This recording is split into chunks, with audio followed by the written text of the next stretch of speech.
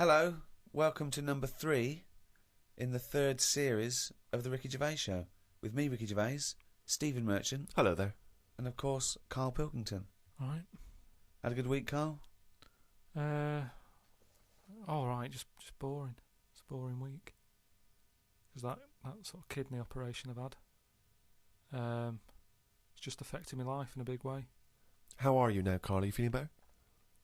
Better than it was last week. Because last week you really were not putting the effort in, were you? And it's your own fault. You know, you got kidney stones, you don't drink enough water. That's what I've been doing this week. Just drinking. You said what sort of week have you had? What have you been up to? That's what I've done. I've drank water. That's all I've been doing. If there's a water shortage in London, it's because of that. Honestly, just that's what you have to do. It's just boring. Just like a basking shark. Just sort of with its mouth open, just going through the water. Getting sick of it. Oh, he's led the life of plankton for 1 week. Have you been able to do anything, or have you just been resting? It's best to rest. Just because, your body's still in shock, even though in the head, physically, I thought it was alright. The body sort of just acts in weird ways. Brilliant. It's a weird thing, isn't it? Like I said last week, you don't think about your body until there's something up with it. And then you panic a bit. And then you go, right, I'm going to look after it from now on. I've been given a second chance here. As I said before, this was not a life-threatening illness or operation. No, but it's that same thing. The last time I had it was when I nearly choked to death on the Mr. Freeze pop. Right. Where I had that sort of... what do they call it when you have like a second coming? Do you know what I mean? It's that sort of thing where I don't think you're the second coming. No, but that thing of... If you are, we're all screwed. You mean the second chance? Yeah, it's a second chance thing. Your life flashes before you, doesn't it? Yeah, but you get... you suddenly feel kinder. Do you know what I mean? Really? Yeah, you sort of go, right, that was a bit of a warning. Like Scrooge? Be good to people and stuff. Yeah, a little bit. I think it's normal. So are you now a nicer person? You've given more generously to charity and the like? Well, I haven't been out, so I can't do anything. I can't help anyone. Well, go online and... But maybe, once... Donate some money, all this cash you're in. No, I've given enough money away. Sick of it. But, It's changed. So he hasn't changed at all then, no? But you've also got to be careful as well, because there's that thing of you can drown yourself by having too much water. Yeah. Mm. So it's just getting that balance right of not having too much and filling yourself up. Mm. Well, yeah, it's that balance, right, of not dehydrating and, becoming like a desert jellyfish, like a little crisp, and drowning yourself. Yeah. You're right, it is a balance. That's exactly what you've got to do. I don't know how you've managed it, Carl. It's very complicated. Yeah. No, but what I do is when I'm thirsty, I drink, and when I'm not thirsty, I don't. Yeah, but that's the problem with me. Whatever it is that's in your head that says you should have a drink, I don't really have one. It's called a brain. It's called a brain. Yeah. It's the brain that tells you. Yeah. But my brain's never thirsty. I only think of drinking when I'm eating. And I'm not eating as much because my kidney's weird. I don't want to put any pressure on it, so I don't drink. So now, if I have it in front of me all the time, I go, right, I've got to have that. Yeah. So I feel, a bit better. Good. Just, it's just been a long week. Because when you don't do much, it's just, time doesn't whiz by. And normally your weeks are packed, as we know, with visits to the cobblers. Yeah. Well, it's just like they say, innit? They say... Following an ant. Exactly, yeah. We've got a hectic schedule. I know, I don't know how you fit it all in. But, because I was close to death and everything... You weren't close to death. I've been thinking about, other people who've been in that situation where they're dying and what have you. And it's weird how, like, in a way, do you know, like they say before you die, things to do? Yeah. I've never heard that sentence before. I don't know if they say. Well, I've extrapolated from that. What you mean is there are certain things you should do before you die. Swim with dolphins, etc. Yeah. But in a way, because I've had such a boring week, it's been a long week. So if I was dying, don't go swim with dolphins because you'll love it and the time will whiz by and you go, oh, there's another day gone. Whereas I've been sat at home watching, The Price is Right and stuff. And it's just like, oh, it's only 4 o'clock. Oh, this is dragging. So if I was dying, I'd go, yeah, it's dragging, but I've got ages more left to live. Yeah. What's the point? But it's really about quality of existence, isn't it, when you're dying? No, but anyway, I'm just saying. Oh, okay. Been a boring week. But what I've been doing is going on the internet, sort of learning stuff, been watching more documentaries about stuff. Yeah. Okay, tell me something you watched on the internet then. The thing that stands out the most, there's this spider. Right. That a fella got. Popped it in like a little sort of bottle. Yeah. And chucked in 80 ants. And the spider, right, just went mental. And I don't know if the spiders eat ants. I don't know if they do. But he wasn't happy with them, that they were there. And he was just whizzing around, sort of biting them. Not eating them, just giving them a bite. And the ants would sort of just lie there, dead. And spider had this system of sort of going, right, I'm going to put the dead ones over there. And it was biting them, dragging them across, putting them in a pile, killing another one, popping it in the pile. And by the end of it, it made like a little pile of dead ants. He was just there sort of breathing heavily. And that was amazing, because I've never witnessed that before. But you don't see that happening, do you, normally? So you think that if people are unfortunately passing away, instead of visiting Disneyland or whatever, they should just learn stuff. Just sure, get on the internet and watch this spiders. This world is amazing. Attacking ants. And just that thing of, last week you were saying how good ants were and how they're brainy and they work hard and everything.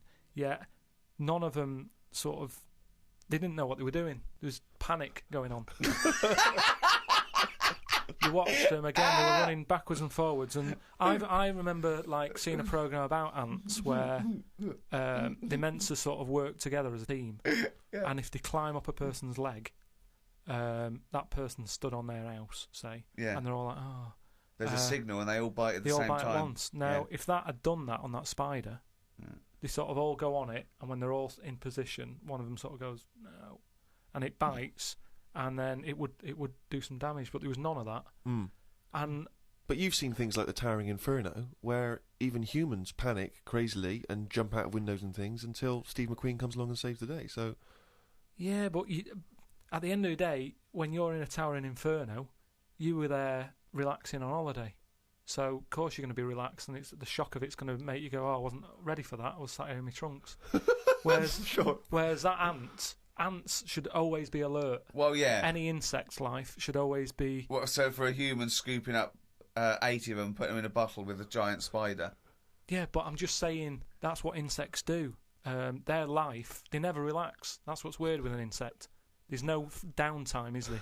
It's you wake up, you go and get the food, you build your house. That's what you do, so you're always alert. They shouldn't be sort of running around going, "Oh, what do we do now?" That should be in them. I love that you're annoyed at these poor ants that were bitten to death. But also, they say they're clever. I was looking at it. If I was an ant, I would have just crawled under the pile of dead ones. Just sit under there, wait for the spider to go. None of them were doing that. They were all staying on one side and the dead ones on the other.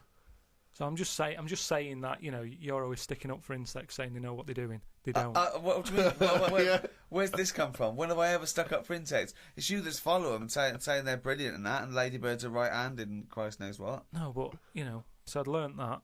Brilliant. You haven't learned anything. There's nothing to learn from that, There's nothing you learned from that. Something about jellyfish, and what else was there? There was a programme on the telly about survival, and a fella who he looks after elephants, and he's in this little hang glider looking for an elephant that he's looking after. He has to keep a track on where it's going and all that. And one day he's saying, "Oh, I haven't seen the elephant today," and the fella's like, "Look for it tomorrow." He's like, "No, it's best if I go and look for it now, because it might go further away or something." He said, "Oh, I wish you'd leave it, till tomorrow." So straight away you're going, "Oh, this is trouble." So he's going out in his glider, sort of at night. He's looking for the elephant. I doubt it's a glider. I imagine it's a glider with an engine. It's one of a light aircraft then. Yeah. So he gets in that on his own. He's wandering about in the air, looking down. Like I say, it's loads of land. He's looking for one elephant. He's not having much luck. Anyway, I think he gets to a point when he goes, "Oh, I'm having no luck, I might as well go home." Goes to turn round. Something happens. The glider falls to the floor, crashes. Light aircraft. Yeah. That crashes. He gets out. He's broke his legs. Done his back in. His hands. I mean, he's in a bad way. And he looks at the plane, and that's a wreck. Petrol's coming out of it. He's thinking that's not going to fly again. And he has to lie there, doesn't he, for like 48 hours or something. And in that time, everything's being chucked at him. He has a lion wandering around him. A scorpion walked over his leg. Some sort of dangerous snake went in his shoe. Yeah. What else is there out there? Some sort of bad ants. Just everything that's there that could cause a problem. He had it all in his line. I haven't seen this, but I suspect there's a lot of conjecture in this telling of the it. bad Do you know ants. What I mean? Bad ants. And No, just anything that you could think of that's out there to cause you a bit of a problem. Camels. He got hot. He got so hot his lips fell off. No, because you have to have a lot of juice to keep your lips sort of how they are. Right. So that's the sort of state he was in. Yeah. 48 hours. And yet he survived in the end. Someone came and found him. And you thought you were bored doing nothing. Yeah, no. Well, he didn't even have the internet. Yeah, but he had a lot of insects. what would you do then if you landed, right? Supposing we all land, right? We're shipwrecked, okay? There's no food around. But there's a chance we might be saved, like, in a few days. We just got to stay alive just for a few days, okay? Steve offers up his penis. For what purpose? Well, it's already you've torn it in the plane crash. Anyways, it's hanging off. You go, okay, listen, lads, let's eat this. This will go 3 ways. I should be so lucky.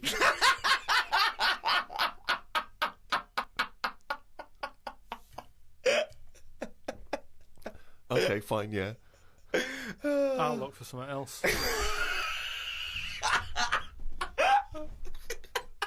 Because we're surrounded by water. Why are we eating knob? There's loads of fish and everything. There's more fish in the sea than there is stuff on land. That was something else that I've read about how there's more sea life happening. There's loads more. What do you mean? Than what? Than stuff happening on land. Well, yeah, it's a bigger place, isn't it? Yeah, and there's more. They're all coming further in because it's getting so crowded. Everything's being pushed outwards. So we're going to get to a point where people won't go walking in the sea because there'll be something deadly just floating about on near the shore. Again, that's no information at all. I don't know. There's no information in that statement at all. Yeah, I said how the sea is so overcrowded that everything's being pushed to the edge. It's not overcrowded.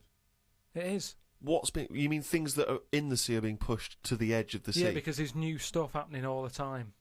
There's new creatures being made. They're changing quickly. They were saying how, like, I don't know, 50 years ago, jellyfish didn't even have a sting. That's rubbish. Try 50 million and you'll get closer to the truth. But what I mean is, in terms of, like, land, we all look the same, don't we? We've had 2 legs and 2 arms for ages. Whereas in the sea, things are changing at a really fast rate. So, like, jellyfish we're knocking about. The sea is a much more stable environment than the land anyway. What are you on about? Well, I wouldn't have thought evolution is any faster in the sea than land. Yeah, it is. Well, no, where's the evidence for this? The I'm internet. telling you now. I'm telling you how jellyfish have changed. And look at them. And how have they changed then? So 50 years ago they didn't have a sting. Yeah. Now they have. Yeah. Trilbies, they wore trilbies 50 years ago as Yeah. well. And they just spoke with a much more, refined accent. Just that is quite a lot, though, isn't it? Because jellyfish are nothing. But like no, I you said to made that before. up. That's not a fact. There's no facts come out of this discussion. Not oh, that's interesting. That you haven't said anything. Jellyfish haven't changed in 50 years. No, they have. They've changed a lot in terms of... Well, they haven't changed in hundreds of millions of years, so I don't know what the 60s had to do with anything. I just don't know what influence the Beatles and Mary Quant suddenly had on jellyfish, where they hadn't changed for hundreds of millions of years. With all this sort of loose, free sex, free love, they were just going berserk. I know, yeah. There were no inhibitions amongst the jellyfish anymore. Things are changing a lot. To think that jellyfish, when they first came out, they were nothing. Jellyfish are nothing, aren't they? They're just a blob. So when they first came out, when they were first released, new by Roncal. yeah. But what I'm saying is, even though they were nothing, they've grown to have a bit of something, just to get by in a busy place. Which I is the don't sea. know what you're talking about. It's all guesswork and conjecture. It's not guesswork. I've been It's off all all week. I've been nonsense. reading all this and watching stuff. Carl, you haven't learned anything. Well, that's not entirely true because he's obviously learnt enough to have written a poem about some of these subjects. Oh, I love his poems. Are you getting into poetry now, properly? I really like it, yeah. Is Carl going to read this for me, Steve? If you want him to. I think so. I did one about my kidneys. What was it called? Didn't have a name, it doesn't need it. Ode to a Nephron. Right, I did 2 about jellyfish. Excellent. I don't like jellyfish. They're not a fish, they're just a blob. They don't have eyes, fins or scales like a cod. They float about blind, stinging people in the seas. And no one eats jellyfish with chips and mushy peas. Get rid of them. And then there's just a shorter one I did about a jellyfish. It would be spiteful to put jellyfish in a trifle.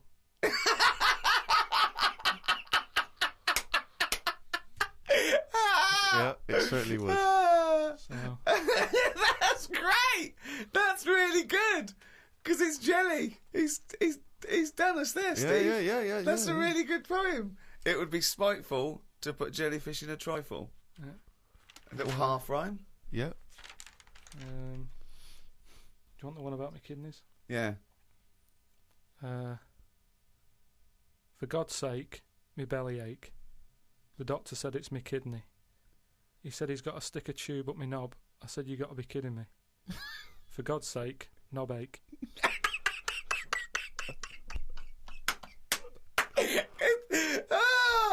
Oh God! I'm sort of mildly disappointed that they're quite good. Yeah. No poet's ever written about jellyfish and kidneys. It's great. Oh God, I think you might have the market sewn up there. It would be spiteful to put a jellyfish in a trifle.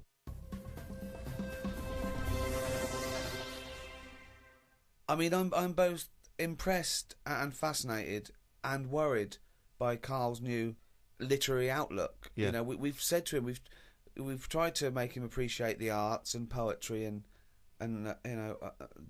explaining like what metaphor does and symbolism and all that. But I'm worried it'll backfire, because what if he becomes clever and erudite and then we lose our little endless well of stupidity? What if we lose our little shaved monkey?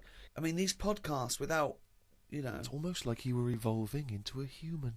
I mean, you've authored a book. Well, I have to say, I mean, without at the risk of sounding like we're shamelessly promoting it, I've only just looked at the book today, because that's the first time I've seen it, The World of Karl Pilkington, and I was very impressed by how legitimate it feels. I mean, it does feel like an actual book. He's put so much work into it. I mean, he's done drawings, he's done extra thoughts and ideas, and it's very odd to think that has probably gone now into the British Library, which I think is obligated to take a copy of every book published. Incredible. I mean, let's be honest, it's not going to be on anyone's bookshelf. It'll be on their lavatory cistern, possibly next to their bed.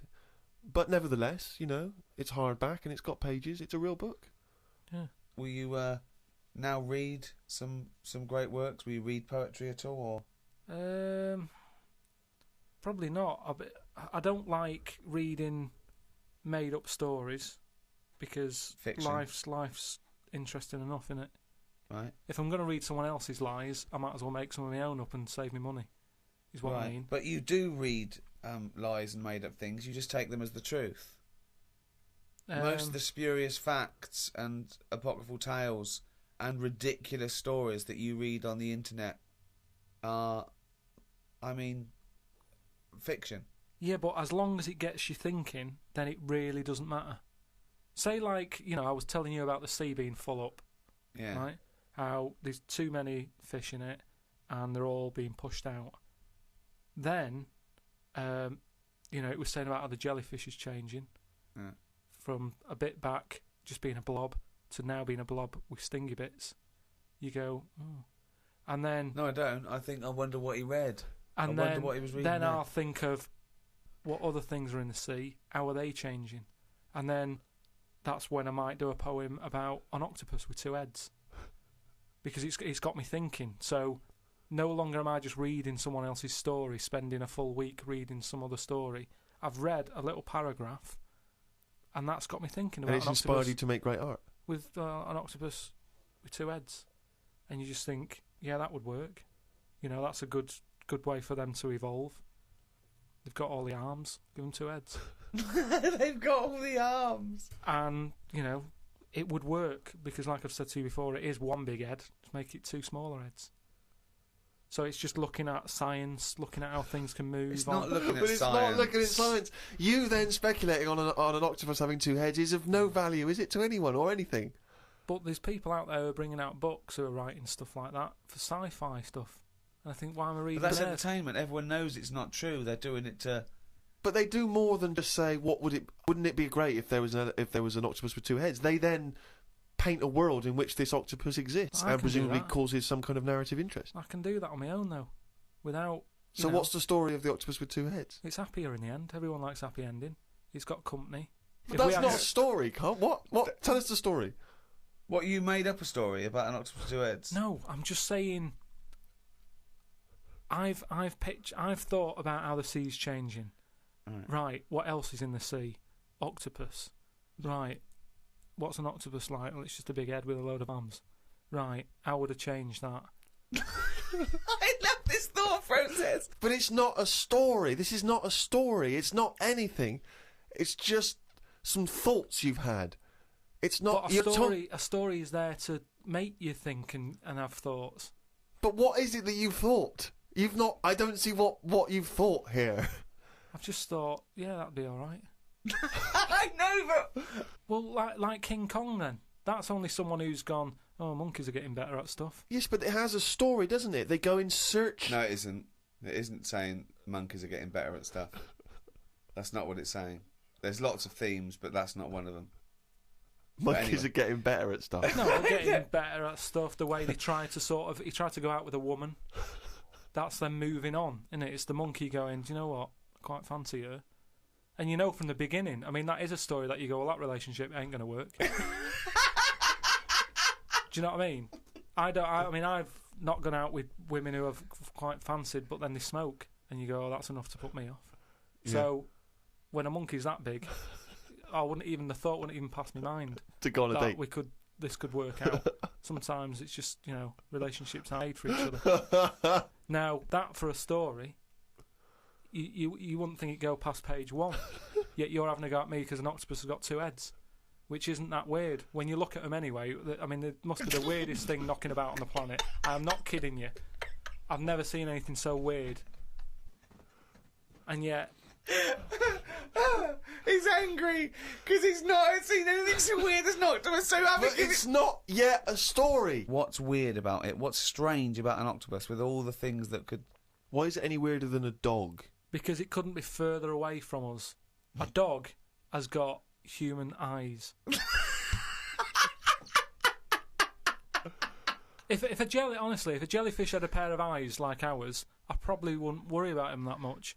But like I said to you, it's that way that they haven't got eyes, they're floating about. I can handle some fish. They look like us. They've got eyes. You can make eye-to-eye contact with them. A jellyfish, what are you looking at? It's a snidey thing, like I've said to you. You can see a lot in eyes. Do you know what I mean? They say, don't trust him. Why? It's his eyes. Jellyfish haven't even got any, and I don't trust them. Whereas if it had them, maybe there'd be the odd one that I'd go, oh, that one's all right. Okay, Carl, I'm just going to throw an animal at you. Tell me how weird it is, what bits annoy you, how you change it. Okay?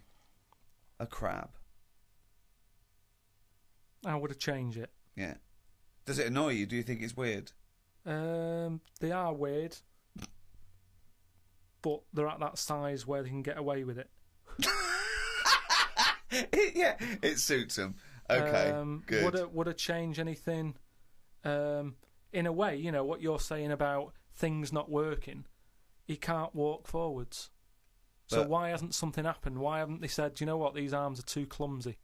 We need to have them so they can slot away easier and we can pull them out when we need them, instead of clumping around with them.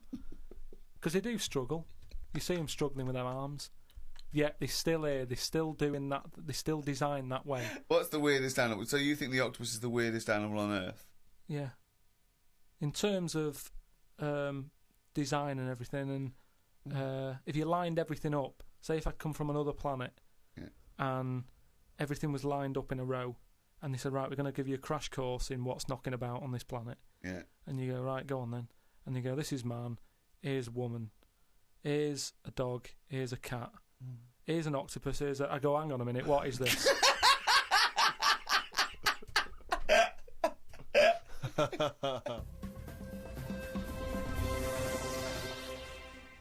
it's only going really dark. That jingle, of course, signifies another reading from Karl Pilkington's diary. There was an animal in the paper today that I've never before seen. It's called an alpaca. They are gormless looking. The fellow who breeds them said they are easy to look after because they're used to harsh conditions because they normally live in the mountains.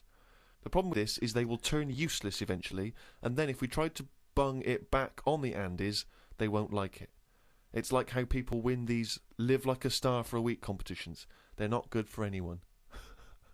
Okay. Do you know what I mean? If something's living somewhere... But he's not But going to why are send we them gonna back bung to it the back? Andes. He's presumably breeding them for something else. Yeah, but say if eventually, you know, the world's getting busy, there's hardly any room, and we go, right, what can we shift here? What's getting in our way that we can shift? Well, those funny-looking things came from the Andes, bung them back. All right, then let's put them back. And they go, oh, they don't like it. They're not surviving, they're dying out. Why did we bring them here? Oh, it was closer. Yeah, but look, we've died out now of the... Sorry, this is an argument with This is yourself. a whole scenario. This isn't happening. Don't get angry about it like it just happened and you're sick of it. None of this has happened No, yet. I'm just looking at how it will happen. Leave them where they were. But It's you're like- getting angry about things that you're speculating on now. It's absurd, Carl. Not once have That I was read an here about argument your with anger yourself. about terrorism or international, political injustice. Not once have you written about that. Only about the fact we may send animals back to the Andes. I know, but just because it just annoyed me, that's all. They brought them here. Some fella's getting a load of praise because they've brought this weird animal into the country. And yet, it's like, well, they were on the Andes for a reason. Leave them there. It was happier there.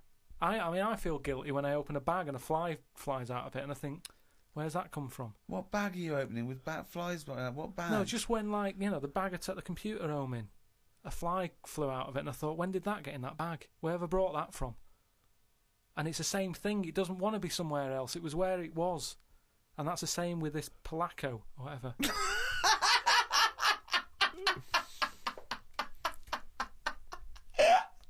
Oh, God! It's amazing! It really is the ramblings of a madman, isn't it? Some new sea thing has been found.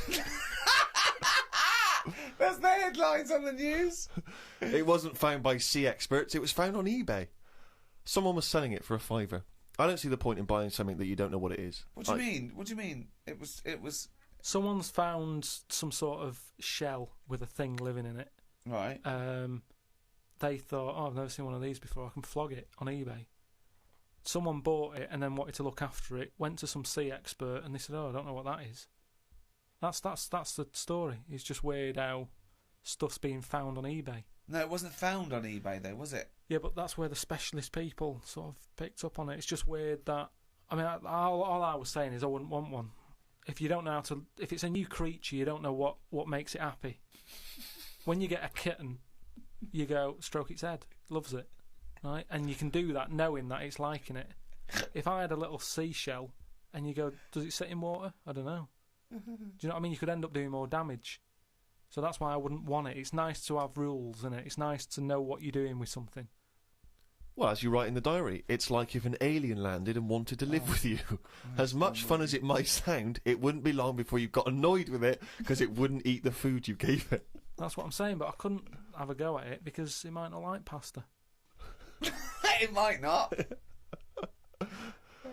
Everyone likes pasta. Well, that's it for another week.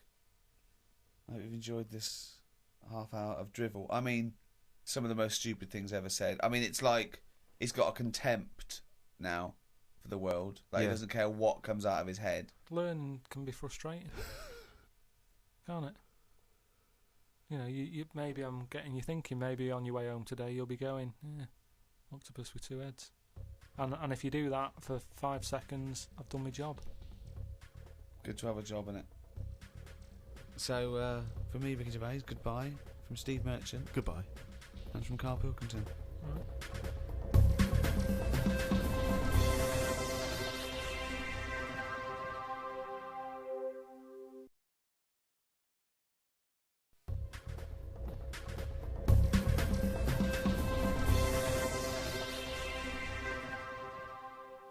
Well, episode 2 of season 3 of the Ricky Gervais Show, with me, Ricky Gervais, Stephen Merchant. Hello there. And Karl Pilkington. Climbing them stairs on the way in. To be quite honest, it doesn't look like you're expending a lot of energy at the moment. It's like at Zookeeper going, oh, that sloth move today. Calm down. Yeah, but I had to get here. It's been raining. Yeah. I had to come up the stairs. I had to carry the computer. Yeah. Well, that's not entirely true because your girlfriend was carrying it. I saw her outside. Yeah, but I'm just saying. And then you handed it to me and said, "Steve, carry this." Almighty. So, yeah, I know. That's already a lie. Christ Almighty, whinging. Not whinging. I'm in show business. I know loads of people that wake up every day with a sore knob, feeling like they've had their kidneys probed, and they would say they're unconscious.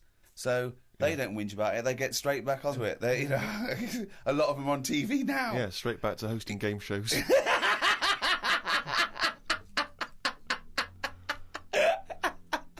So you're rushed to hospital. So take us through the events because it does sound quite dramatic.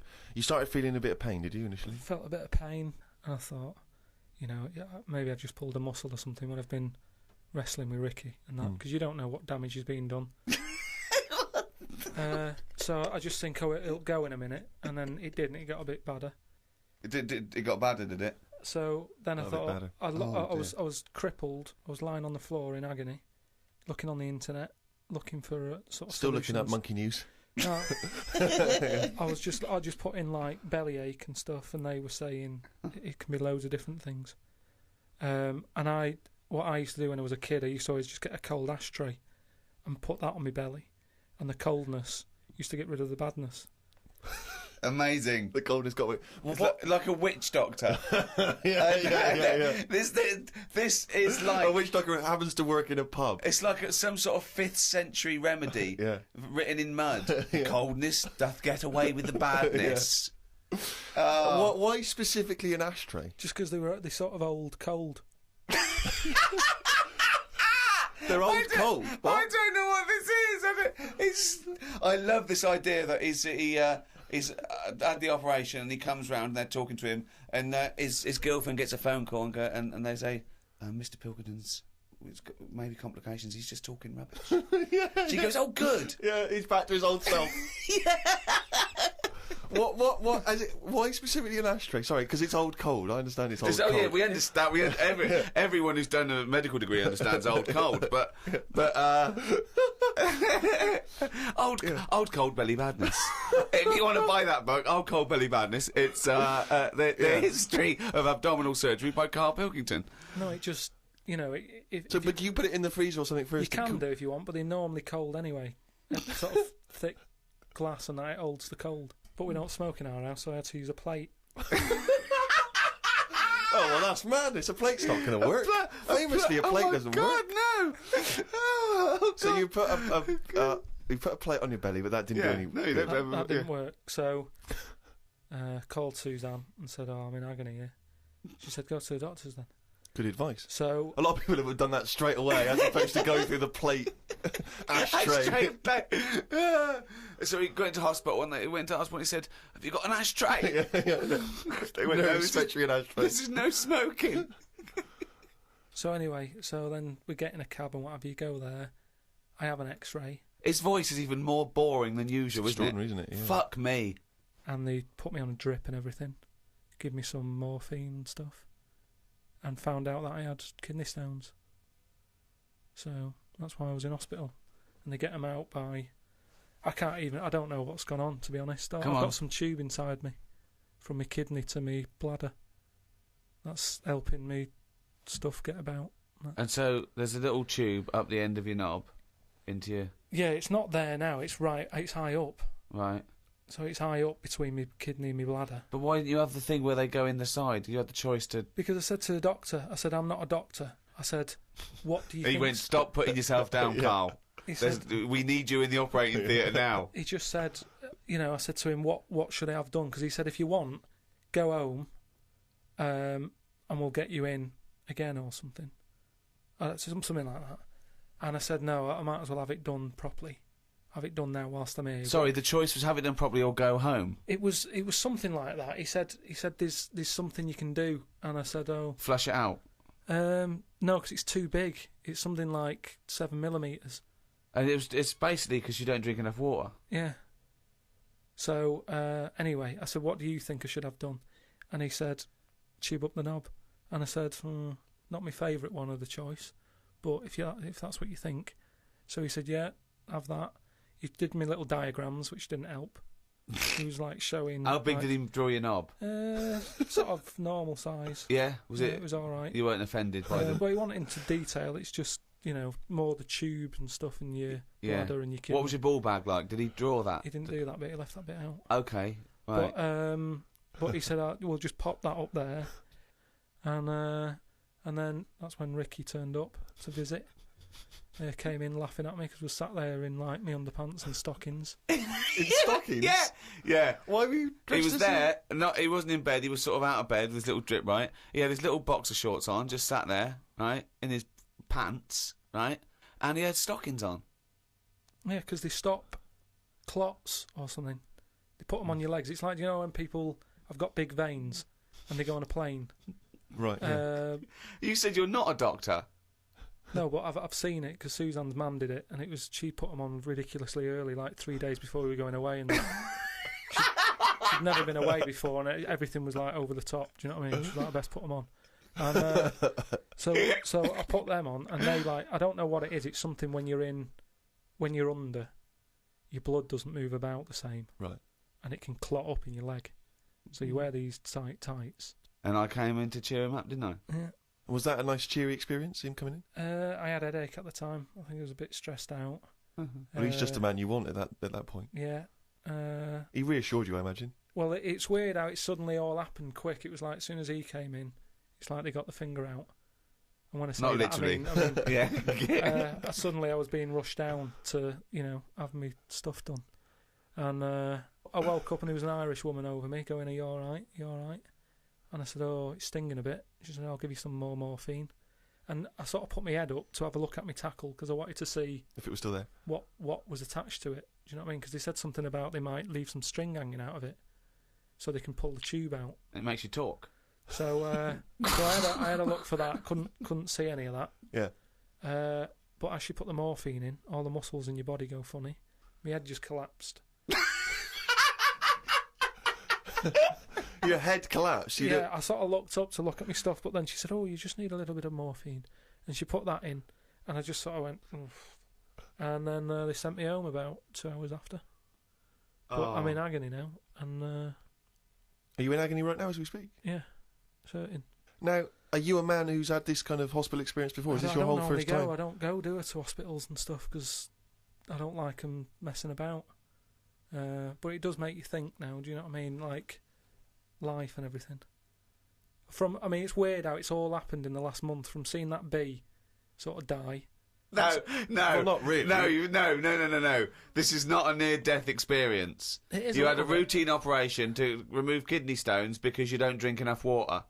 No, I know, but... This is not a shark attack. Yeah, but it's all life-threatening, otherwise you wouldn't have to fill out forms, would you, saying, if everything goes wrong, Suzanne can have the house or whatever.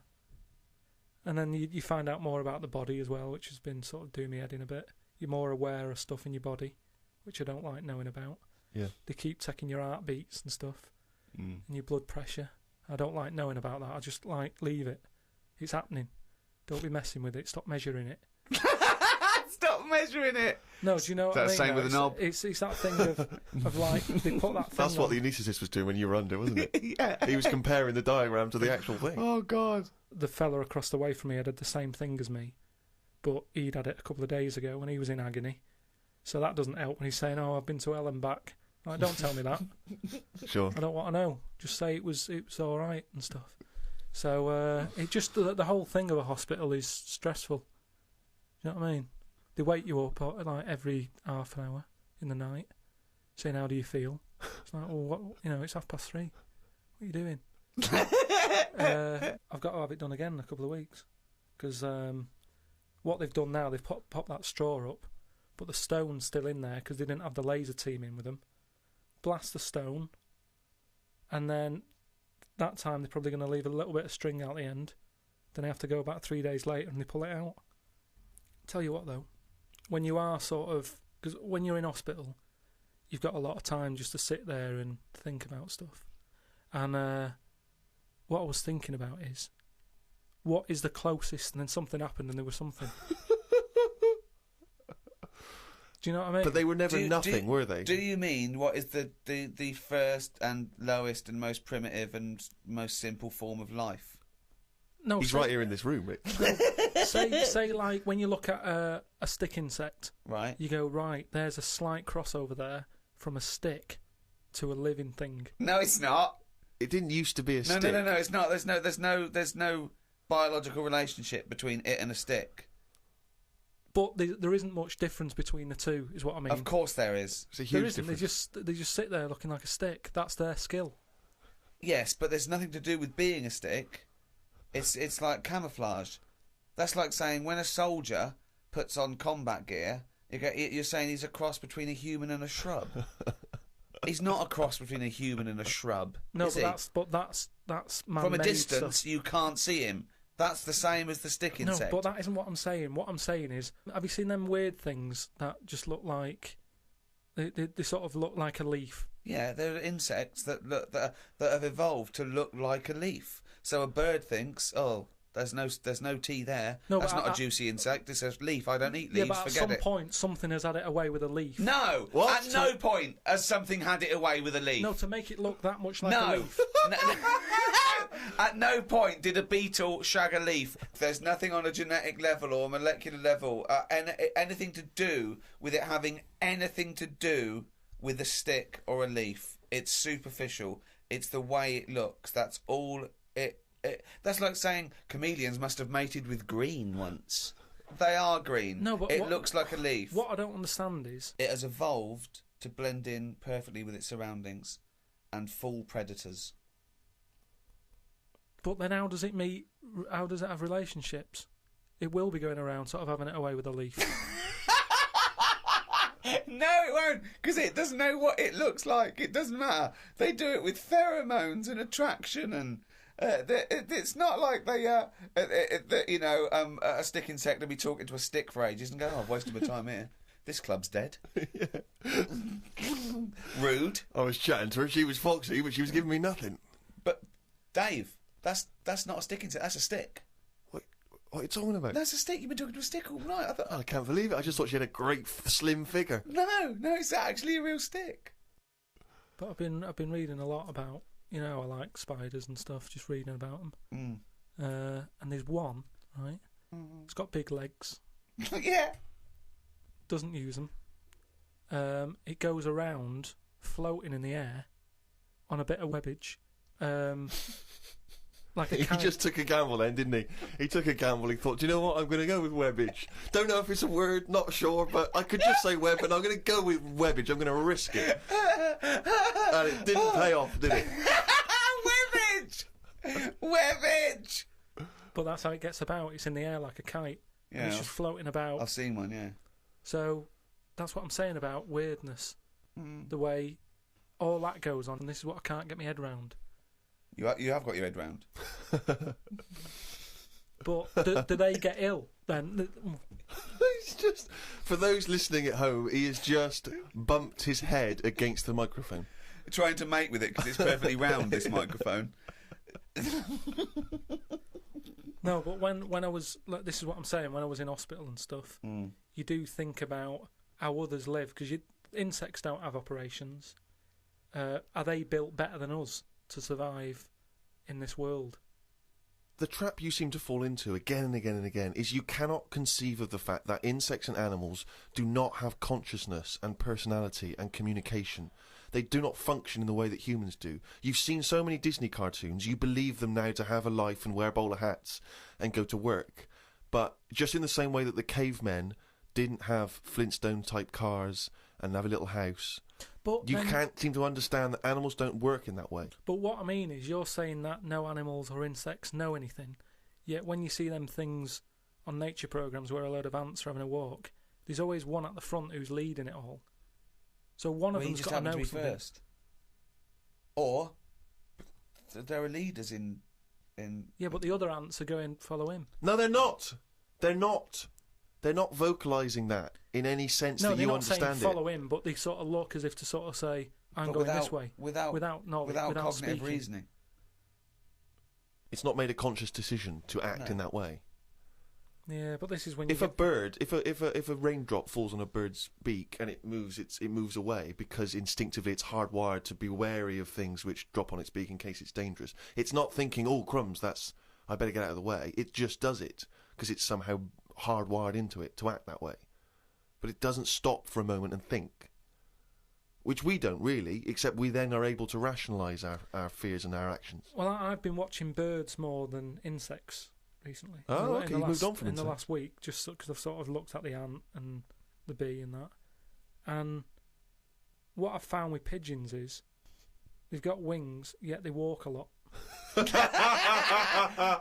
love that to be a thesis where he got like a £500,000 grant from a university, and they said, well, Pilkington he's done ants and he's done bees. He's followed ants. Apparently they're not doing anything. Some of them are lazy. We are granting him another £500,000. He's been working on it for a year. Please welcome Karl Pilkington. Carl, what have you found? Well, even though pigeons have wings, they walk a lot. No, but even in times of danger, one was crossing the road and a car was coming, and you'd think that its head would say, best start flying. Yet it just walked faster. Well, what's he doing? It was doing stuff, wasn't it? It saved a bit of energy. Takes a lot to take off, doesn't it? Yeah, but it's either that or you're going to get crushed. Use the energy. It didn't get crushed, did it? No, I don't think it did. No. There you go. They knew what it was doing, didn't it? Yeah, it just annoyed me. That's all. It's got a power, and it's not power. They're all superpowered. These animals.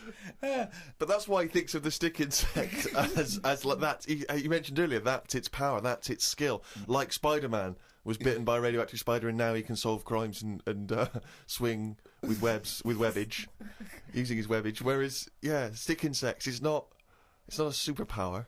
But say if everything was at the same size as us, what would be the best thing to be? Say like a tarantula. Yeah. And a tiger. What would happen there? A 15-stone tiger versus a 15-stone tarantula. Yeah. Well, I'd imagine the 15-stone tarantula. Right, so it's just weird that, isn't it? It's a good job that they're small. Yet things are getting bigger because we're messing with the world. But it's a ridiculous thing to say, isn't it? Because what would it eat? 15 stone. Well, it wouldn't happen anyway, because insects have insects and arachnids and invertebrate arthropods in general, they have a critical mass because they haven't got lungs. They breathe through things in their side called spiracles, and if it gets too big, the surface to volume ratio isn't big enough to allow it enough oxygen. So the biggest you'll find is like a foot long beetle or somewhat weird. It's like big that. though, isn't it? Yeah, and that's about as big as they get. So I wouldn't worry about it. Again, based on nothing, he queries you. And also, it's not a case that one that will be born too big and can't breathe. It won't happen. That's why they're only that big, because of But it's that like restriction. fish, isn't it? How they say about a goldfish. Yeah. That thing about a woman who went on holiday and stuck it in a bath. She came back, it was 7 foot. Right, that didn't happen. No, that's a well-known thing about No, it's not a goldfish. well-known thing. What? I'll tell you why. Because a fish will only grow to its surroundings anyway. So Yeah, that's what I'm saying. you have to put it in a bigger tank. Yeah, in a bath. No, a 7-foot fish in a bath. It just fit the bath exactly, did it? When she got back off holiday. Don't talk shit. It's What was it well-known- eating? What was it eating? How long was she gone for? 2 million years? Yeah. She went to Mars and back. Yeah. It's just that fish are weird, aren't they? Well, no, there's no, Again. that's a bollocks story. Once again, No, I don't know where you've heard it or read it. It's a or well-known story. a 7-foot goldfish in your bath. But, no, fish are weird. Ted, like you're that. not going to believe this. Come up here. Well, how many fish do you see that have naturally died? That's the weird thing. What do you mean?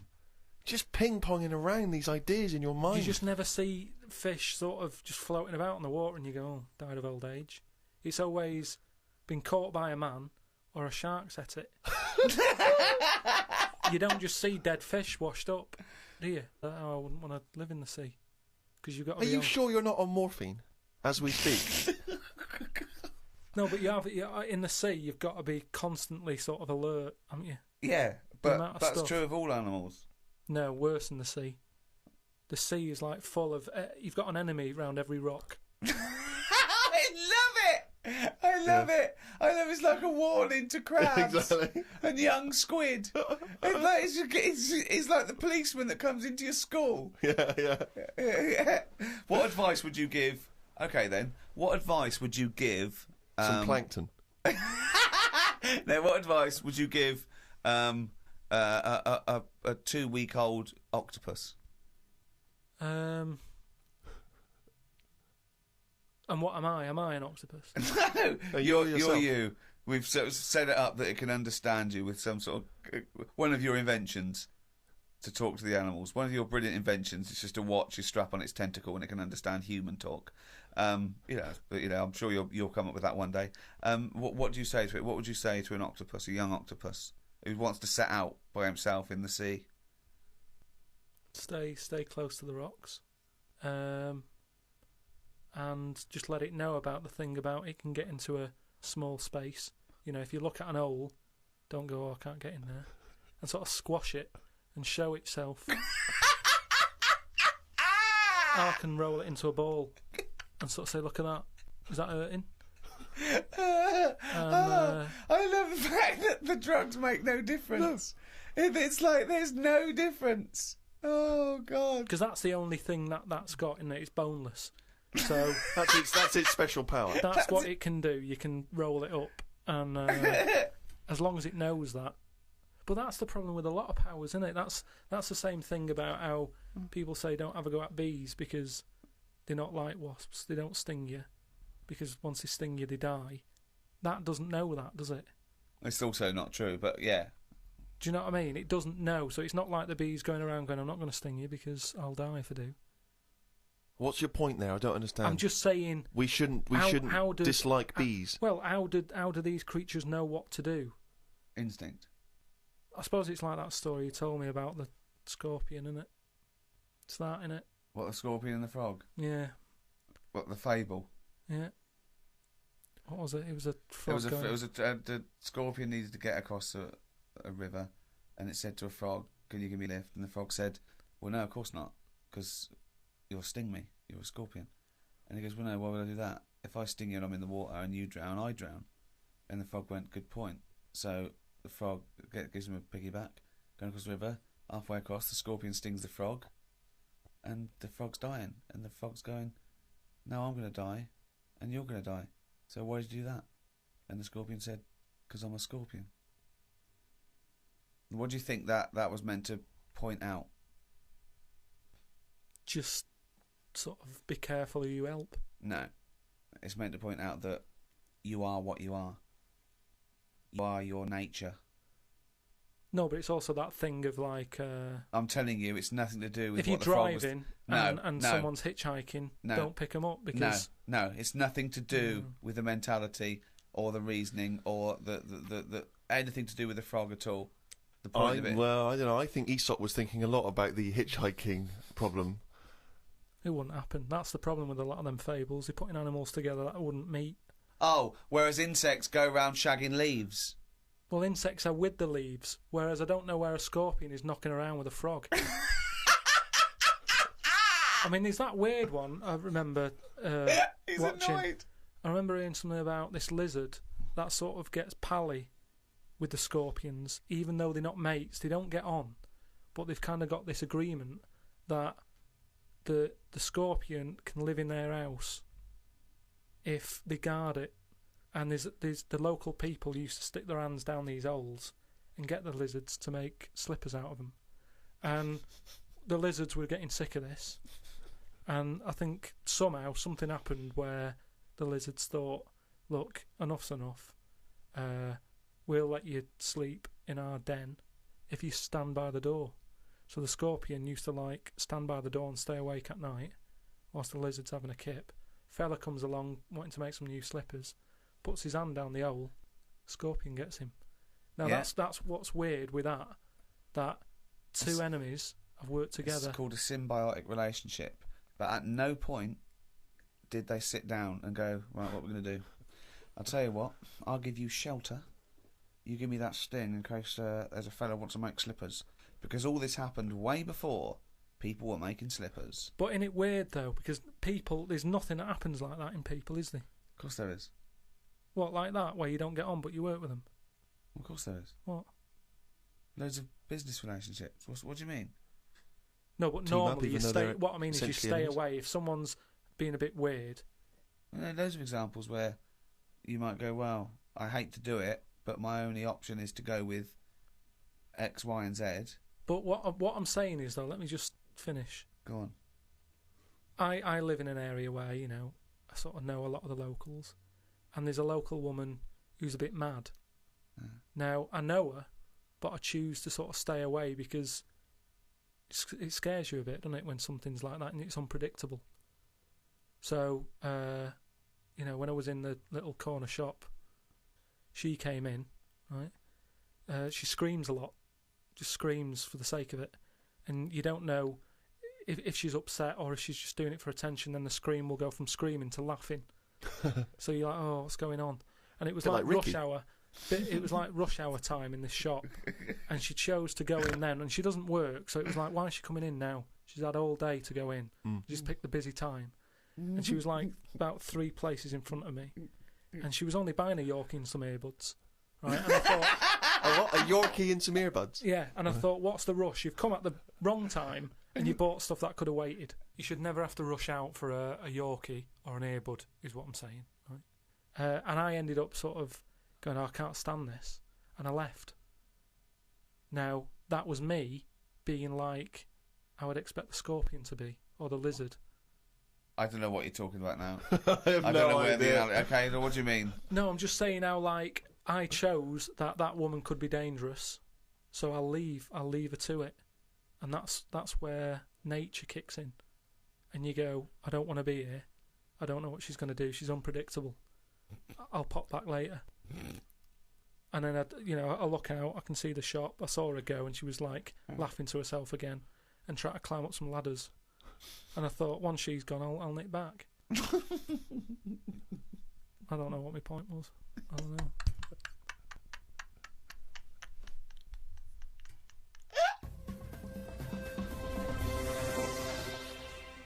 Oh, he's only got to reel it down. That's the jingle for Karl's diary. We had bacon and egg on toast. I'm eager to get through the brown sauce, as the bottle is too big to go in any cupboard, so it has to be left on the sideboard. So I had about 4 dollops of the stuff. I love that, because, that made it into the diary. He's concerned about the fact that brown sauce is too big, so he's rushing through it. I know, but I'm just saying the kitchen isn't that big, and it looks messy when you leave stuff out, doesn't it? And we've got this giant brown sauce bottle, and I don't want to chuck it away because that'd be a waste. So you're having brown sauce and everything, your cornflakes, basically, yeah. in your tea. Yeah. A wasp got in the flat. You know trouble's brewing. It was massive. The biggest wasp ever. Suzanne asked me to get it out, but I wanted to take a picture of it first. I was getting my phone ready when it flew at me. I reckon the sting on it could have killed a kitten.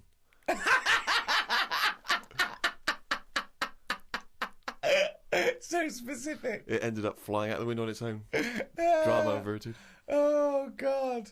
We went out for tea. You're always in a cafe. That's what this diary. You spend so much time in a cafe. There were loads of flying ants. I kept kicking the table because I could feel them on my legs. I wouldn't be that jumpy normally, but I still had flashbacks of the giant wasp from the morning. Suzanne told me to stop being stupid because I was ruining her night out. A night out in a cafe. Brilliant.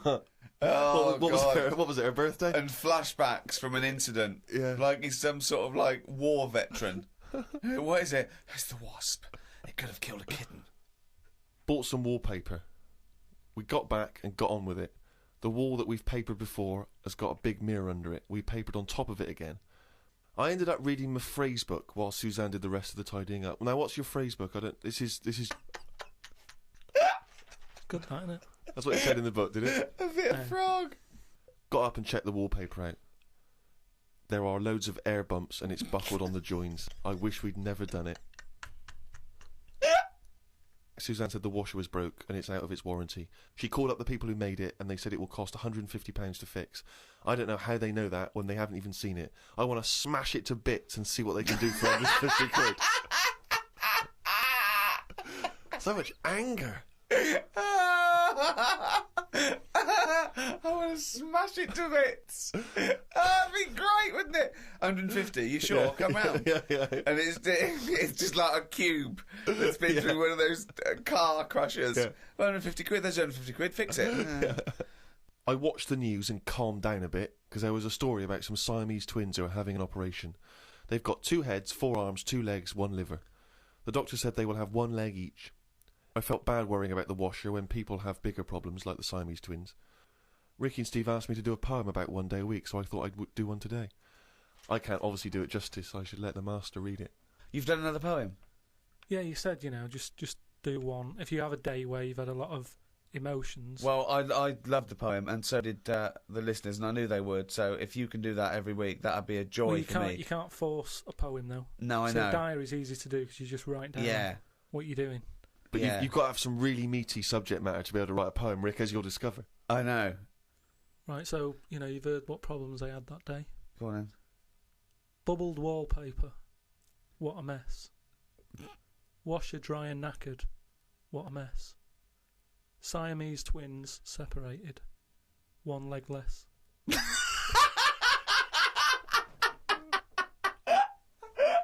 I don't know what rhyming scheme that is again. Oh, God. Oh, God. Oh.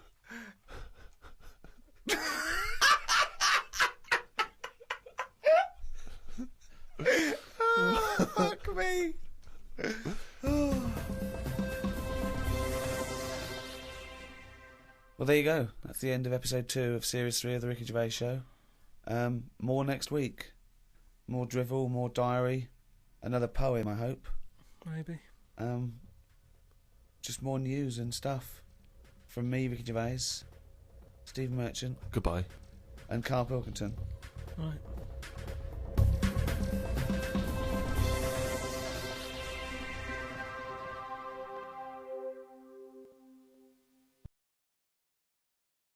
If we copied insects, we wouldn't go far wrong. I don't know what you mean, though.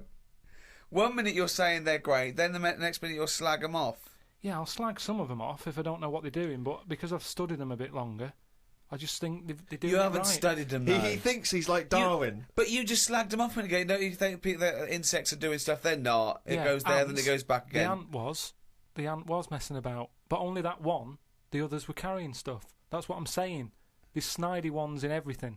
In everything in the world, you get a hierarchy. Oh, long words! Ooh. The bookshelf was dusty, so Suzanne asked me to dust it if I get a minute. I ended up looking at every book. Just the spine. Yeah. Just for a few seconds each. Yeah. Didn't open them. I looked in the dictionary to see if the word dictionary would be in the bother with it being on the front page. But it was in the book as well. That's a good point, though, isn't it? No, it's not a good point, because you didn't tell us anything. Dictionary is in the dictionary. Well, of course it is. But why? If you go, how do you spell dictionary? You look at the spine and you go, oh, there it is, D-I-C-T, and all that. So what does dictionary mean? It's a book full of words, isn't it? That's what it means. All books are full of words, you idiot. How to spell them. And if you don't know No, what it's it not is... how to spell them. All right, then. Well, I'll just look up something. No. It's not a book full of words to tell us what... No. It's the meaning. Give us the definition of dictionary. Meaning. It's a book full of words if you want to know what the meanings are. But if you didn't know sorry, what was that sentence? Yeah, but what I'm saying is if you didn't know that, then you wouldn't be looking in it because you wouldn't know the book is about that. So if you don't know the word dictionary and what it means, you wouldn't be looking at the dictionary. You'd be looking at an A to Z. Because you Why leave it out, though? Just because there's so many words in the world, I would have thought they wanted to cram as much as they can on a page. And if dictionary is already on the front... Is that why you suddenly used the word hierarchy for the first time ever? Did you find that in there? Did you see hierarchy in the dictionary? I feel that big word has pushed out about 26 other more useful ones. Yeah. No, well, Suzanne's been going on about me learning another language. But I sort of think your brain has only got so much room, hasn't it? And the rest of it's filled with lard. So, if I've got to learn everything I know, again, but in a different language, it's taking up space, isn't it? You don't learn everything. Oh, God. It's all storage, isn't it? But you don't have to learn it again. You don't have to learn the concepts again. You're merely learning vocabulary. Moves there are in the human brain Really, you don't worry. You won't use them all up. I feel that he has reached his capacity, though. Yeah. Well, you need another sort of... You need an update. You need some more memory. Woke up to some interesting news. It's good when this happens because it sets me up for the day ahead. If it's miserable news, it affects my day. It said on the news that they have found 2 new flies. Fucking hell, more insects! What have you done? Is that all you've done this summer? Bong. Trouble in the Middle East. Bong. 2 new flies found. Ladybird climbs up arm. They were found in the UK and they were found close to each other. Maybe this happened because they were different than the other flies and weren't expected to hang about together, so that's why they knocked about with each other. That would happen, wouldn't it? What do you mean? There's 2 new flies. What do you mean? Does it mean there are 2 new flies that are a different species? Yeah, 2 new species, and they found them close to each other, right? Yeah, and but they didn't mean there was one of each. No. Yeah, they did. They found 2 different ones. No, they have. Seriously, I know that. That's right. That's a fact. So you've got, like, I don't know the names of them. They give them odd names, don't they? Well, say call it A and Fly B, right? Yeah. Fly A, I don't know. Say that's orange. This is just... B. Fly B, yeah. No, This is painful. No, but This I'm is just making it painful. easier But for Fly you. B wears Okay. a little hat. He's got a little hat. All right, yeah, fine. Now, they found the orange one. I went, look at this over here. This is a bit weird. And they've gone, oh, that's a new species. Log it, whatever. And then the other one went, oh, keep your pen handy. Look at this one, it's got a hat on. So then they found them both within the same distance. I don't know what that sentence means. Keep going. They No, let found him try and finish. found them both within the same distance. But without interrupting him, let him finish this point. Let me just make one thing clear. Karl Pilkington just said they found them both within the same distance. Think of that! Don't know what it means, but go on, let him finish this point. So what I mean is, they weren't knocking about with other normal houseflies because they were probably sort of going, oh, he's a bit weird. Leave it. Yeah, because the other one was also odd, they're hanging about with each other. Don't you understand that? Why is that such an odd concept? Because you think of it as like 2 little new kids in school. Yeah. They find out they're both new and they've got something in common. They're both goths, so they start hanging out together. Yeah. And this was on the news, was it? Yeah, just on the radio, yeah. I know if I looked into that story, it would be 90% wrong. Bit tired today because didn't get to sleep as early as I wanted due to a moth getting in the bedroom. Fuck me. I got it in a glass and looked at it for a bit and then let it go because Suzanne wanted to go to sleep. Looked up some interesting news. Some people dug up an old body in Ireland. Turns out it's well old and was here when dinosaurs were here. The really weird bit is it had hair gel in its hair. Right, what is it? Fella. Well, no, it wasn't around when dinosaurs were here then. Just a bit after. Right, fine. A lot after, yeah, go on. I think any hominid, anything that could even be linked to anything that may become man, is only about 1 million years old. And I think Homo sapien is probably only about 150,000 years old. Dinosaurs are about 150 million to 250 million. Yeah, no, it's not the age bit. That's amazing. It's the fact of there's a fella, won't have even had shoes on his feet. Right. And yet he was worried about his hairstyle. Right, well, that's definitely not true either. This is unbelievable. Well, there was a man on the radio doing poetry, says Karl in his diary. I thought I'd have a go at doing a poem about today. Not really. Steve, I'm a little bit queasy. He hasn't really written a poem. He's written a small poem. No, he hasn't really. Yes. If moths had eyes... Fuck me! but not before they style the hair on their head. What would last longer in dinosaur times? A blind man didn't stand a chance. Not with all them rocks about. I'd rather be a blind moth. Right, it may be the greatest poem Now, ever written. just dissecting it briefly, you attempt to rhyme in the first 4 lines, but abandon the rhyming system in the last 3. Is there a creative decision for that? Can we have Karl read that? By all Sorry, means, yeah. just you read it as you would like to. So this is imagine this, right? Okay, this is going out all over the world. This podcast, and now Karl Pilkington, a new poet from Manchester, now living in London, England, would like to read a poem. If moths had eyes, would they be happier? How do they know they're not dead? Cavemen hunting for food, but not before they style the hair on their head. What would last longer in dinosaur times? A blind man didn't stand a chance. Not with all them rocks about. I'd rather be a blind moth. He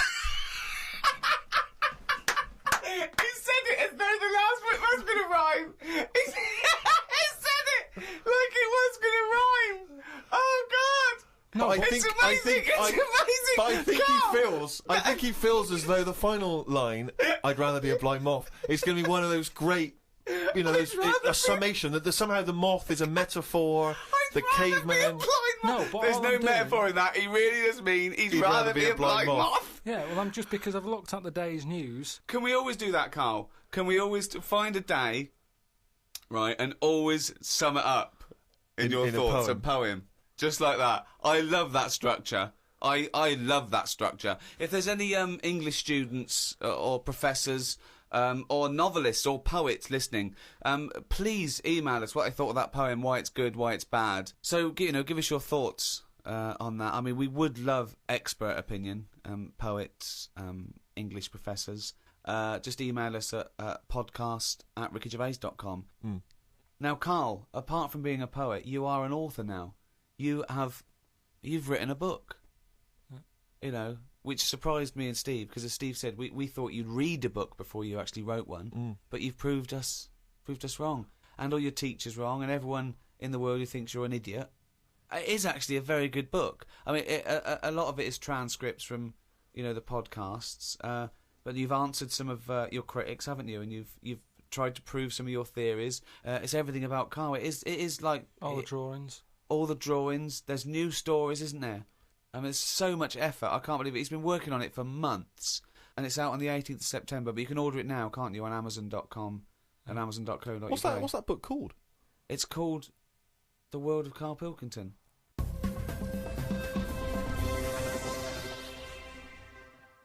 Well, thanks very much. Goodbye from me, Ricky Gervais. Goodbye from Stephen Merchant. Goodbye. And goodbye from the little hollow egg-headed moron that is Karl Pilkington. Right.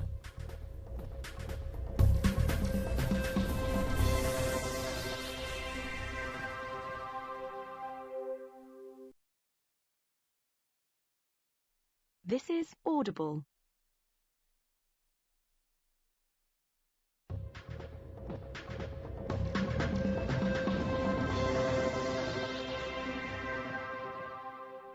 Hello, welcome to number 6, the final episode in this season 2 of the Ricky Gervais Show with me, Ricky Gervais, Stephen Merchant, hello, and Karl Pilkington. All right.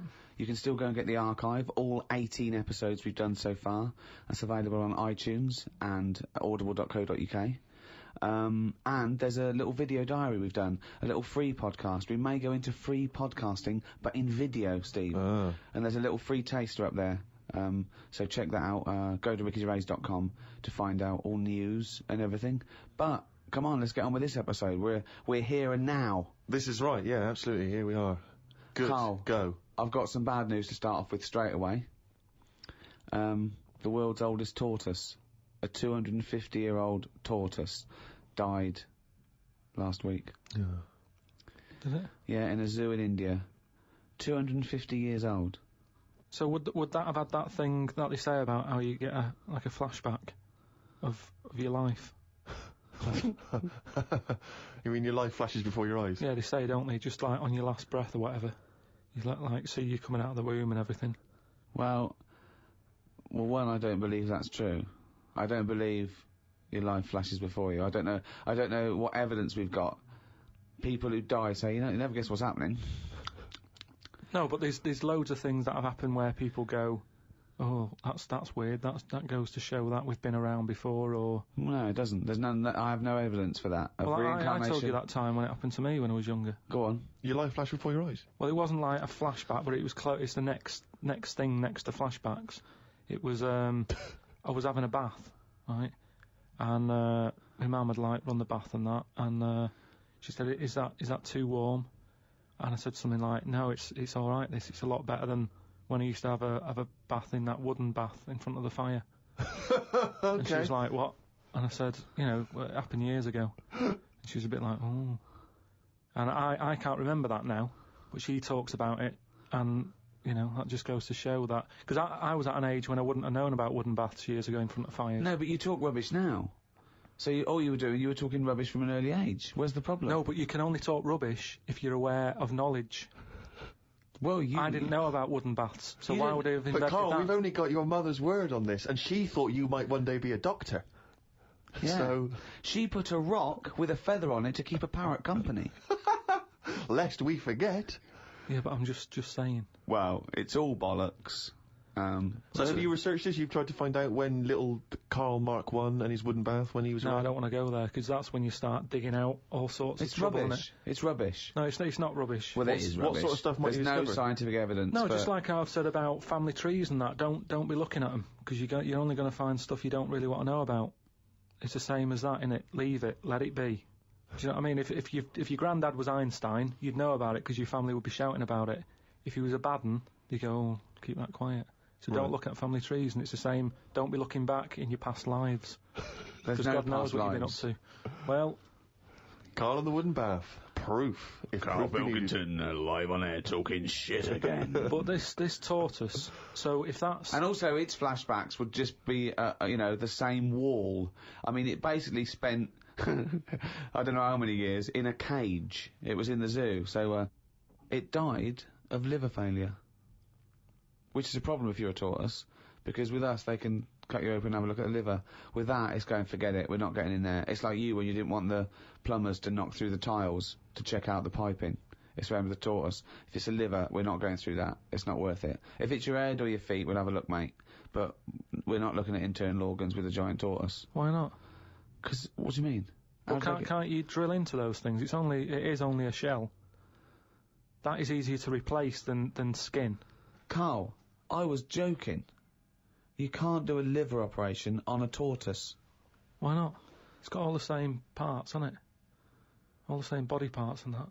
Well, I think that's the point. Well, not really, but yeah, it's But loosely better speaking. ones in a way, because they live longer. So they're doing something right, aren't they? Right. If they can live 250 odd years, our art can't do that. Right. Which is what I say about our tortoise has got it right in a way, that it's taking its time on everything. We're rushing about, getting stressed out. That's just, you know, getting on with it. It's not rushing. It eats healthy, doesn't it? It eats lettuce and stuff. Yeah. So that's probably doing it right. But to be honest, it's too much. I wouldn't want to live 250 years. Just eating lettuce. Let's not forget that all a tortoise does is eat lettuce. It's not like it's jet skiing weekends and then getting its lettuce on a Monday. That's all it does is eat lettuce. Yeah. And that appeals to you, does it? No, I'm just saying that it must be doing something right, though. Of course it's doing something right. Because it's living 250 years. But all animals do something right, however long they live. Mayflies live a day, but they're doing something right. Well, they're not, are they? They haven't got a chance to learn how to do it right, and then they're dead. It's, you know, that's from one extreme to another, isn't it? That just seems a bit mental to me, that living a day. I wouldn't bother, so forget it. Could you be bothered? You don't, just as you get to know someone. Yeah, another mayfly. Yeah, but Yeah. does the brain control you, or are you controlling the brain? I don't know if I'm in charge of mine. Nor do I, There's a surprise. Nor do I, No, do you know what I mean, though, by that?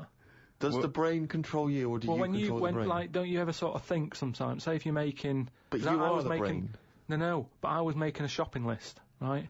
Going, right, I need some rice, kidney beans, and I thought I had everything, and I sort of was rolling up the paper, and then something went, oh, an onion.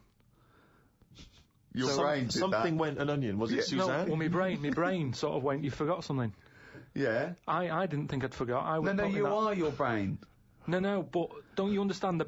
My brain I was in control of my brain when I was writing down rice and kidney beans. But you're not in charge of the onion. That's another part of the brain that's in charge of the onion. The onion sector. No, but I'd put the paper away, putting my coat on, ready to go and get the rice. Yes, but your onion lobe kicked in. What? So you put the paper in your pocket, you got the coat on, then you just suddenly hear Then from nowhere, was just like onion. Yeah, I'm not even thinking about that shopping list. It's in my pocket. I'm thinking, do I need my gloves? It's cold out. Yeah. Suddenly, onion, and it was like, oh yeah, onion. Yeah, I had to get the paper out. So what I'm saying is, who's in charge? The brain, the mind, the brain is the... What are you doing? Who's in charge? That's just, you forgot the onion and then you remembered the onion. You must have forgotten things in the past. No, but not like that. Not where... Like, it just made me think, that was weird. Who reminded me of that? You did. Yeah, but I'm not... No, you are your brain. It's not like there's you, then there's a brain, then there's an extra one looking down at it. Oh, the meta brain, the thing above it. No, but your brain... How does your brain work? You give it information, don't you? Well, it takes... Do you mean you give it information? Well, if I sat in a room with nothing, not feeding it anything, it wouldn't know anything. No, but there's this thing there's two yous. It's this thing that there's Carl and Carl's brain. Yeah, there's not a duality in this. If you go, come on, now think. That's the brain saying that to itself. It's not. There's not two people in there having an argument. Come on, brain. And the brain's going, oh, don't you start, I was thinking then. And the other thing's going, brain, onion. And the brain goes, Carl, onion. You are your brain. If you are anything, you are your mind, your brain, your collection of memories, your personality. You're not what you look like. Does that answer your question, Carl? What do you think of then? You were thinking of a tortoise on a skateboard then when I did that last sentence, weren't you? I, like you, Rick, I'm always annoyed and embarrassed when we have to concede something to Carl.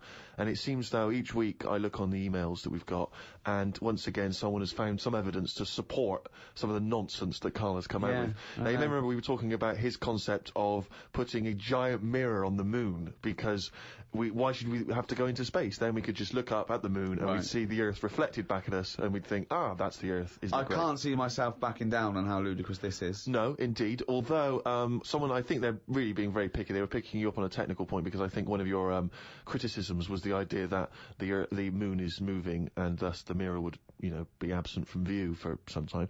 Although people have been claiming that the moon, there's always the same face of the moon that's shown to us. There's always the same side of the moon is always visible to Earth.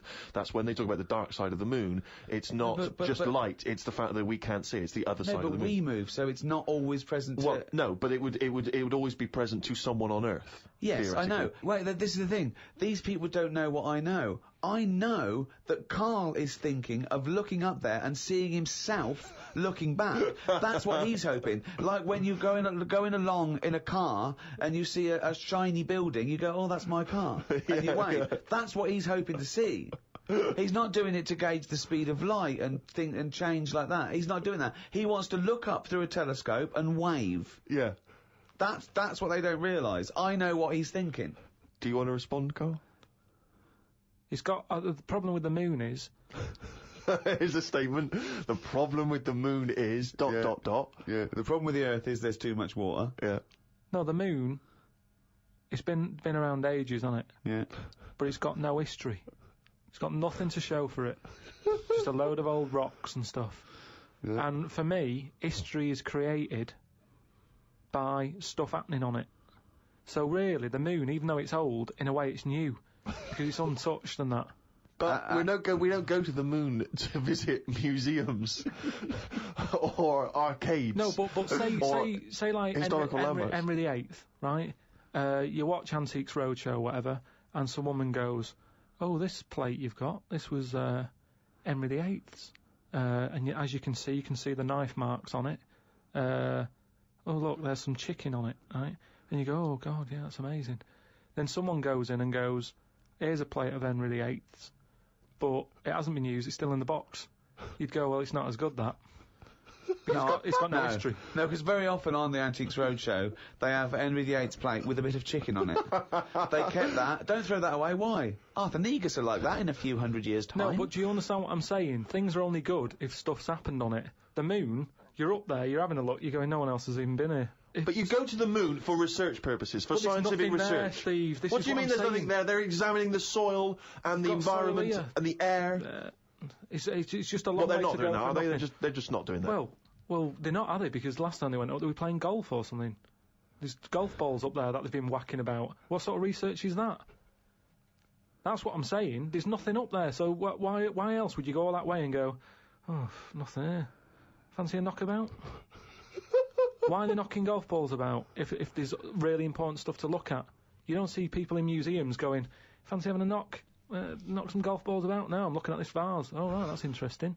But on the moon, nothing. Nothing to look at. What other games have you brought? That's what I mean.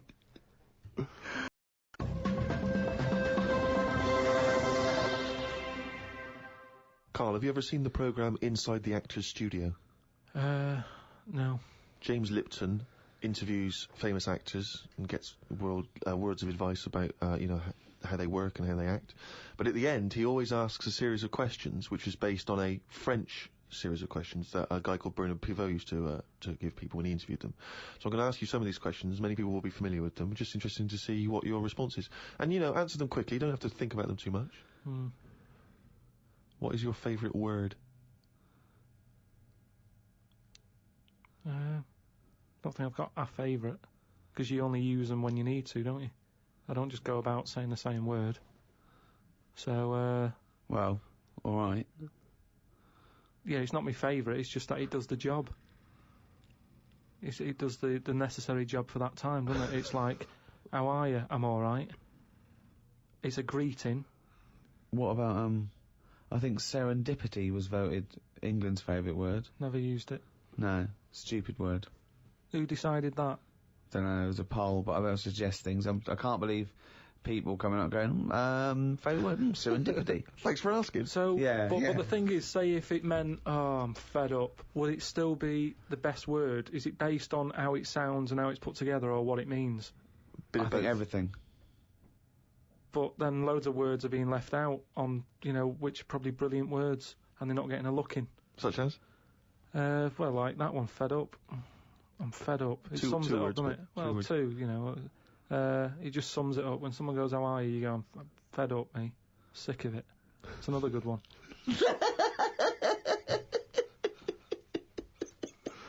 Oh, we get somewhere. Come on, some of your other favourites, right? I've had enough. It's just all stuff. These aren't words, they're phrases. They're all negative, they're all whinging. These aren't words. What's your favourite thing? My favourite thing to do is moan. Yeah. That would be well, it's not one word, it's loads of words. Fed up, sick of it, enough. Jeez. Whinge should be your favourite word. Yeah. Whinge is a good word. I like NGEs. Lozenge, whinge, flange. Yeah. What is your least favourite word? It might be serendipity. That would be up there for me. I'll tell you what, that would be up there for me. Probably like French words that have made it into the English thing. Blancmange. Just. There's an unge there. So, How could you dislike it? How could you dislike blancmange? But just, as if we haven't got enough words in our books. Go on. Because I was thinking about, Go on. alphabet, right? Why have we got that many? When other countries get by, what does that mean? How's someone come up with that? That's how it comes across to me, and there's loads of big words. It's like dinosaur names. It's like, well, look, nobody was about when they were knocking about, so let's make up some names for them using the letters that hardly get used. They've all got Y's and X's in them. Yeah, they have, yeah. That's what I'm saying. It's like, well, let's use it for that. Yeah. So you just, it's not so much what is your least favourite word, you just don't really like most of the words. Just cut down the words. Stop adding new words. I get by, I don't know how many words there are in the world, but I reckon I hardly use any of them. Well, I'll tell you what, this year's word must be podcast. Yeah, but that'll be in the dictionary, and but it's made up, innit? It wasn't here before, it's just another one. This is what I'm saying about... But what else would you call this? There is a new concept called podcasting. That is a podcast. But it's also a broadcast. We had a word for it. It's still a broadcast. Yeah, but they go, oh, you're a broadcaster. Oh, right, what radio station? No, I don't work on a radio station. I do a radio show, but I don't understand. I do a radio show and I upload it, and I don't understand. It's called a podcast. Done. Here's another idea. Add a new one. Get rid of an old one. Last one in, first one out, or whatever. Do it that way. That's a good way. What would you get rid of then? So we've brought in podcast this year, but what word would you lose? Well, what's the name? Those birds that died out. Dodos. Get rid of it. If the bird's gone, the word can, surely. It's almost profound. Oh, it's amazing. It's great. Oh, God. What turns you on, creatively, spiritually, or emotionally? Learning. That's a nice answer. Yeah. Excellent. Learning Will you stuff. say that? Yeah, but everything you teach me, I take it in. It's just that sometimes I go, I don't get it. But that still counts as far as I'm concerned. Well, no, it doesn't. Learning is knowledge is. There must be some sort of retention. You can't say I've got a great memory for a second. You can't say that. It has to stay there, and then knowledge has to be, applied. You can't just have all this knowledge that isn't applicable because it's useless.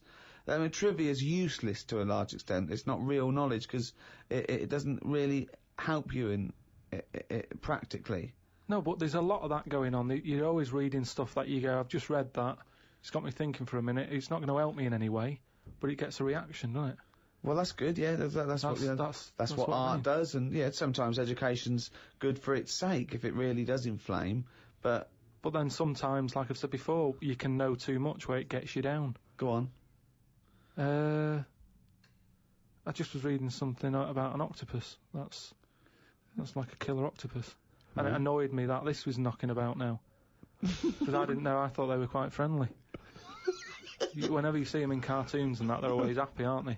And then suddenly, like, they've sort of brought the whole sort of creature down. Do you know what I mean? No, what do you mean? Well, just when you see them in films, they're running about and that, and everybody likes an octopus. But this one that's on it was your fault really, because you told me about that frog that's going about killing people. No, I didn't say that. So I looked it up on the internet at like other creatures and stuff, and there's some octopus that's in the sea, and what it does, you don't even have to like threaten it. It just spits in the water, and if that stuff gets on you, does you in. Again, So in a way, it's good knowledge because, I mean, I don't go in the sea anyway because it's full of stuff like that.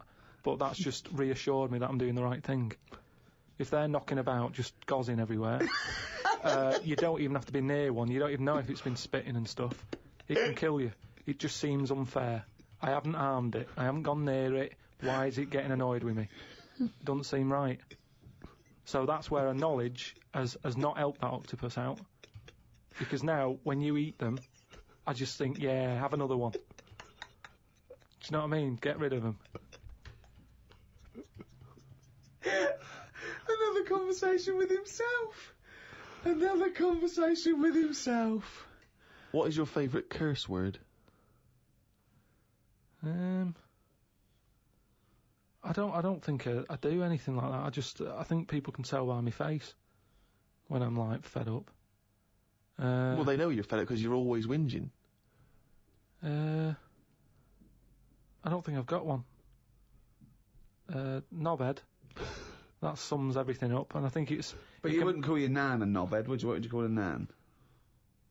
But she doesn't do anything to annoy me that much. But if she did, what would you say? If she really annoyed you? Well, knobhead's all right, isn't it? Because she sort of gets it. It's one of them things that everybody understands, but it's not too offensive. Right. What a knobhead. All right, you're getting into this, aren't you? So that sums it up. But I don't really. Do you need one of them? What's that doing for you? It's better to think, innit? Like, okay, I've just slagged off that octopus, but at no point was a effing and jeffing about it. You know how annoyed I am with it. I don't have to start swearing about it, and that's. What would you do though if you were swimming, right? It was a nice little thing. You're on holiday, right? And there's this octopus there, and you're going around, right? And you just see it start spitting at you, poison. What would you say to it? Well, it's too late then, isn't it? And I'd kick it, and I'd say, "You knobhead." I would, but what's the point? What's the point in getting annoyed now? Because it's done its stuff, hasn't it? He'd kick it and call it a knobhead under the water. What is this octopus thinking? Oh God!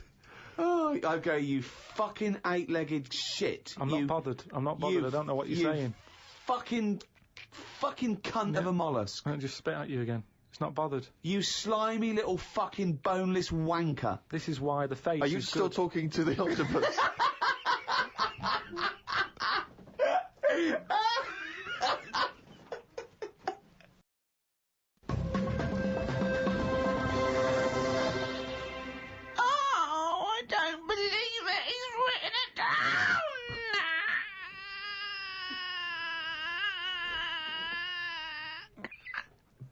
That's downloadable as a ringtone.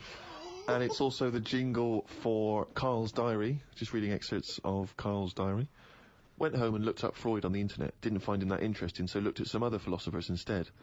Socrates, Aristotle. Why have you just listed some philosophers? Just to show that I'm learning. Well, that's not learning. That's just learning their names. That's a list. You might as well write 1 to 100. Yeah, but if someone says, "Oh, what's your favourite philosopher?" I'll go, "Hang on a minute," and I've got them written down. But why you can't just Wait a pick minute, one. I'll go home, get my enormous diary out. Yeah. Get a wheelbarrow, bring in my workings, and say one of the names I've written down. And when they say, well, why do you like him? Yeah, why do you just like, run away. Well, I noticed you put Socrates first. Why is he your favourite philosopher? You throw the diary at them and leg it.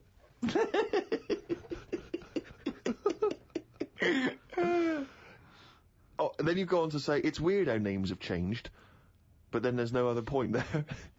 It just is, isn't it? When you think about, like, Socrates, I've never heard that on anyone who I know, is what I mean. It's just, in a way... But you're not Greek, are you? But how did that go about back then? I mean, say if you were phoning someone up and they said, I'm booking a table for 2, they go, name? Socrates. Did he ever go, cheers? Without going, can you spell that for me? But I don't know what else point you're making. I'm just saying it's a name that's awkward. You're always going to have to go, can you spell that for me? You go, and it's not just him. Look at all them other names that are on that list. But they're from a different country. And a different era. Yeah, I know, but the names, I've been to Rome and stuff, and you sort of go... Well, ancient Rome? Just Rome. It hasn't changed, has it? Rome, so it can be ancient Rome or Rome in 2006. It's the same buildings. I used to love Nero going around in his Fiat Punto. Lao Tzu from years ago came up with some good stuff. 1, he who knows does not speak. He who speaks does not know. Not entirely true. To lead people, walk behind them. Yeah. And of course, the journey of 1,000 miles begins with 1 step. Yeah. Good that. Just favourites. Maybe this is why people are at the start line spectating at the Commonwealth Games. Well, no, it's just that I've never understood why in Olympics and stuff like that, if you're going to watch, don't stand around the start line, go to the end, where you see the winner. But because of that saying, it actually makes sense, doesn't it? It's like, well, every step starts with a step, or whatever. Say again? Every race, you've got to start with a step. Is this you or your brain I'm talking to now? This is me. Okay. I wouldn't watch... Are you going to bring the brain into it, or is it, there's no... I don't know, let's just see what happens. Okay. But all I'm saying is, right. if I was to watch a race, yeah, I wouldn't hang about the start line, because... Well, you just said you would. What, did I? Yeah, you said that's the place to start, because every race starts with a step. No, but I wouldn't normally. Right, I won't watch any race. The brain definitely hasn't been used yet. No, is this you or your brain you're talking about now? I'm just saying about me. If I was on holiday, yeah, and Suzanne said there's a race going on down the road, yeah, I'd go, well, let's go, keep going down the road and stand at the finish line. Okay, but now what have you thought? According to Lazoo, yeah, I'd say, well, hang on a minute, every race starts with a single step. Yeah. How many people around the start line? Is there more room there? She goes, yeah. I'll go, let's go there then, it's less busy. Right, and what would you see there then? I'd see people starting the race, but I wouldn't be that impressed with them, because I'd go, well, I don't know if any of these are any good. So would you start at the start or the end then? If it was down to me, I'd just probably stay at the finish line. Okay, so you wouldn't want to see the first step then? So what do you think of Lazoo now then? It's not what, but I wrote down 3 of his. That one isn't my favourite, that was the 3rd. I preferred the leading people from behind. Okay, and what would you do to lead someone now then? Well, if you're behind, you don't have to take responsibility, do you? You can go, well, I didn't send you here, you went there. That's not really leading them, though, is it? Yeah, because I've made them think. I've gone, they go, oh, I've just walked into a big hole. I'd go, oh, should have been looking where you're going. I haven't led them in that hole. but they've learnt a lesson. They won't go in a hole again. That was one of the greatest conversations I've ever been a part of. I mean, that was incredible. Never mind Aristotle and Socrates. That was incredible, that. If someone's out there, could they make a transcript of that? Because I think that, in 1,000 years' time, that'd be amazing. That was incredible, Carl. And not once was the brain used.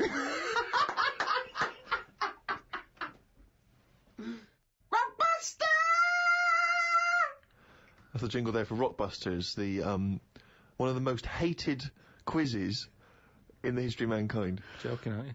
The people loathe it. They're loving it. Well, it's the last one anyway, so just get over it. Just do the answers. Hold on, we can't do another one, though, because we can't give the answers out, so this just... Yeah, this is the last one. It's just the answers for last week for people who are doing it. Okay, well, small mercies. The first one that I gave you last week was, the initials were CK, right? Yeah. The clue was, do you know the songs that you sing at Christmas? Yeah. That bloke over there is the best at singing them. So what are the songs you do? Carol King. Carol King, yeah. Right, That well works. done, yeah. That works. Very Right. well done. The second one, MG. I told the homosexual man that the grape tree was mine. Right? MG. Gay. Yeah. Marvin Gaye, obviously. Marvin Gaye, But how do you get to Marvin? What's it? That's my Vine, isn't it? That I told you. My Vine Gay? Yeah. My Vine. Yeah. And the last one, My Vine Gay. That's shocking. It's and well, the last one, it was shit. the last one, the initial was S. I said, I asked you if you believe in Father Christmas, what would you say? What's the name for Father Christmas? Santa Claus. Right, so if I said to you, do you believe in Father Christmas, you'd sort of go, No. yeah, but what's his name again? Santa. Right, so what would you do? You'd go, oh, Santa. No, I don't. That's it, that's what you do there. You go, Santa, nah. Santa, nah. Santana. So that was the last one. Well done to Bob in Yorkshire. Got all three of them right. You'll get a little signed picture. Oh, well, that's it. That's the end of season 2, Ricky Gervais Show. We're back soon. Check out rickygervais.com for information and upcoming news. There's a free video cast we're doing. We're also bringing out a book of the podcast. Yeah, that'll have a lot of the best conversations we've had with Karl, and I think there have been some of them in this show. And Karl has illustrated all his points and his memories I mean, that he thinks that's proof, pictorial evidence. So, I mean, it is the ramblings of a maniac, but you can pre-order that on Amazon. Well, thanks very much. It's goodbye from me, Ricky Gervais, Stephen Merchant, Bye, and Karl Pilkington.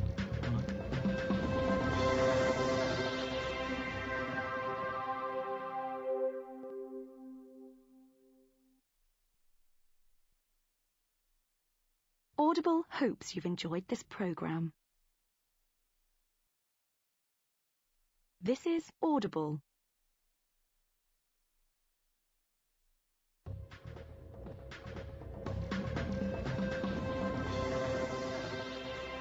Hello, welcome to number 5, season 2 of the Ricky Gervais Show, with me, Ricky Gervais, Stephen Merchant, hello, and Karl Pilkington. All right. Coming up, Karl's going to teach us all about Sigmund Freud.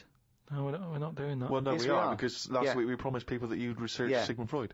Yeah, but I had a look, but I didn't find him that interesting, so... But that's not... But this is what I irrelevant. mean. This is what we were talking about. You say you wish you could go back and learn stuff in school because you didn't. You want knowledge. You always say about you want to learn Yeah, I something want a to day. learn something interesting every day. Yeah, but you've got that... I had a look at the website. It just... SigmundFreud.com. Yeah, he started that, I just didn't had a he? look. I just did a search on, like, famous quotes from philosophers. Quotes. Brilliant. That'll get you everything you need, a quote. Well, I don't need to know his history. That sums up a man's life work, a quote. No, but that's what you're remembered for, isn't it? Churchill will go on the beaches and all that. Sigmund didn't really have any sort of... Catchphrases is what you mean. Yeah, things that you hear. Yeah, sound bites. Yeah. He wasn't good with the press. Brilliant. So you haven't bothered to learn about him? Well, you didn't even pick up a book? I wouldn't know where to start. Do you feel like you're thinking in your head? Sometimes, like then I was. But I don't know if I am, because it's got a mind of its own, hasn't it? did look at some of the things that he'd said, and the one Do it now. What have you learnt about Freud? Okay, here we go. This is Karl Educates Ricky and Steve. Number 1, Sigmund Freud. Karl, tell us what you learnt about Sigmund Freud. Right. All I remember was that he said a baby. You look at a little baby having some milk from its mum's breast, right? It looks well happy. It has enough. It's full up. It goes to sleep. It's got a smile on its face, right? He said that's what happens when you're older as well. That's all I remember from all the things that he was saying on his thing. He just said it's weird how, like... It's like... Now, to be fair, Rick, that is obviously in translation. Yeah, I know. From the original, so I don't want you... No, I'm not having to go at Freud. You know. I mean, Freud has been discredited on some issues, and we've moved on with experimental psychology and But that's the one that was interesting. I don't quite follow... So what do you take from that? Explain that to us in layman's terms. I don't know. Well, that's pointless. Without application, knowledge is pointless. But it's not knowledge, is it? He's just saying drink milk all your life. It's good for you. No, he's not saying drink milk all your life. What is this? Is this an advert he's doing now? He also came up with go to work on an egg. Yeah. Oh, Christ Almighty. But like I said, I wasn't that impressed by his work. So unbelievable. Karl is allowed to vote. I know. He's allowed to cast a vote in this country. It doesn't make sense. Yeah, I wish I hadn't. I've only done it once, and look what happened. I got called up for jury duty.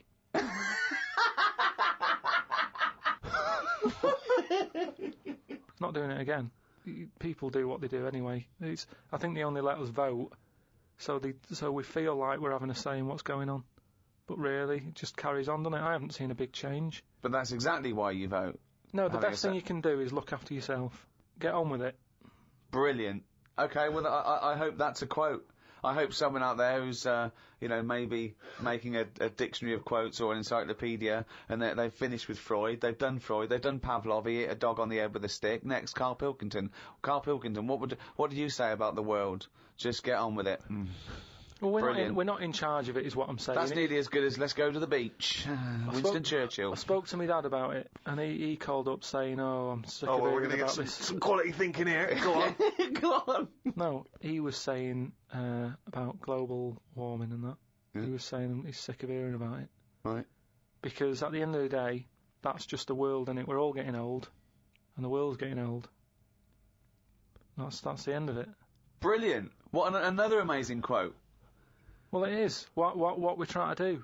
This is what I'm saying about we don't like people to get old. We're always saying, we can change that face, we can lift your chin up, we can put a wig on you. And why are you so annoyed about people? I thought of another phrase you could... Just sitting here talking to you. Flogging a dead horse. Yeah. What do you think that means? Flogging a dead horse.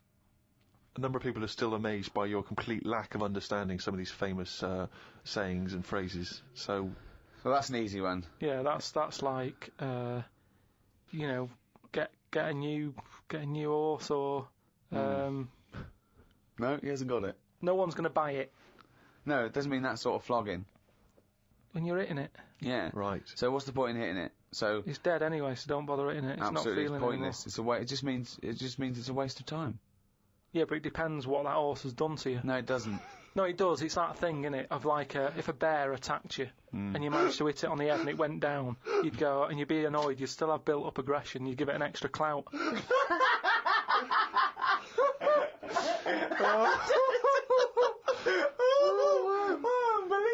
That's extraordinary. I don't know who's compiling this book. Sometimes it's worth flogging a dead horse if he did something to you, if he annoyed you.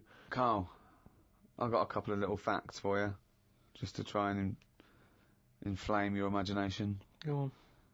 Sharks are immune to cancer. Are they? Yep. So how have they found that out? Well, I don't know, but I've never heard of any fish having cancer though. I haven't heard of a cod being ill. So why are we focusing on that one?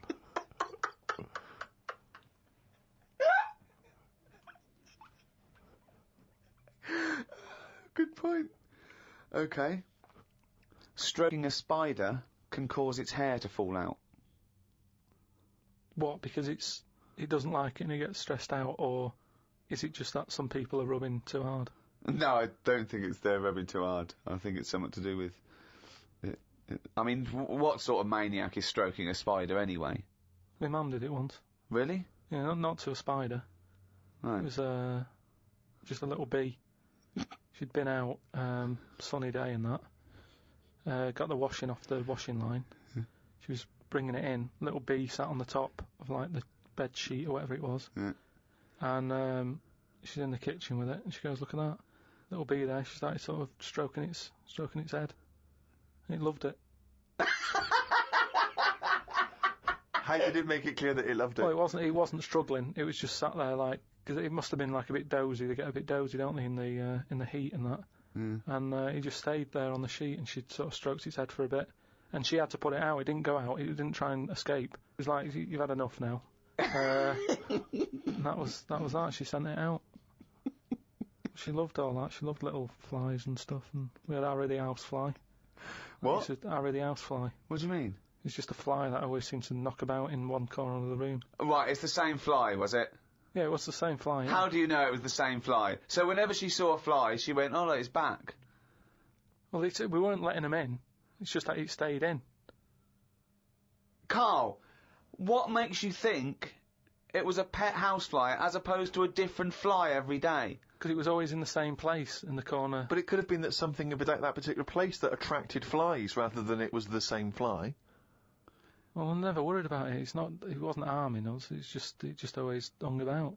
But how do you know it was the same fly? How do you I don't recognise know. it? We weren't worried about it. It doesn't matter, does it? If like we're thinking another fly's getting a bit of free rent or something, just let it stay. I don't understand why. But why no? Well, no, right, okay.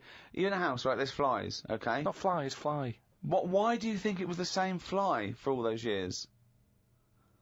Just because we haven't got loads of other flies. At no point was there a crossover period where there's two, and it's like, hang on a minute, he's trying it on here. That's what I mean. It was always just one on its own. And we just thought, leave it, it's all right.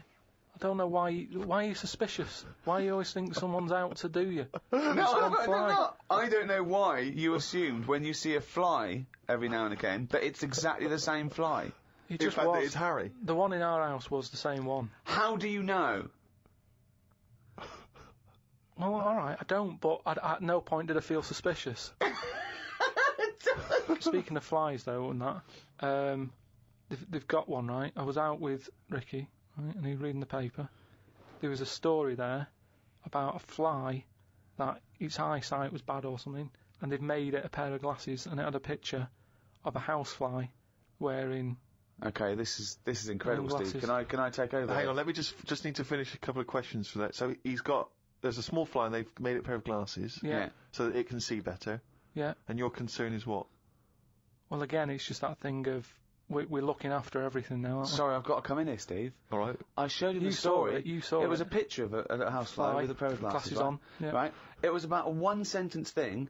It was about how far technology's come. Yeah, And and a we're group helping of flies scientists out. using microscopy, right, and laser tools had, as an exhibition, shown that they could make a pair of glasses smaller to fit on a hat. They'd put it on there and they'd taken a picture of it, and it's on display. At no point was it actually, because the fly had bad eyesight, the fly was presumably dead, it was purely an art installation or a show of technology. I thought you were going to say, Rick, that you'd drawn the glasses on there. Yeah. And he believed it like, there's a bearded lady in this paper.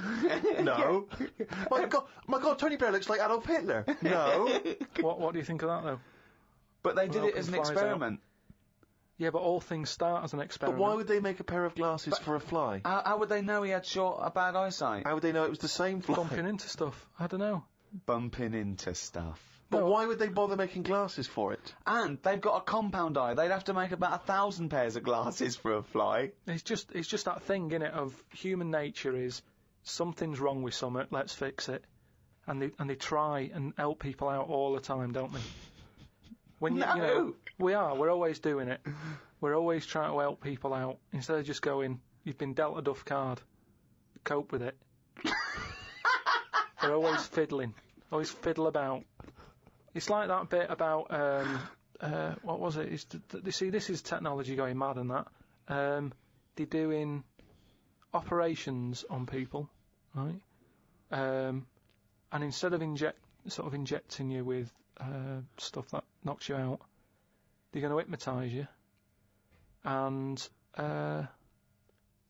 they operate on you when you're hypnotised, but you're still awake, so you sat there awake, you're aware of what's going on around you, but you can't feel anything because someone's hypnotised you.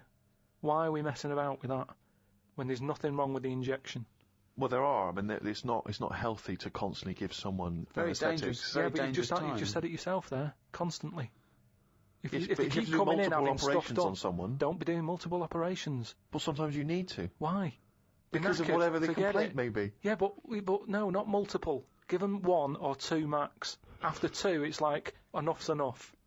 We've operated on you, we fixed that. We're not fixing anymore because it's just going to be, there's going to be something else wrong with you because you're getting old. Like the world. Get on with it. That's what I'm saying. Stop sort of ploughing stuff into it. Like I've said before about a car. You know, the gearbox has gone. All right, we'll replace it. Oh, exhaust. Well, all right, we'll put an exhaust on it. Oh, the oil filter. Forget it.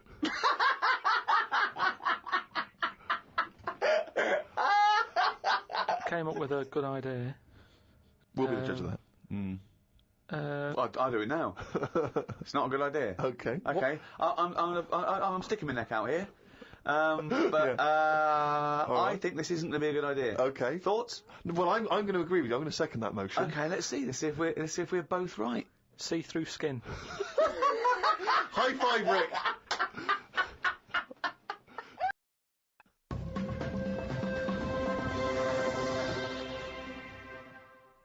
Well, I heard, and you told me this, so I know it's true.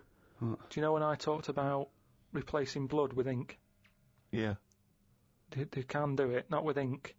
With coconut, what was it? Well, one, it said coconut milk can be used as plasma, but I haven't had that verified because it's off one of those websites where there are spurious facts. I've seen facts like the impala's fur is just nearly the same colour as grape juice, which I don't know who's that aimed at. I don't know, you know. It's so. Well, what do you think of that, Steve? I mean, I've sort of touched on it. But I've just got to echo what Ricky said. I can't have an opinion unless it's been verified. But why aren't you just being open-minded enough to go, well... No. But That's there's not not a being question of being open-minded. Open-minded is being open to the facts that, you know, according to that, didn't he get 2 of every species on a big boat? But we know that's impossible, don't we? Depends where he was. If he was above a zoo, there would have been a lot of different stuff knocking about. That's my only problem with that. A zoo hasn't got 1% of all animal species. No, but they've got more. What I'm saying is, where was he floating where he could get an elephant, a giraffe, a cat, a dog, a gerbil? Where were all these things floating about? Well, exactly. Right, That's these my Old only Testament downfall. zoos, they were quite Yeah, quite but big, exactly. really. But you're right. You're questioning it. How is it possible? But I've just said, a zoo. But what are you talking about? A zoo? As I said, there's no zoo that has got 1% of all animal species. Well, I don't know where he got them from then. There's a couple of million species of animal. And how did he round these animals up? Because they were drowning, so they were looking for any boat. So they were actively seeking out an ark.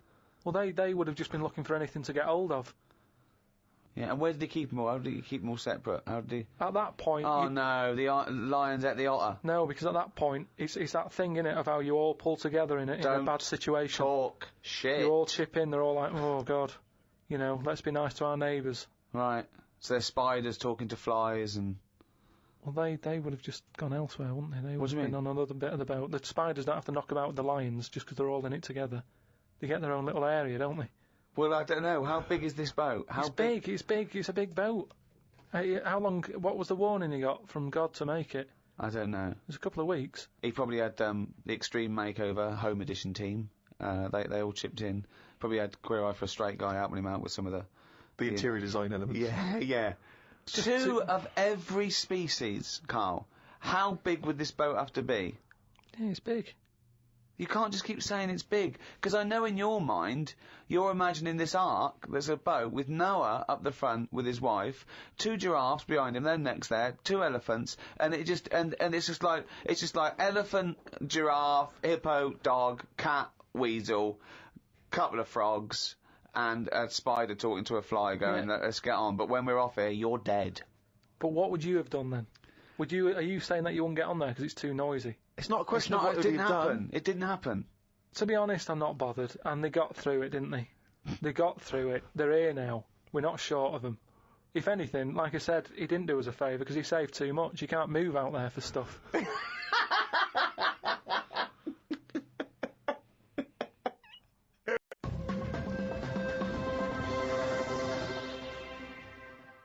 Oh, chimpanzee, that is raining down again, you fucking... That's the jingle for excerpts from Karl's diary. This is all legitimate stuff. Ricky and I have had no input in this. This is the first time we get to read it. Went and did some shopping for stuff as it was my turn. Suzanne moaned a bit because I forgot orange juice and bought some cheap toilet paper. She always buys the expensive toilet paper. I don't know why they make toilet paper with pretty patterns on it. That made it into the diary. Up and out at 9 o'clock to go to the Cotswolds. Now, I think this was a gift for your girlfriend, wasn't it, for her birthday? Yeah, it was a You went to the birthday and Cotswolds, so I just went for one night. Got the car and headed off. We stopped at a service station to get some breakfast. We had fried toast with an egg on it, 1 sausage and beans, twice. Cost us £13.85. They sell everything separate, so it seems cheap. At that price, we must have been charged for each bean. We found the B&B, but they wouldn't let us in the room because we were early. We went for a walk. There was not much around the B&B, so we had a quick walk around the car park. And went back in. Happy birthday. The room was now ready. It's an alright room. 3 biscuits, so I ate them straight away. Like a child. Like a dog. He runs in, jumps on the bed. No. Get off the bed, not on the furniture. The room overlooked the car park that we'd already been round. You're staring at that window. Remember when we went there? We'll always have the car park. Yeah. Oh, God. The room had posh coat hangers in the wardrobe with sponge on them. So I ate the sponge. Don't think they are needed. We went and booked a table for Sunday dinner and went on another walk. There was a field that was there just for birds to live on. We couldn't see any, so we went to the pub. Headed back to where we were staying for our dinner. I had beef. It was nice enough, but there was a family of 13 behind us. I don't see the point in going out in large numbers. They annoyed me. One of the family asked for sorbet before his next course. He was only about 11. He thought he was it. I said to Suzanne, I've had enough and needed a kip. Watched Planet Earth on BBC One. They filmed a panda for 4 weeks and all it did was sit in its cave. It did nout. If I was Fiat, I wouldn't name one of my cars after them as it suggests it won't work or go very far. It'd be like bringing out a Ford Sloth. No one would buy it.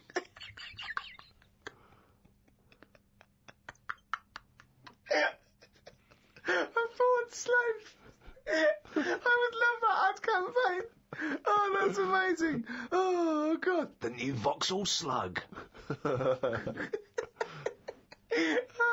We had a look around the local village. There wasn't much to it. We did the usual thing and had a look around the church graveyard to see how old the dead people are.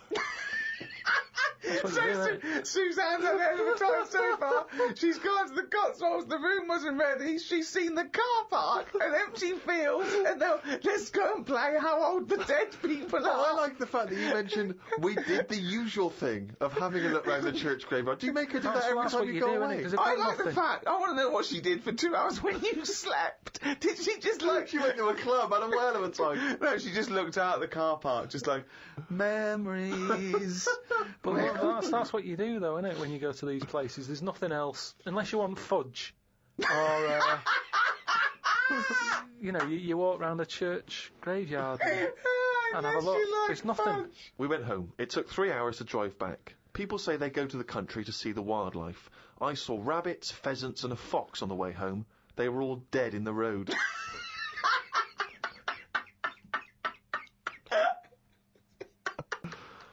I was just intrigued to know, because Rob from Burton-on-Trent has sent this in, and he wants to know that, because he's just started seeing someone, and he wants to know what your advice, Karl, is on how to keep her happy. You know, he's just started a relationship with someone. He wants to know what your advice would be to keep her happy, because, you know, I mean, he won't have heard that you took Suzanne on that wonderful trip to the Cotswolds. So, what's your advice really for someone who's perhaps just started a relationship? I mean, you've been with Suzanne for what, 9 years? Ages. I don't think you should have to go out of your way to please them, because then it's not the right person. I think you should just do what you want, and then if they like it, then they're the right ones for you. So don't go out of your way too much. I mean, I got the posh badge for a birthday. That's once a year. Rest of the time, it's kind of like, you know, I like weird stuff. I like watching weird stuff and all that. Now and again, I won't make her watch it. I'll tape it. This is amazing advice. But sometimes... This is amazing advice. Sometimes you just say, no, come on, the bloke with the 2 heads on, I want to watch it live.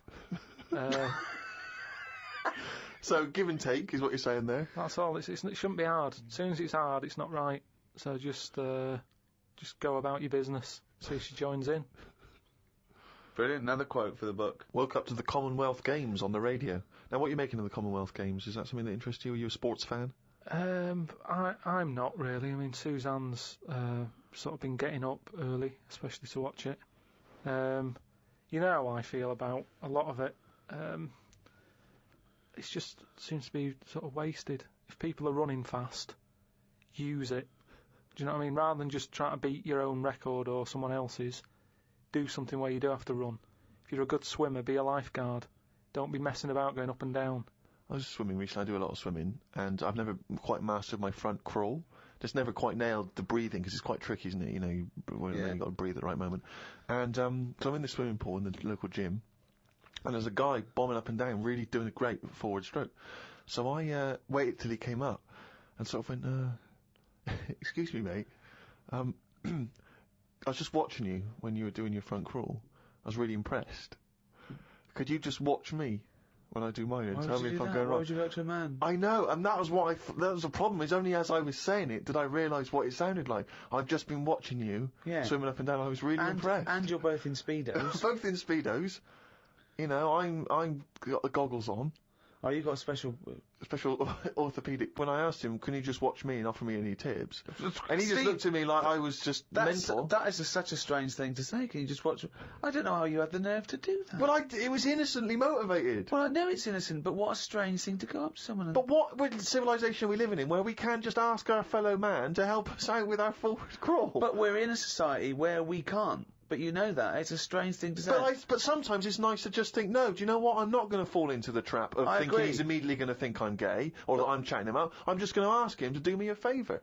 There's nothing wrong with that. What if he said, yeah, it's good, yeah. Do you mind coming and help me with my plastering? You'd have said, no, I can't. But it's not the same. He's in the swimming pool. He's there in the pool. He's swimming up and down. He's, you know, it's not no skin off his nose to just offer a bit of kindly advice. If your car's broken down in the middle of nowhere and someone drives by, you know, it's a generous thing to do. Just stop and maybe look under the bonnet and help them out. I agree. But I don't see how that's any different. You know, and in the end he did, and all he asked was that I wake him off. No, he didn't. I'm joking.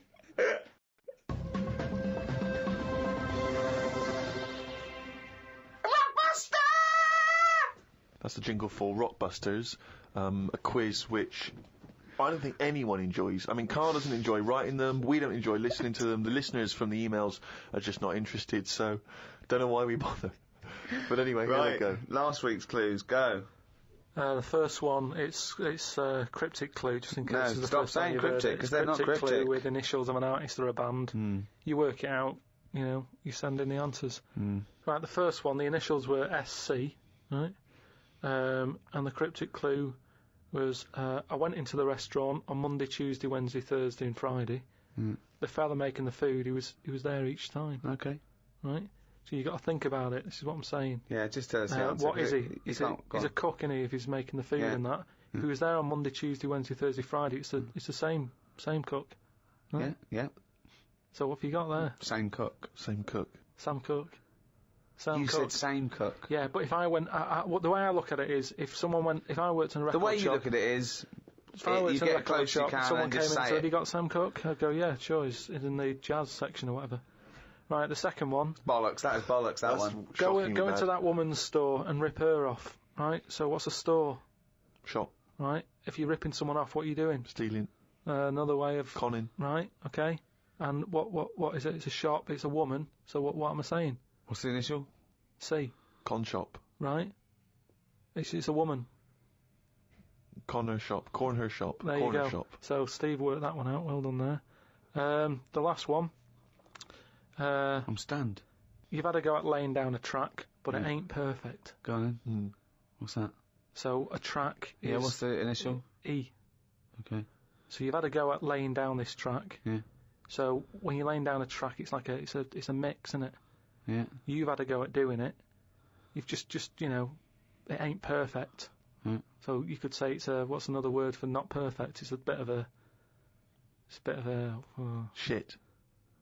like that's a bit rough, isn't it? It's a bit of a rough mix. It's your rough mix. Your rough mix. Your Rough Mix. I've never heard of that band. That's not bad. Annie Lennox, isn't it? Your rough mix. So Your Rough Mix. Candice Morris in London got them. I really don't know what to say. So signed picture off to You're her. Well, I feel embarrassed that we're still doing it. Okay. Okay. Yeah, well we're jacking it in a bit. Should we aren't just Should we just not mention it again, like it never happened? Well, let's do Monkey News next week. No, we're not doing Monkey News. There's nothing going on. I'd be doing it if there was Monkey News going on. It's not going on. We can't do it. Rockbusters has to fill the gap. Are we doing this week's? Hurry up. CK. Depressing. Oh God, we've got this week's to come. I thought this was me. over. CK. Okay, now. Do you know the songs that you sing at Christmas? That bloke who sings them is brilliant at it. Right? CK. Second one. MG. I told the homosexual man that the grape tree was mine. What? I told the homosexual man that the grape tree was mine. And what's the initials? MG. Right? Okay. Bit of an easy one. And I ask you if you believe in Father Christmas, right? What would you say if I asked you? The initial is S. Is that specifically Ricky? We might as well keep it as Ricky, yeah. I ask you if you believe in Father Christmas, what would you say? So have they got? Is there any prior knowledge? Do they have to guess what I'd say? Well, they'd know. It's obvious what you'd say about it. Oh, this is so bad. So It's an embarrassment. This. Yeah. So it's a little quiz. Leave them thinking with that for the next week. Right. What are you going to learn about Email next in. week? Podcast@rickygervais.com. Just send them in. Embarrassing. Don't bother if they're shit. Right. Well, that's about it for another week. It's the end of number 5, number 6 next week. Keep coming to rickygervais.com. That way, keep you abreast of things that are going on. We've made a little video, haven't we, Carl? That we might pop up there. And we've had a few emails about the old shows. People came into them late in the season, where you can now get all 12 episodes of the first season on iTunes. And I think that's a 2 or 3 quid in England, or $5 or so, I'm not sure. But you can get those now, all 12. So, from me, Ricky Gervais, goodbye. From Steve Merchant. Goodbye. And from Karl Pilkington. Right.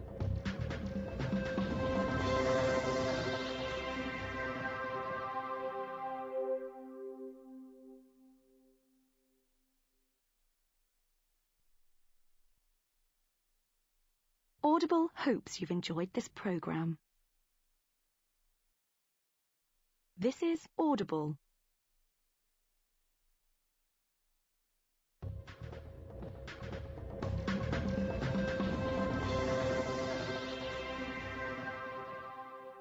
Welcome to number 4, season 2, the Ricky Gervais Show, with me, Ricky Gervais, Stephen Merchant. Hello. And Karl Pilkington. Right. Now, there's a lot of talk, Karl, that I bully you. Okay? You know, it's for your own good. I'm trying to train you, aren't I? Mm. Do you know what I mean? Because, and no disrespect, okay, you are what I would call a stupid idiot. Well, can I just ask, because there's been an awful lot of emails that have said, will you and Steve please stop calling Karl stupid? Now, Right. they say, he doesn't justify calling him stupid. Now, I don't know what part of injecting a 76-year-old woman in the head so that she lives her life backwards Well- couldn't be considered stupid. Okay, then listen. Right, I've found some things that I think will interest you, and I want your first thoughts on these, okay? Now, these are facts that I've sourced, Mm. okay? What's the actual topic? Well, you love animals, don't you? You're interested in animal Some facts. of them. I don't love them. Some of them fascinate me and stuff, but a lot of them also get on my nerves. I don't know how an animal can get on your nerves. They just do. Sometimes you sort of just think, what are they doing here? What are they offering anyone? Right. See, I'm worried that these facts will annoy you now, but they're meant to fascinate you, and... Okay. No, I think anything's good as long as it gets you thinking. It doesn't matter what opinion you have of something. Yeah. But as long as it gets a reaction. Okay, then, here you Right. go. There's a frog, Carl, just a little frog, a poison arrow frog, that contains enough poison to kill over 1,000 human beings. Why is it that annoyed? It's not annoyed. Well, why is it going about killing 1,000 people? No, it has the potential to. It has enough poison, it has enough toxin in it that could kill 1,000 human beings. But does it need that? Whereabouts is this? Where's it living? In the rainforest, I think. And does it need that sort of power? Is it in that much? Is it getting threatened a lot? Is what I mean. Well, no, because it's saying, don't come near me, and it shows it with its colours. It's got the colours that say it doesn't want to be eaten. It doesn't want people to chew a bit, right, and go, oh, I'm an idiot.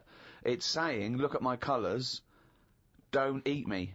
You don't want to come near me. But then why give it bright colours? Because now it's standing out.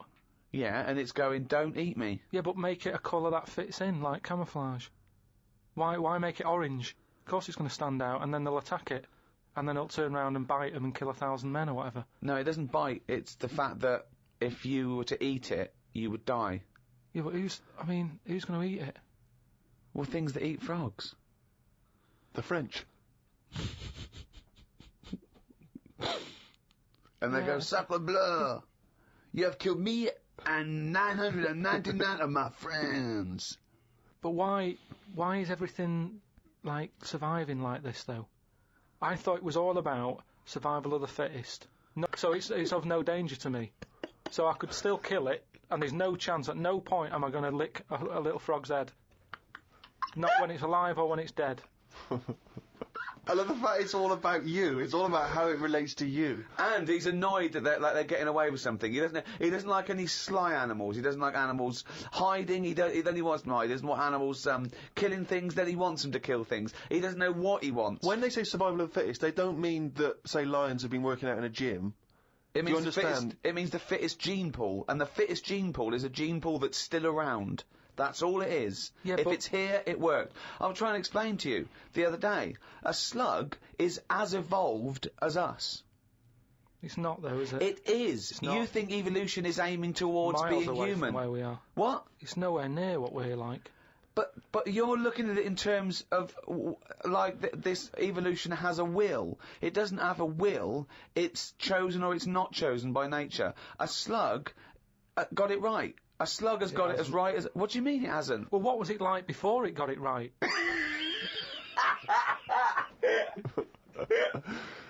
But I think you think, Carl, that evolution is moving towards some kind of super being. Perhaps we're like the most advanced so far, but that one day we'll also have wings I agree with and that. Superman-type powers. No, but something can happen in nature. There could be something like there could be less light, there could be more light, there could be meteor storms. There could be something that happen in nature, right? An external force, which means the paradigm goes back to naught. So then something that very unlikely would be the last thing to survive. There could, we don't know what's going to happen. I still don't think you've got the concept. It's one of the simplest concepts. It's one of the simplest models. This is why Darwin's a genius. But you think that everything, slugs, cats, are all somehow, their ambition is to be like us, to be human, or to have the attributes like us, that they can speak, they can talk, they can think, they can act. Only because they don't. Yeah, but I only think that because when you see people with these pets, lizards, cats, whatever, they treat them like the humans. So I think if you do that enough times, they're going to start getting familiar with certain... Planet of the Apes. No, Yeah. He's I'm thinking talking of Planet of the Apes. Say like you with your cat, the way you talk to it, you give it a little cheeky massage and that when it's stressed out. No, you made that up that it was stressed out. I'm just playing with my cat, right? If anything, the cat is to de-stress me. So you're talking to your cat, Rick. Is it answering back much? How are the conversations going with your cat? Well, I have more intelligent conversations with my cat than I do with him. Yeah, here's one, right? When my gran died, right, she had this rubbish dog, right, and that's all we got left. It's like this little poodle. It was rubbish, right? Right. It was called Fluffy, and like my gran looked after it in a way that it was treated like a human. Do you know what I mean? Had a little coat on when it went out and all that. Anyway, so she died. We get left it. My dad's like, oh, bloody hell, right? Before you know it, it only took about a month. It was a wreck because we weren't sort of bathing it the way she bathed it. We let it out if it wanted to go out. It got covered in oil. It used to go under the car and everything. So it went from looking like this fluffy, poodle to just being a bit of a wreck. It got hit by a car. It ran sideways like a crab and all that. In the course of how long? A month? Probably about two months or something. Yeah. Now, so it went from being over-treated to just being treated like a dog. Yeah, but a dog isn't, is not a indigenous species anywhere. We sort of bred those from, jackals and All I'm wolves. saying is change it. Take away the dog thing, give someone a frog, and they'll still overdo it. They'll be trying to treat it like, if you had a frog, I mean, that lizard thing you've got... Salamander. It's still sort of treated as part of the family, even though it does not. nothing. How is it treated as part of the family? Just the way, it's looked after, that big area that it's got to itself. We stick it in a case and feed it a cricket now and again. How is that like one of the family? It doesn't matter, because it's in your flat. It is in Carl's family. It's in your flat, innit, and it's sat in that corner. I just mean, as time goes on, things get educated as they get older. How old's that lizard? You don't. How old is it? About 15 years old. Right. Now, it knows more now than it did when you got it, because it's been in those surroundings. It's had its eye on things. Well, no, what do you think it knows? What do you mean it knows more now? They act on instinct. What does it learn? It knows when it hears the noise of a plastic case being unwrapped that a cricket's going to fall down any second. That's all it knows. Yeah, but it didn't know that in the jungle. So it's already one up. What else has it learned? Well... I mean, it's 15, so presumably it listens to a lot of Linkin Park, goes on the internet a lot. No, but do you know what I mean? You've already proved your point. It's like that fella who kept hitting the dog on the head with a stick. Right. Pavlov, at no point did he hit a dog on the head with a stick. But he kept doing it, and eventually the dog went, I'm sick of this, and wandered off, didn't it? Pavlov there. Brilliant. Why didn't you write up his experiments? Because he did it a little bit different to that. I love that. Do you know what I'd like to do? A programme where you you paraphrase someone's theory. So Pavlov's first. We could do Freud. Give us, what do you know about Sigmund Freud? The father of psychoanalysis. Right, come on in. I don't know anything on him. Well, look him up. Educating Carl. That's your next week, right? Let's do another podcast next week. Then they get an extra one free, the people who paid for it, right? We're going to hear about Sigmund Freud, okay? Here's an interesting fact. If the frog annoyed you, this might annoy you. A blind chameleon will still change colour to match its surroundings. You're aware that the chameleon can... Yeah, whatever it sits on. Yeah. But then what happens when you put one of them on a mirror? No, does it get stressed out, or what? What's it copying? Well, it probably doesn't need to copy anything, because it looks at itself and it goes, oh, look like that. It's brilliant. God, that was fast. That's the fastest I've ever done that. That is brilliant. So they can go any colour. There's nothing. You can put them on anything, and they'll go to the thing. I don't want you to have a chameleon, because you'd just be trying to see what it could and couldn't do. Try and catch it out. I know, yeah. Pop it on some tartan. But again, say like the frog thing, right? Pop it on the telly. Yeah. Couldn't do it fast enough. Why does the chameleon need that skill of copying a colour? Because at the end of the day, that lizard, chameleon, whatever, that's mainly sticking in the woods, isn't it? By trees, by grass. Right. Why can't it just stay green? That's all it needs. Those colour changes are only for camouflage, aren't they? I don't know. Some of them are for attraction, some of them to show moods, anger. No, but I just think we're encouraging them. You see, maybe this is evolution or whatever, but at the end of the day, because they can change colour, they're wandering out of their area. They can be wandering about, through a car park and everything, just because they'll go, well, I don't want to get seen, change the colour of concrete. Whereas... Or into the colour of a Fiat Punto. But they should just stay green. Stay green, right? Stay in the woods and stay safe. I love this public information for chameleons. Words of advice for chameleons. Oh, God. Stay green, stay in the woods, stay safe, good night. Oh, God. Why are there blind chameleons around? I'm assuming that the blindness has no impact on the colour change. Presumably, is an automatic. It must be. But then that's not going to wander about much anyway, is it? If it's blind, it'll probably stay where it is, so it doesn't need to keep changing. If you know what I mean. I don't know what you mean, no. I never do, though. Right. The only time a turkey whistles is when it panics. Christmas time, then. Yeah. What do you think of that, Carl?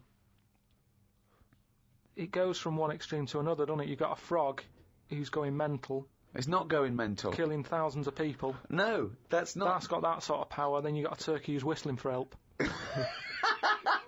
You think that you should redress the balance a little bit? You want to give... What would you do? Give the frog the ability to kill 500 and the turkey 500? I don't think it should be killing... I reckon 10. 10, because... You've made your point with 10, haven't you? Do you think that he's got 1,000 in his lifetime, like he's got 1,000 to kill? I don't think you understand.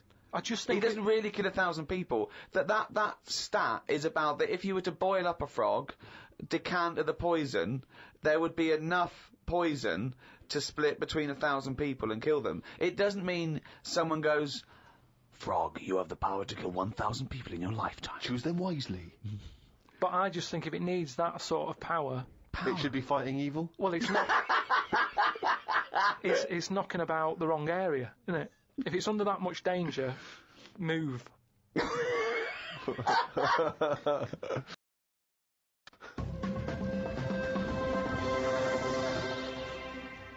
As ever, thanks very much indeed for all of your emails, podcast@rickygervais.com. It's lovely to hear your feedback. Many of them obviously responding to the inanity that Karl has spouted over the various shows. And a lot of people just want your opinion on things. They just throw things at you. They just want to gain one of those other dimensions that's both man and woman.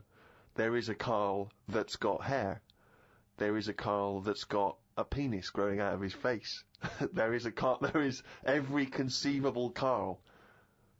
And this is a scientific theory, not science fiction. It's a scientific theory. Is it a planet? No, it's a multiple dimension. It's another dimension that exists in parallel with the dimension we are living in now. So we're living in our dimension, and right next to us, intangible, unable to communicate with it or touch it or interact with it. So I'm there are still multiple doing dimensions. what I'm doing now, but I'd be sat here with a knob on my head. Exactly. Exactly the same life. Exactly the same life, but with the knob on the head. Now, because there's an infinite number of dimensions, there's another one where you're not doing this. You're sat there with a knob on your head, but you're talking French. Why is this happening? There is one, Carl, and this is a fact, that you're talking French with a knob in your mouth. Exactly. And no one can make his head or tail of what you're saying. No, because it's pidgin French anyway. Exactly. But who came up with this? Well, it's because there are phenomenons that happen at the subatomic level that people are explaining as being that, for instance, atoms or very, very small molecules are disappearing and reappearing. And people are saying... The fact that we're trying to dissect this theory, and you said very, very small molecules. Well, yeah, okay. Atoms, neutrons... And is there anything that we look at on this planet that we go, that's weird, but it would fit in normal in another dimension? It's just so happens. I think no, but say like the Elephant Man. Yeah. Was he all right, but he was just in the wrong dimension? I love this. Well, it's an interesting thought. I mean, of course, there is one dimension that where you are the ruler of the world, and everyone thinks you are a genius. Yeah. I'd hate that though. I just don't understand why we're worrying about this though. No, nor do I. Well, we're not worrying about it. Well, they are, because scientists and that sat in a room somewhere going, what's going on? What's happening in the other dimension? But we can't get to it, can we?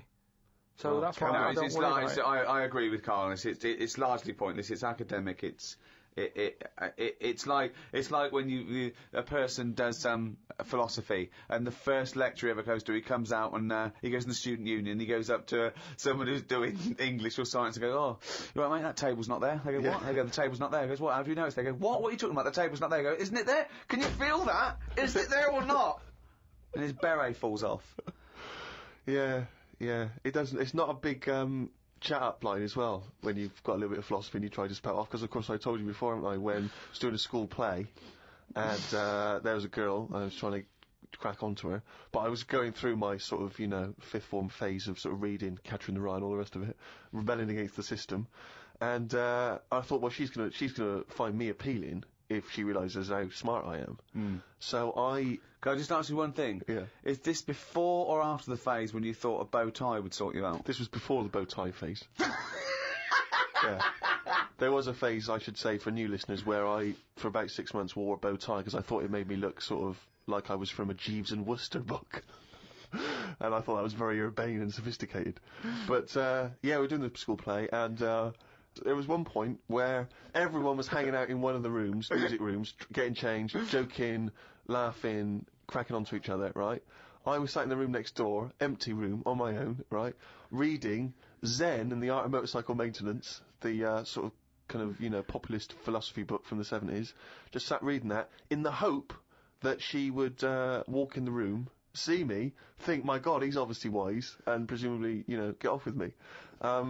Must have sat there for about an hour and a half before anyone came in. And she came in eventually, and I thought, ding dong, this is it. She came in and said, have you seen Martin Wells?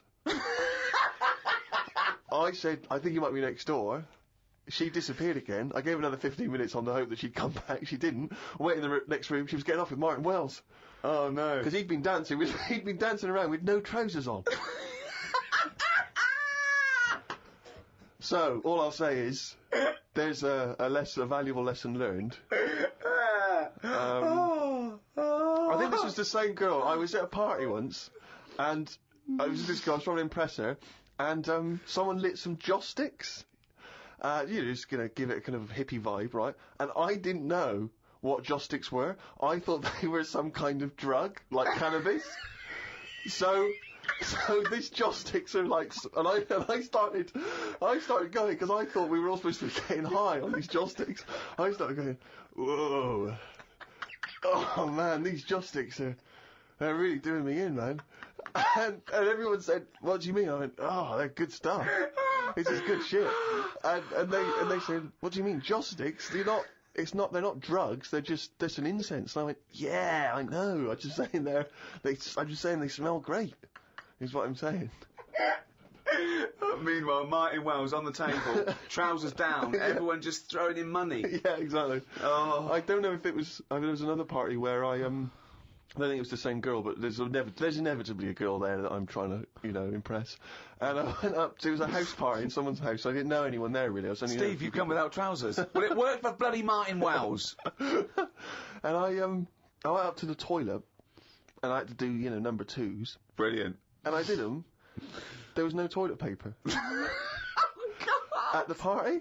And I was like, and I was scrabbling around in this bathroom thinking, what can I use? There was nothing.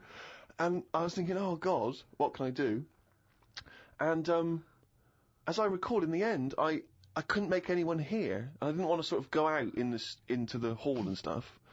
So I had to shout out the window into the garden where everyone was. No. Yeah. And someone had to come and bring me some. And once again, it didn't. Well, I wish I'd fucking had Zen in the Art of Motorcycle Maintenance, then I could have ripped some fucking pages out and wiped my arse. Oh, Jim fancies that. He's gone and written it down again. That's the ever-changing jingle for Karl's diary, excerpts of which we like to read each week. Suzanne said today can be my day because she has been a bit of a pain with her illness and that. So she said I can do what I want today. We went for a walk around Green Park. Loads of tourists were about looking at the Queen's house. She was in because the flag was up. I wouldn't want to live there. Why wouldn't you want to live there? Just because it's right in the centre of town? It's just not in a good place, is it? It's got a roundabout outside and that. Really busy. It's pretty good. I went for a pee in the toilets. When I came out, a pigeon had shat on Suzanne's coat. She was in a bit of a mood about it. A bird shat on my ear once. I left it for about 10 to 15 minutes until I got home. I washed it off, and in that 10 to 15 minutes, it had corroded me ear. Yeah, he's had a lot of problem with ears. He told me the other day, he got up, washed, had a bath, had some breakfast, went to the shops to get a newspaper and had a chat with a woman in the corner shop, got home, pottering around, looked in the mirror, he had a cotton bud sticking out of his ear. He went, what annoyed me was she didn't say anything. Like it's her responsibility. Yeah. No, but she knows me well enough to sort of, you know, go, you know you got a cotton bud in your ear. No, she knows you well enough to go, Carl's got a cotton bud in his ear. I've seen worse. When you've got a cotton bud in your ear, what interrupted I think Suzanne called or my dad called or something, and then because I was running a little bit late because I'd been talking to them, the earbud was in, I just popped my coat on and went to the shop. Carl, you got a toothbrush in your mouth. Oh. Walked through Covent Garden. There were 5 of them mimes knocking about. I don't understand why people take pictures of mimes. Everyone looks like a mime in a picture. That's so true. That's really true. If the point is they're staying still, if that's their skill, a picture won't tell that story. That's absolutely true. My dad took the cat to be put down today because it kept bumping into things since losing its sight. My mum said she's not going to get another one. She said the parrot is looking worried as it's seen the budgie and the cat go in the space of 3 months. Your mum said the parrot's looking worried. What happened to the cat then? It gets into a lot of fights. It lost one eye, and then it got into another fight and lost another. Oh, and it was just walking around bumping into stuff. The vet sort of said, we can do stuff to keep it alive and all that, but it's a bit out of order, isn't it? Because it costs a fortune, they shouldn't tell you. But Mum and Dad can't afford to have eyes put on it and stuff. No, you can't have eyes put on a cat anyway. No, but he said, we can do something here. We can have its eyes sorted out.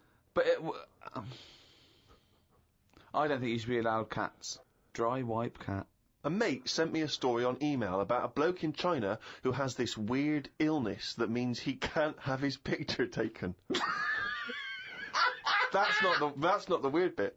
If he tries, his body doesn't appear in the photo. Don't talk shit. He has had group pictures taken and everyone appeared apart from him. Don't talk shit. The That's story bollocks. had a picture next to it of a family photo and it said he was stood at the back, but you couldn't see him. Right, he wasn't in the picture. He was in the picture. No, he wasn't in the picture. We've done loads of tests and stuff. No, I haven't done loads of tests. This is bollocks. There's no way this is scientifically possible. What's his want? Yeah, now he's wanted. Just a white bit of paper up on the police wall. Have you seen this man? What man? If you see him, tell us. You're talking shit. Suzanne watched the film You've Got Mail tonight for about the 14th time. I don't think you could properly fancy someone without seeing them, unless you're blind. I think it's odd when blind people have affairs. Why is that odd? Just because most stuff is based on looks, isn't it? So you think once they've found someone, they're happy with them. Stick with them. But no, it's not true. Most things are based on looks. What I mean is when you first like meet someone and that. Well, initially it's only looks because you don't know them. So that's what I'm saying. But that's a ridiculous thing to say, isn't it? Well, no, it's just what I think. I'm not saying that's like fact or anything. I'm just thinking if you're blind, why mess about? You're still basing on it if it's only looks that people find. What? Yeah, I'm just saying. So why is a blind person messing about having an affair? Because I'm saying that presumably that blind person isn't basing anything on looks. All right, I mean, maybe that's not, I mean more like... Do you want me to cross it out? Shall I cross it out? It's just the same way, I think I put how, people, I read something in a Sunday paper once with some bloke who was going out with some woman, he ended up going out with a sister who was a twin. If you're going to have a change, have a change.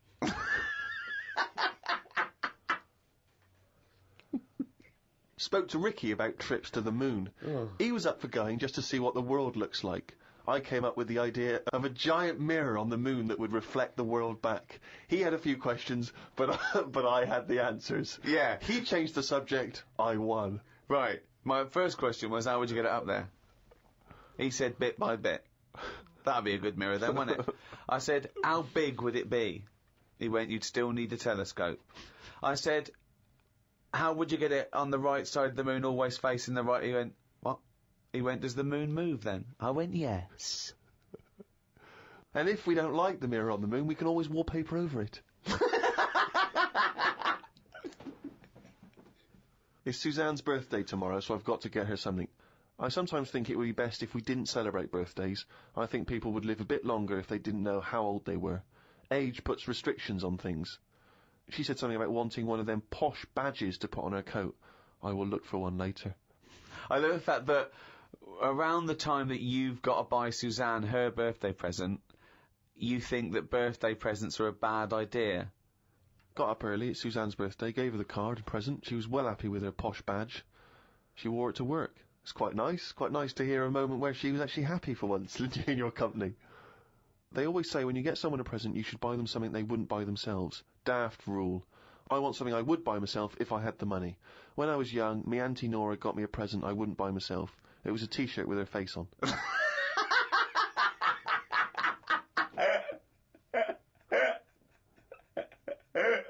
Looked at what's been going on in the world. Someone has found some people who live in an old town somewhere where they are so old-fashioned they still walk on all fours.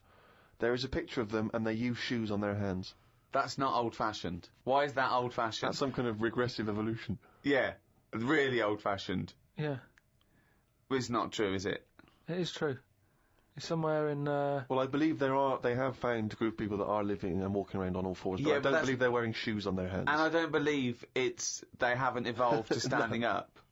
No, they just haven't seen other people walking on 2 feet. Don't talk shit all your life. That's all it's about, though, isn't it? You copy. When you're a baby, if you were stuck in a room, you'd wander about on all fours, because that's the way. That's an easy way of getting about. So you only walk on 2 feet because you see everyone else doing it. Well, I don't believe that is the case, because as I understand it, some of the family are walking on 2 feet. So I don't know what the ins and outs of it are. I know there's a forthcoming documentary on the BBC, so maybe we should watch that and then we'll all know what's going on. Right. Instead of just leaping to conclusions because you read half of it on the internet and then skipped on to something all else. I'm saying is, though, you would wear shoes on your hands if you're roaming about like that. So you just confessed there that you leapt from fact to fiction, did you, in the space of one diary entry? It's just that I saw a little picture. And you assumed that they'd be wearing shoes on their feet? If they've got shoes on their feet, they might as well have them on their hands, because their hands are doing the same as the feet. If you're not going to wear them on your hands, don't put them on your feet then. I'm beginning to think some monkey news was bollocks. Treated Suzanne to her tea, went and got her a curry from the shop opposite. While I waited for the food, I read a story in the Metro newspaper about an alien gang that kept appearing in someone's garden. Christ. The bloke moved, but when he used to pass the house at night, he would still see the aliens knocking about, hiding underneath his old shed. There was other alien stuff, but I had to go as the food was ready. Brilliant. Yeah, it's a bit annoying, that. Yeah, load of bollocks again. Well, good. More drivel from Karl's diary next week. Right, Rockbusters, quick. Right then, so last week gave you some initials, again, of artist or a band. Quick. Cryptic clue and that. Yeah. The first one I gave you, the initials were ND. Yeah. That Jamaican fella, he doesn't want anything, right? So you got to think about the accent there. Yeah. He doesn't want anything, so he's not sort of demanding anything. Okay. No sort of demand, nil demand.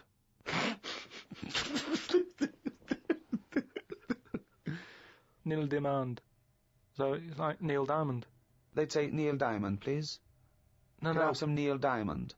No, right. Nil demand. But just now it was all to do with I've got no demands. Now it's a Jamaican person going in and asking for Neil Diamond in a Jamaican voice. Yeah, I know, but it's a cryptic clue, innit? Doesn't work. The second one was, the initial was E. I asked him to pass me the ball by using their head. What do you do if you chuck someone a ball? They head it back. Edit back, yeah. They head it back. So you'd say, edit to us. Editors. That's editors. What is it? Is it? It's a band that No, there's a band called The Editors, but there's no band called Editus. Editus, what's that? Is it Greek? Is it a Greek band? Again, cryptic. Just you got to think cryptic. Bollocks. Then the last one, TR was the initials. Yeah. The cryptic clue. He's got the woolly ones, but I've got the ones that run and charge at you. Go on. What I forgot? Dunno. Well, sheep. Something to do with sheep. Right, something to do with sheep. They're the woolly ones. Yeah. What are the ones that run and charge at you? Oh, they're woolly as well. No, The but rams. not as woolly. The rams, right? Yeah, they're... The ram ones, right? If you write that down. No, you're not even write it down. It's that's a... Ramones. The Ram ones. The No, Ram but ones. it's so you say it, isn't it? It's not, because it's not...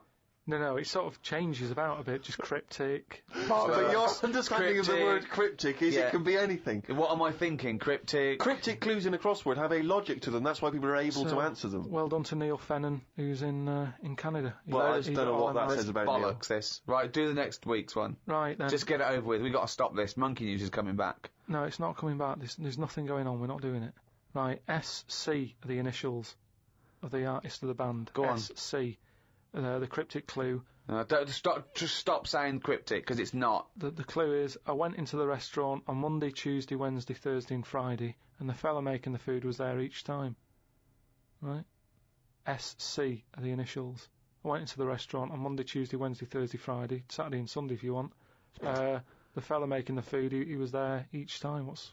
So you changed it? Was he there Saturday and Sunday or not? He can be if you want. I'm just saying he's there a lot. Oh, this is like pulling teeth. I'm trying to hurry it up. And the second one, go into that woman's store and rip her off, right? Right. That's C. Okay. C. Go into that woman's store and rip her off. Okay. If you're going to do that. Oh, don't mumble at the end of it. Go on. Just do the clue. And the last one, the initial E. Last one ever.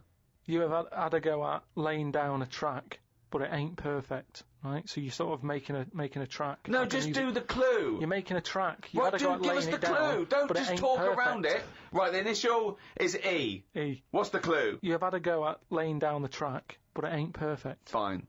A music track. Yeah. Well, no. You can't. No, these people can't ask questions. Well, I can. Oh, God. So send them in, podcast@rickygervais.com. Right, that's the end of another Ricky Gervais show. Oh, thank God for that.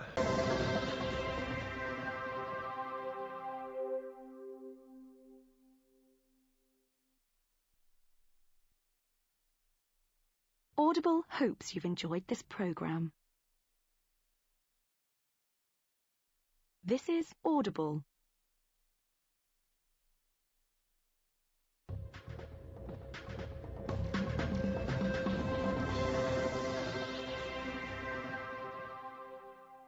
Hello, welcome to the third in this new series of the Ricky Gervais Show with me, Ricky Gervais, Stephen Merchant, hello, and Karl Pilkington. All right. We've had loads of emails. Thank you for those. Sorry we can't reply to them all personally, but keep them coming. Some interesting ones. There's one in particular here from a guy who says, "I see there is less swearing now you're charging for the podcast. Dumbing down already? ? Yeah. Well, interesting. I don't know how that's dumbing down. Well, no, not swearing. That's interesting. Not swearing is dumbing down. And also, the fact that he's complaining that we're not swearing enough. Yeah. What sort of a cunt would bother writing that email? Don't know, mate. I don't know, but I know he's just some kind of fucking cocksucker. What have you got, Annie? Well, now, of course, a couple of weeks back, you gave the rather long-winded but fascinating sort of brain-teaser, conundrum, philosophical question about the heaven and hell doors. I know. And there's been a number of responses to I know. Explain your error. Well, I got it. I realised as soon as we put it out there that I should have said, assume no prior knowledge. Otherwise, you can just say, hold up a cat and say, is this a dog? Or you can say, what's my name? But they don't know anything about you. That's the thing. They only know about themselves. And I should have said that. Yeah. So are you willing to just now say that you've embarrassed yourself? I've embarrassed myself. I should have said, it's got to be about, it's only about the, you can ask questions. Well, do you know what? It's a bigger man than many that can admit that mistake. Or a man that's banged to rights and obviously caught out and has no choice. Well, it's quite interesting to sort of wade through the emails and find out the kind of people that are listening, get a sense of the different listeners. And I know you, Rick, have met some of the big celebrity names that have listened to the show, and it's sort of because you've actually met them. But it's now we've got celebrities who are just emailing in, just letting us know. This one is from a guy called Aaron. He says, "My name's Aaron Douglas, and I play Chief Tyrol on TV's Battlestar Galactica." Oh, right. And he listens to the show in his trailer. Now, I don't watch Battlestar Galactica. I hear it's very good. Yeah, but it's nice to know that. I don't watch it. I don't watch any of those things. But that's. But it's nice that Chief Tyrol. And for those of you that watch Battlestar Galactica, I'm sure that means something. But nice that he got in touch. But I'm just thinking, who would you, in an ideal world, Rick, who would be your ideal listener, a celebrity listener? Well, it's not so much celebrities for me. I like the idea that captains of industry or scientists or people actually doing something worthwhile are listening. That's what excites me, because they hear... we've had a couple of emails from people who are doing, PhDs and psychologists and that excites me more. These academics are listening. Who's the weirdest person you think who should have more time on their hands? Stephen Hawking. Imagine Stephen Hawking listening to this show. He's putting together the formulation for the universe, but he's going to listen to a little bit of monkey news from Karl Pilkington. Imagine Stephen Hawking emailing us at podcast@rickygervais.com. I mean, that would just blow our minds, wouldn't it? He's got time to do that. That he's got the inclination to bother doing that. He's always online, though, isn't he? He's always hooked up. Is he? Well, he's always got that little computer on. Why not? Sure, that's one of the perks.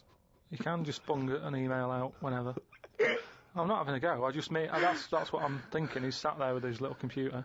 Out of all the people in the world to have a chat with, I'd probably like to have a chat with him about space and that, because I can't get my head around it. Carl, What? you can't get your head round frozen foods. What a chance you can have with the universe. No, but just putting stuff out there, it freaks me out when I'm lying there in bed at night and I think about how this world. On Friday, right, I was in bed with Suzanne and I said, could the world fall? Right?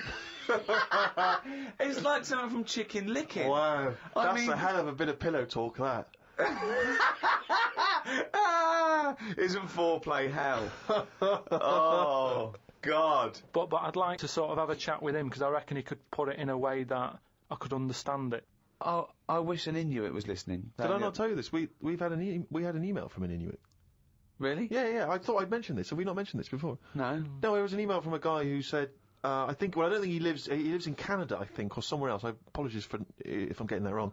But I think he said he was half Inuit, and he listens to the show. Half Inuit? See, that's interesting, because I think of them as so remote. I know I'm probably wrong now, but I think of those as so remote that I can't think where they're meeting people who aren't that are also Inuit, yeah. Oh, and who's going, other societies are going, I'll tell you what, I'm fed up, there's no action here, I'm going to the frozen tundra, I'm bound to meet someone there. Yeah.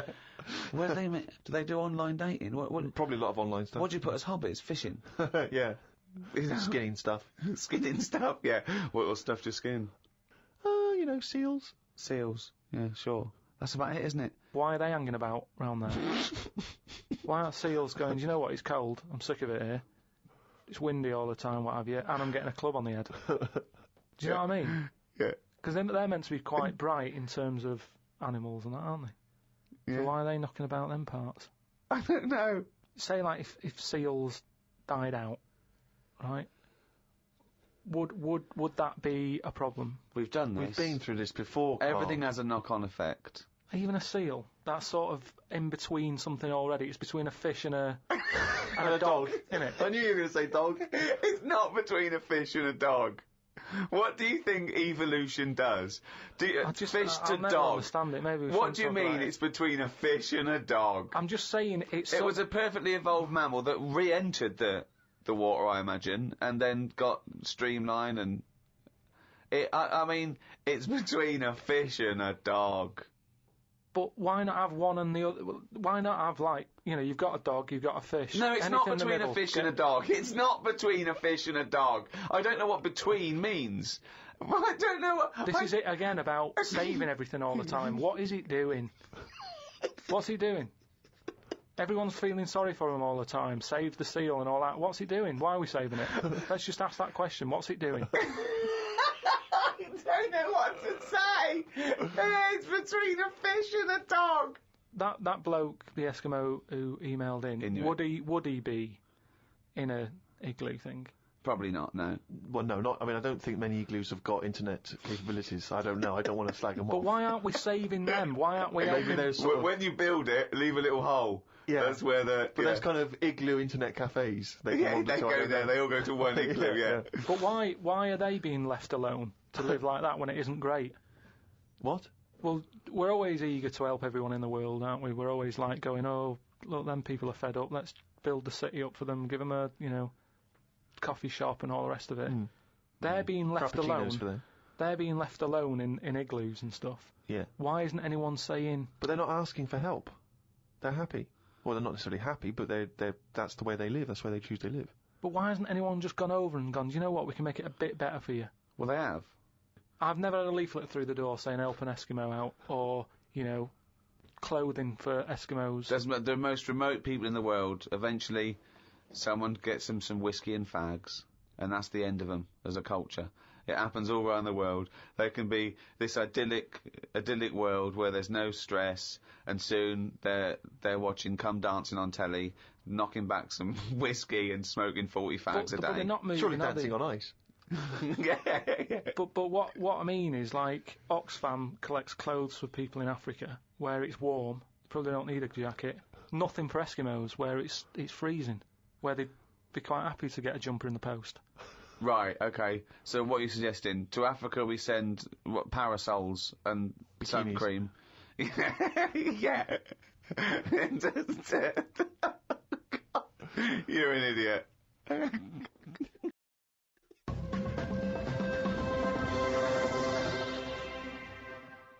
Out of all the people in the world to have a chat with, do you know, what's his face? That German doctor. Which one? The guy that displays the human body? Guns, someone.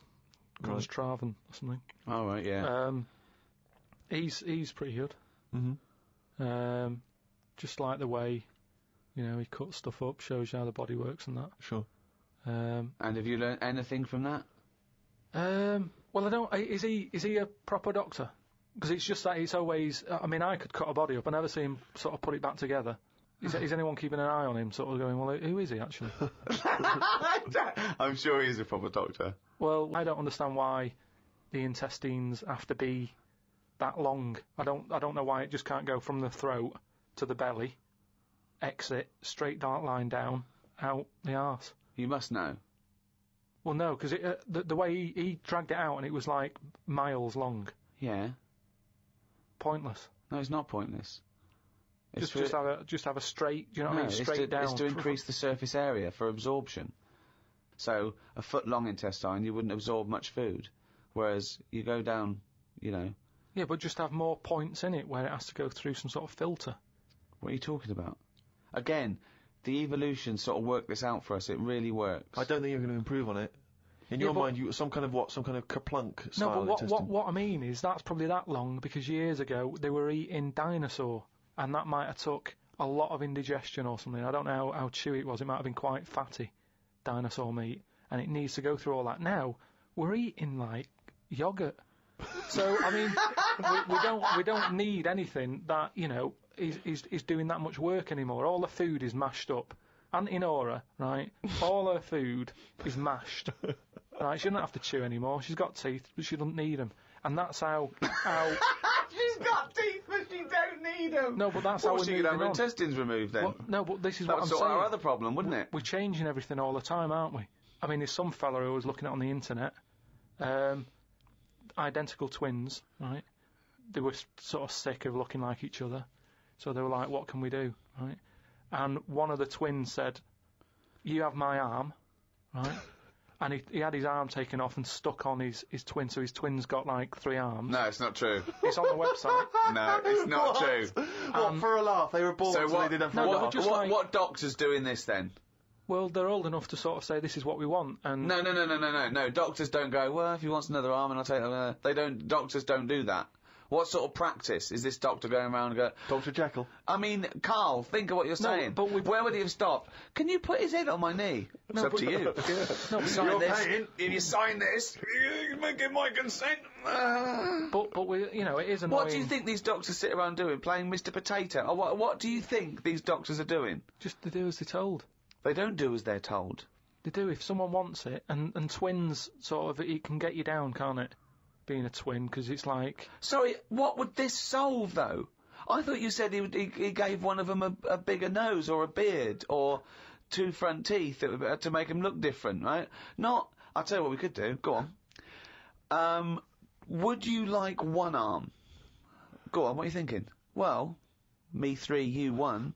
Therefore, not twins. Novelty. I mean, you are a mental man. But they can do it now, can't they? There's no sort of there's no line drawn anymore. They don't go, "You're crazy. We're not going to do that." Yeah, in Saw 2, not in the real world. No, they but- don't do things like All this. right, there's another bloke, right? I don't know the sort of full ins and outs of it, Go on, you surprised me. but what he asked for, something happened to his tackle, right? Mm-hmm. It's penis. Yeah, right. So he was at the doctor's, and they were like, "Oh, what can you do for me? It's a bit embarrassing. I've got nothing down there." Right. So they were like looking at it, going, "Yeah." Doctor, I don't know if he started like rubbing his chin with his finger or something. Looked down. He's thinking, "Got an idea. You've got a lot of fingers. How many of them do you use?" The patient's like, "Yeah, I see what you're thinking." They cut off one of his fingers, sewn that on to where his tackle is. He's happy. Well, that's different, though, isn't it? That's where they've really taken different. tissue. No, but I assume they fashioned it into more of a knob than a finger. No, I still think it's there with like a little knuckle and you know, fingernail and that. Well, I assure you it isn't. They've probably used the finger as a basis to then build up some sort of knob-based organ. If you were doing that, use a sausage. I mean, why lose a finger? Well, I'll tell you why. Because your finger has your tissue, your blood type, and therefore would graft near your testicles. A sausage is a thing that's made by a butcher out of offal, okay, that really can't be grafted onto any part of the human body. That's why they very rarely use any meat products in surgery. I know, yeah. Well, I mean, why not use a sausage? You're a mental case.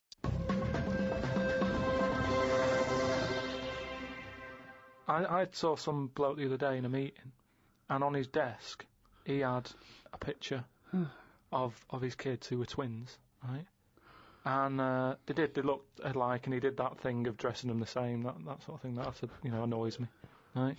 And I sort of said, you've only got a small desk, just have a picture of one of them. He looked at me like I was mental. That's weird, amazing. It's not. I think it's it's sort of common sense. You know what you've come up with there? No solution to anything. That's what you've come up with there. You've come up with the best no solution I've ever heard in my life. Or it's solutions to problems that don't exist. No, because more room on the desk, isn't it? Yeah. It's no solution to a problem that didn't exist in the first place. Well done. There was a picture on when I was on the plane coming back from here, there was a picture of this new luxury hotel. It'll be, I think, $10,000 a night to stay there. It looked extraordinary. It was a hotel, and the best rooms were built under the water, under the sea.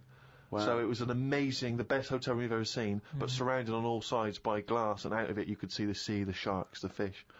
I don't think I'd like that. No? But that's just one of them hotels where it's over the top for over the top sake, isn't it? Like where they have 12-course meals. Well, just have 2, but make them bigger, rather than dragging it out and there's the first course.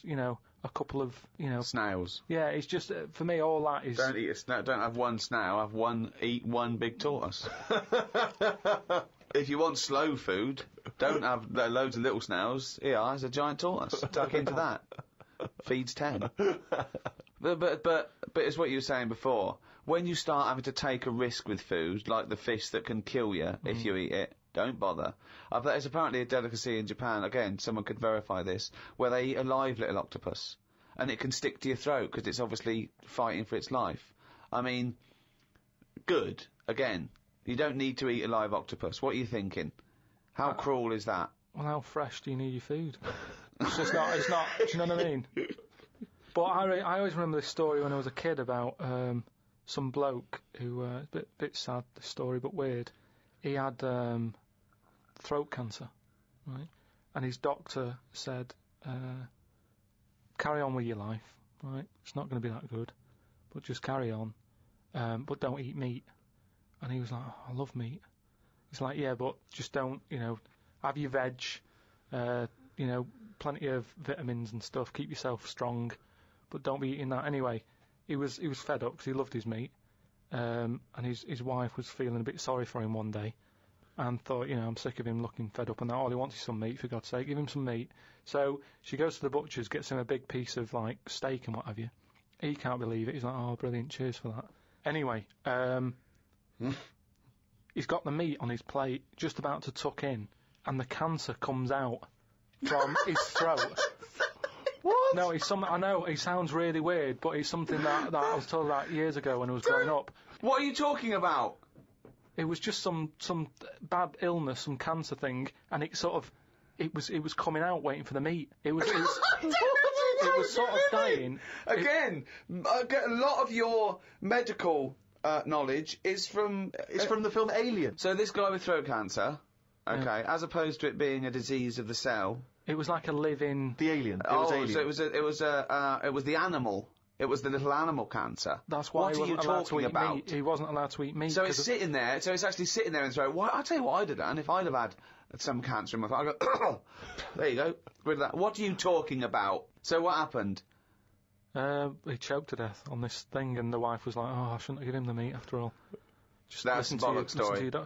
It's all. There's loads of weird stuff like that There that is. happens in medical stuff. Well, the terrible thing is, if you got testicular cancer and you eat meat, your bollocks come out of your trousers and they're all over the plate, and you have to be asked to leave the restaurant. The other thing that I was told when I was younger about medical stuff and that. Who's telling you this stuff? My mum told me about it. Jeez. Because she always says to me dad, because he has too much meat, and she's always like, Remember the feather with the, and he goes, the troll in his throat. But my gran, she had something wrong with her eyes, and they sort of took them out. No, So what keep do the you eyes mean you want to open. keep them awake? What, heart surgery is blokes awake? Stop talking shit No, all your life. what I mean is they don't stop the heart. They Of course sort they of... don't stop your heart because it kills you. Yeah, I know. So what I mean is it's like the eyes, they wanted to make sure they were working, so the only way to do it is keep her awake. No, it's not, because you don't know whether they're working or not. You can't see what she sees. What do you think? You can plug something in and see what people are thinking. It was something like that. No, it wasn't something like that. Well, she could see. She No, said it she was couldn't. really weird. How, like, you can see... She could see her knees.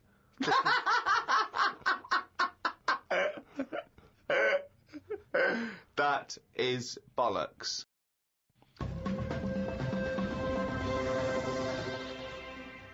Oh, chimpanzee, that is only gone and written it down, the little... That's the jingle for Karl's diary, excerpts of which we read each week. Get straight into it. A band from the Conga have won the Best Newcomers in a Radio 3 competition. They use pots and pans for instruments.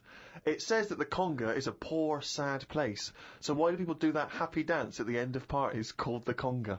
Right, one is the Congo. There's no place called the Conga. They come from a place called the Congo. Where do you come from? Okie dokie. It's a terrible place that we don't know whether to put our left leg in or our right leg in. Sometimes we shake it all about. We're not sure if we should. But Conga. Fucking hell, you're such a... Went into the gadget shop today. It's full of stuff that we don't need. Gadget used to be a good word that made you think of James Bond with all his gadgets. The best thing I could find in the shop was a clock that ran on potatoes. We are definitely going backwards. I agree. Well, who cares about that? A little electrical impulse. So what? Had a night out with old schoolmate. Found out about more of the other lads I went to school with. One is living underground. What do you mean living underground? Not like a mole. Do you mean he's got a basement, or do you mean he digs a hole every night? My mate went to visit him and he said it had been raining really heavily and that, and it's all the rain's running in. What do you mean he went to visit him? He went down here? What's that? That's an hole in the ground. Yeah, come in. He just said, oh, come round see us, and he's living underground. What do you mean he's living He underground? wanted to be in the army but was turned away, and that's the closest thing you can sort of... How is that similar to Oh, living that's in exactly the army? like the army, yeah, where they teach you trades and, engineering and flying. He's happy down there. He said it was really muddy and what have you. He said he won't be going back to visit him. What's he got down there? Just stuff, just like a sleeping bag, a lamp. He's dug himself a subterranean cave. Near my old infant school, they knocked it down because it was like a wreck. You'd be in the class and you could lean on the wall. Yeah, and your hand would go through it and stuff. And they knocked it all down, and I think that's when he was at his most happy, this bloke. I believe this, though. I believe someone he went to school with now lives in a hole. That doesn't shock me. Whether the tales I've heard of horses in houses and big-headed kids with webbed hands and feet, and him, I believe that someone he went to school with now lives in a hole. That isn't bizarre to me. You spent far too long with him, if that, now you're just happy to accept. I totally accept that. I'd be surprised if I walked round where he lived that there weren't more people living in holes. His dad wanted to throw his budgie on the fire. True. His budgie died, his dad said, let's throw it on the fire. I mean, his mum, what did your mum do when your budgie died?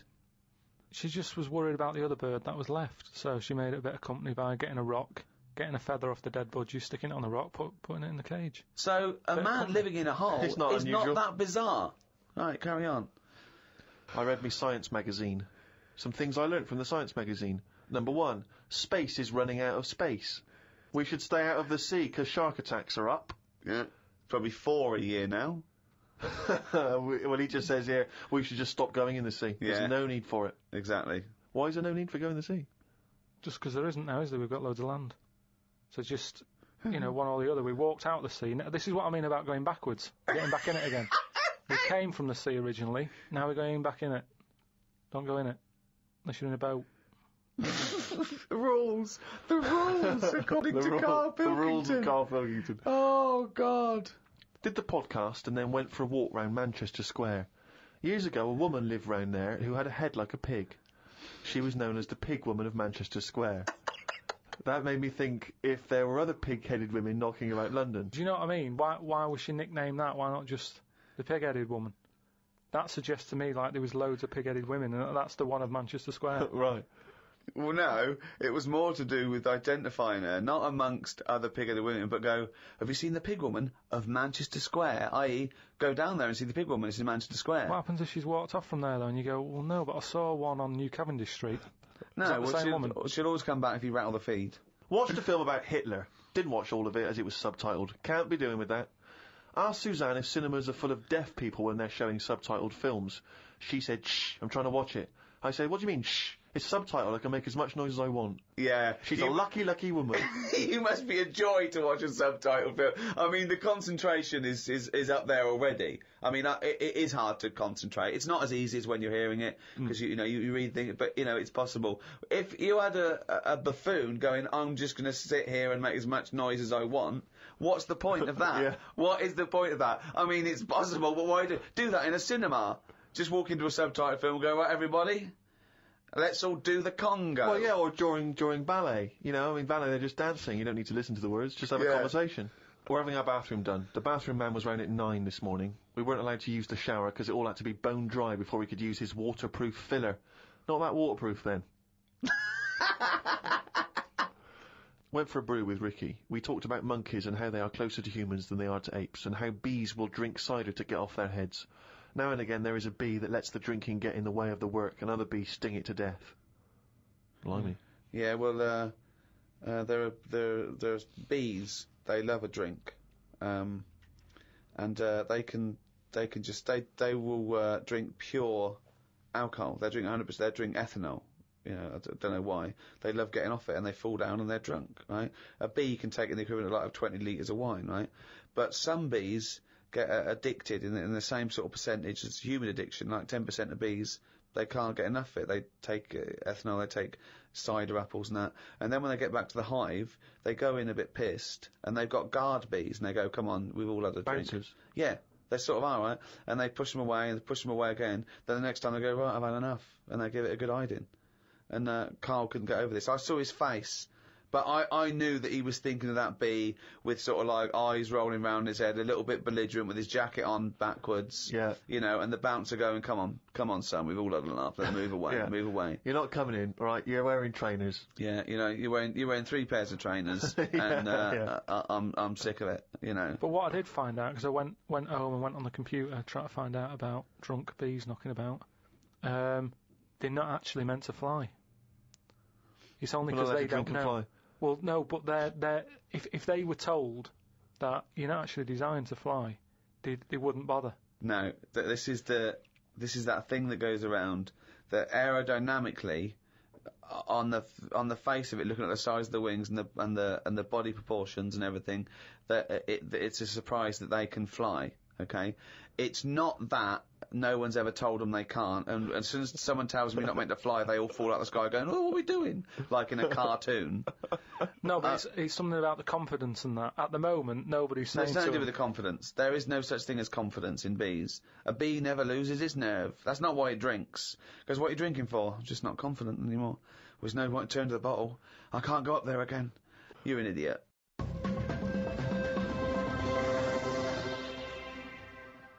Well, it's that time, isn't it? What? Rockbusters. Ah, yes, the time that no one looks forward to. Chimpanzee that, Rockbusters. Oh, fuck it. Right, so gave you 3 clues last week, 3 cryptic clues. Some initials of a band or an artist you emailed in.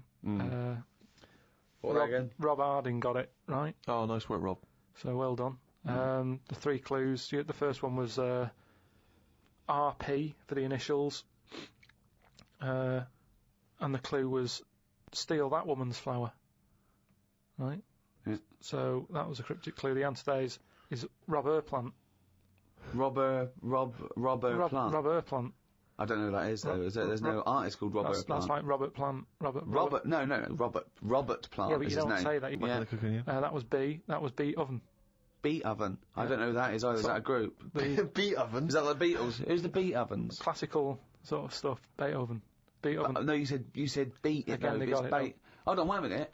Just saying though. They No, got it. it's bollocks. Rob Harding got it. No. Beat Oven. Yeah. It's not Beethoven. They got it. Do you understand? The last one, the initial was M, right? I just want to know who Robert Plant is. Don't be worrying about Robert. Because it's not a name.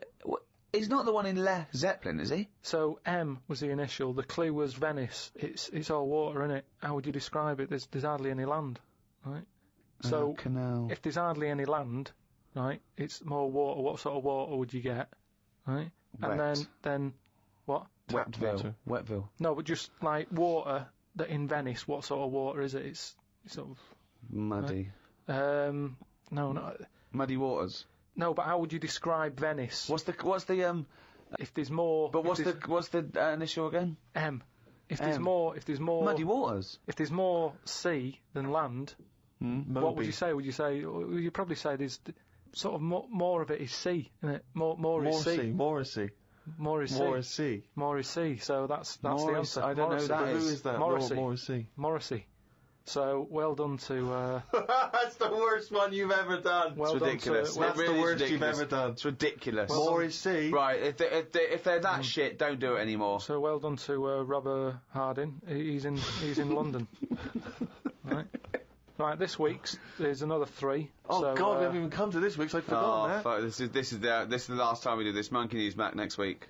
No. Yeah, well, this is shit. This is pathetic. Really, it's making you look a bigger moron than you are. More is C. No, I didn't Robert think that was Plant. possible. They don't fucking work. Let's do They're Monkey getting News. them right. They're getting them right though. It's a bit of fun, isn't it? Bit of shit. Right. The first one, the initials ND. Right. ND. Who is it? He sings songs on that. Right. ND. The clue. That Jamaican fella doesn't want anything. So you've got to sort of imagine, why is it a Jamaican fella? Yeah. Right? That Jamaican fella doesn't want anything. ND. Second one, the initial is E. I ask him to pass me the ball by using their head. Right? It's a band or an artist again. I ask him to pass me the ball by using their head. And the last one, TR, the initials, TR. He's got the woolly ones, but I've got the ones that run and charge at you. What I forgot? What? He's got the woolly ones, but I've got the ones that run and charge at you. So what I forgot? And what's the TR for the initials. Right? Email in podcast@rickygervais.com. We just pick a winner, send you some stuff. That's Rockbusters. Right? Well, that's end of another half hour of.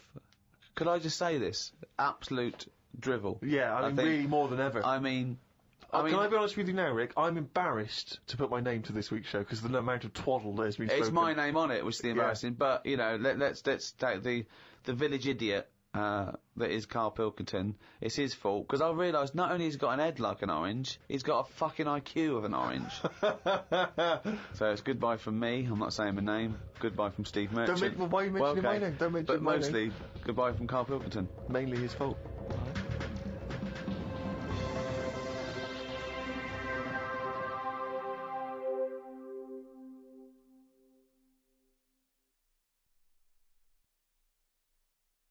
Audible hopes you've enjoyed this programme. This is Audible.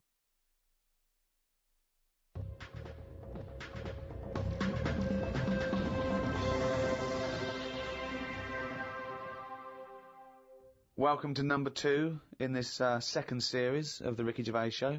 With me, Ricky Gervais. Hello. Stephen Merchant. Hello. And Karl Pilkington. All right. Well, I've been away. I had a little bit of an express tour of America, LA and New York, and they're all talking about one thing out there. Karl Pilkington. Really? Yeah. I hooked up with the Simpsons lot. They all listen to it on their their iPods. I went down to the American office to keep an eye on, things. Check it. Well, as we get money for old rope for doing next to nothing, I thought I'd show my face. Yeah. They're big fans, Carl. I met up with Jason Bateman, Arrested Development, and he knows how stupid you are. David Letterman knows what an idiot you are. Mentioned on the Letterman show. I mean, unbelievable. David Bowie listens. And they're all listening to little Karl Pilkington. When I think of people like that, like pretty much geniuses in their field. Yeah, sure, yeah. But when I think of Bowie listening to it, I still think of him as 26, dressed he's dressed as Ziggy. Yeah. With a pair of those big 70s headphones. Yeah, and he's going, "Hey, Mum, can you turn the TV down and listen to Pilkington?" Yeah, absolutely. I love his kooky outlook on life. And Christopher Guest. Now, Christopher Guest empathises with you a little bit, because obviously everyone else sort of knows how stupid you are and not understanding concepts like, the infinite amount of monkeys. But he empathises with that because he thinks that sometimes he thinks that he sometimes doesn't understand concepts that seem obvious to other people. However, I think he's being polite. I don't think you've got a lot in common with him, because he did all that other genius stuff. What you did was do the washing up with your pants pulled down slightly. It didn't have the same effect to say... It's not been as influential as Spinal Tap. Oh, waiting for Guffman! No. I mean, unless people... maybe that's sweeping the nation now. Maybe if someone sees someone nude in a room opposite their house, they immediately get their cock out. They go, genius. That's genius. Well, I did an appearance at the Oxonian Society in New York. It's a Princeton College run event, and they have, like, academics, artists, political figures. They have heads of industry. They had world leaders. They've had Princess Anne of Jordan, and there was a Q&A afterwards. And one of the questions was, "Is Monkey News coming back?" Yeah. In that sort of forum, I mean, it's. I believe they also asked that of Bill Clinton. They did, yeah. Now, Carl, is Monkey News coming back? I mean, maybe. It depends what goes on out there. It's going to be quiet, isn't it? On the monkey front? Yeah, I don't know if they're aware or whatever that it's being covered, but it's just like, there's you no point. You can't make news, can you? All these news channels, that's the problem with it. They've committed to saying we're a news channel. You got to find news. Well, don't do it like that. Sure. I'd say put something else on. If there's now what's going on Cartoons. in the world. Just. Is there often no news in the world on the planet Earth with 6 billion people? Is there ever a day where they go, no, nothing? But I'm just saying the news is. What is it, about half an hour long? That depends. There's news channels that are 24 hours. But yeah, you're thinking of one specific news programme that's on in your house. Yeah, but I'm just saying it's half an hour. How much of that? No. I've told you that not all news programmes are half an hour by definition, but you go anyway, it's half an hour. Again, you didn't listen to me. Why do you think all news programmes are half an hour? They're not. I'm just saying... how much of that do we actually need to know about? But we don't need to know about any news. I mean, outside sort of dangerous situations, it's interesting. It's entertainment. People want to be aware. People want to be hooked up. I mean, I don't, watch the news much or read papers. But it's funny, when I'm away, I do. I suppose it's because you want to feel connected with what's yours. It's that feeling of being part of society, isn't it? No, but there's places, say like there's places where they don't have telly, right? And they're not watching the news. They're still getting on with life.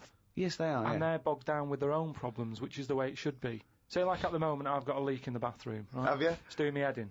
So, I put the telly on to get away from all that, and you put the news on, they go, there's a, bad weather in what's it. You go, oh, don't tell me that as well. I like it when you hear about inventions that are coming out, or, stuff they're doing in science. But you told me the other day that you thought everything that needs to be invented has been invented. Something they said in 1900. But, so what do you think? Yeah, I mean, they are sort of playing around now. Like, they've said they've made, like a heart now that can be bunged into a body if yours isn't working and keep you going. But why is a heart that you can bung into someone to save their life? Why is that a bad thing? Just because it's another thing, isn't it? We're meant to die from the year dot. Things live, you have your bit, you knock about, and then you die. If you're going to live forever, how do you plan stuff? right? That's the way I look at it. Sure. You sort of go... How big would your diary Well, be? that diary this- would become this is- intimidating, wouldn't this it? is what I'm You saying. have to fill that in for the rest of eternity. and you get bored. You get bored with living forever. And, you know, But I agree with you. you get bored of people. You'd have to keep making new mates, wouldn't you? Because you've discussed everything by the time you're about 110. 110. So it's kind of like... Whatever you're trying to create there falls down with let's have another book. Yeah. No. You can either opt out of life or stick with it till the end. You can't go, be someone else now. You can't do that. I know you think you can, and I think in your world you can, you possibly be injected into an old woman's head when you've had enough and you come out a little baby. What I mean is, at the moment, my life... I'm going to live to 74, 75, right? Okay. So, yeah, I'm probably on page... What am I on? A book that's got about 200... This is painful, Steve. This is really painful. Carry on. I'm on... I say if my book's got 300 pages in it. Yeah. Few pictures and that. It's a picture book. That's the great thing about Carl's life. It's a book for children. It's a pop-up book. And it just, every page he pops in, he goes, all right. All right. I'm probably on, like, page about 170. Yeah. He's going to die at 74. He's reading a book with a few pictures in with 300 pages and he's on 170. Go on then. So, right, if the book was too thick, right, and there was loads more pages Let me tell you, left, this book is way too thick. Yeah. If the book was more thick, yeah. The book could not be thicker. if there was loads more pages left, I'd go, I can't be bothered reading on. Right. Okay, let him finish the He must analogy. have known that when he saw the book. We've got to finish this analogy, Right. otherwise we're going to be here all night. Listen, he must have known how many pages there were when he got the book out of the library. Yeah, but the way they write books, they're painting pictures more at the beginning, you're going, this is good. And then it gets a bit boring as it goes on, doesn't it? Okay, well that works. So you're saying that you were young... No, it doesn't work. Well, You no, just well, accepted no. that that's what all books are like. No, but there's a little bit of poetry in that, because he's actually saying that when he was young, his whole life was ahead of him. He couldn't wait the whole world, the promise that he was given of this world, and now he's a bit jaded and he's more cynical, and he realises that the world hasn't got as much to offer him as he thought it was. Is that what you meant? Yeah. Liar.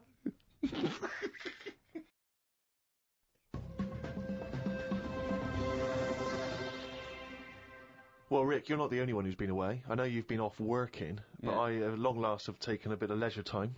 Go on. And you've probably heard of the Rio de Janeiro Carnival. Only one of the hottest, events in the world calendar. yeah. Imagine me down there. Oh, Rio, God. you can imagine, did not know what hit it. Oh, God almighty. Imagine, were you like Paul the Party Animal Parker? He would not have been able to keep up if he was with me. God, what did you do? What did you get up to? Oh, let me tell you right now. Day one, I almost drowned. Day two, I got a foot infection and spent the day in the hospital. And the rest of the time, I had diarrhea. So that was a hell of a time. Carnival. Yeah. I did. I was able to watch some of the carnival on TV, and right. it looked brilliant. It looked Did it? amazing. I didn't actually. It was difficult to make out because the TV wasn't actually in my room. Because in an effort to save money, I wasn't staying in a hotel. I was staying with a bunch of other people in some kind of, like, someone's flat that they let out. And so I had to watch the TV, like, from my window, watching a neighbour's TV. And of course, when they changed the channel, often during the juicy bits, I couldn't see anything. And, but it looked really good. I'm bunged up at the moment just so I can get through the show. But I've just been on a 12-hour flight, and it is terrifying being on a flight when you know that any moment you could go. Because, the problem is sometimes the toilet's free and sometimes you've got to queue up. And the worst bit is that sort of half an hour just before you land when they say the toilets are out of bounds now. I'd say I went twice before that in quick succession. The woman sat next to the toilet. She didn't know what was going on, the noises and stuff in there. And because I was really panicky. Oh, Christ. And so of course then on the whole flight, as we're landing, I'm really petrified because I'm thinking I packed a pair of underpants and jeans in my bag, in my holdall, just in case it all went. And I was really, because I hate flying anyway, and I hate landing because it's the most terrifying moment of the journey. Then it really was rumbling, and I was thinking, I got to get out of here. Of course, you know when you're in a hurry, everything makes you angry. The little old lady in front of me who's just hobbling along off the gangplank, get out of my way! Yeah. You know, just really annoying. With your bad hips and your bad and legs. your Zimmer frame. I know you've been through a war, but get out of my way! Yeah, and just anyone who kind of even passes you, and so I managed to get there just in time, got into and it all went off. Man alive, it was grim. But that was not anything compared with the first couple of days, because the first day I went for a walk, and of course Ipanema Beach is famous. I mean, obviously The Girl from Ipanema, one of the most famous songs in the world, and Ipanema Beach is famous for just the beautiful, beautiful people that gather there, and it is extraordinary. I mean, the people are remarkable. There's so many beautiful women in Rio, it made me angry. I was angry that these women were so attractive and that, you know, none of them were even looking at me. So, but anyway, I'm on the beach because I was shopping and I needed a wee. Right, and we went for a quick impromptu swim, and I thought, oh, we in the sea. Just think of him on his beach, right, with diarrhea. Well, I'm wearing great big long shorts, because I'm not going to try and compete with these boys, because they are... And you are, could I say this, the whitest man I've ever met in my life. Yeah. I mean, with his shirt off, you can see his heart like a newborn fish. Well, this was the thing. As I went into the sea to have a wee, there was a discussion about this. As I went into the sea to have a wee? Yeah. Well, I was desperate for a toilet, and I was shopping, so I thought, well, I'm never going to make it back to the hotel, so I'll go in the sea and have a little swim and just I see him straining, just like a cat in a litter tray. See, there was a discussion about this, because I'm very much of the opinion that you should take your trunks down, and some people, some of my friends are saying, just do it in your trunks and let the sea just wash it away. What a hell of a carnival. Well, and I think I'm against that. I've always been against that in swimming pools, everything, you know, I'm against pissing in swimming pools, full stop. It doesn't matter whether you take your trunks down or don't piss in the swimming pool. Sea? Yeah, well, fine, yeah. Fine, okay, right. Fish do it. So anyway, I'm in the sea trying to urinate, and I kneeled, because I'm obviously very tall, so it's tricky to get deep enough for the water to mask what you're up to. So I tried to kneel down in the water, right, and I got John Thomas out, but then the water swept out again and just left me on the beach. But luckily my back was to everyone, so no one saw. I can't think of a funnier sight than Steve Merchant on his knees with his little John Thomas out. I don't know how big it is. I've never seen it. But, I mean, I imagine it's in proportion to the rest of it, is it? I wish. That's all I'll say is I've been a little shortchanged. But so then I got up and I waded a bit deeper in, right? And now I was trying. I got it out. But what I didn't realise is that the waves just off the beach are really just uncontrollable. You never know what's going to happen. So one minute they're calm, and the next minute they're crazy like a tsunami. So suddenly I see this giant wave coming towards me, crashing towards me, and I got the cock out and everything, and it grabs this wave, comes over me, and lifts me up, and flips me up in the water, right? And I'm floundering around. I can't see anything because, of course, I had to take my glasses off to go in the sea. Because I didn't want to lose them. Oh God! So I floundering around, and I'm genuinely getting scared, because as I try to get into shore, the wave just pulls me back again. So I'm waving to my friends on the beach. But with everything. Well, what I don't realise is that because I'm not wearing my glasses, I don't realise that I've been dragged along the beach some way, and I'm not actually waving to my friends. So there's like a bunch of these beautiful women on Ipanema Beach watching a pasty white man waving with his cock out. And what annoyed me was my friends were laughing. And that really angers me. If I'd have been there, I would have burst. But why wouldn't you have come running? Would you have come running in and helped me? Not with your knob out. What? So even though I was screaming and shouting? I'd have thrown a rope or something, or a dinghy or something. There's no way I'd have. I couldn't have saved you with your glasses off and your knob out. If I ever save you, I want you to be fully dressed with your glasses on. So you'd have just let me go. That would have been what you'd said to my parents. He had his knob out and his glasses off. There was no way I was going to... I can't think of a funnier sight. Oh.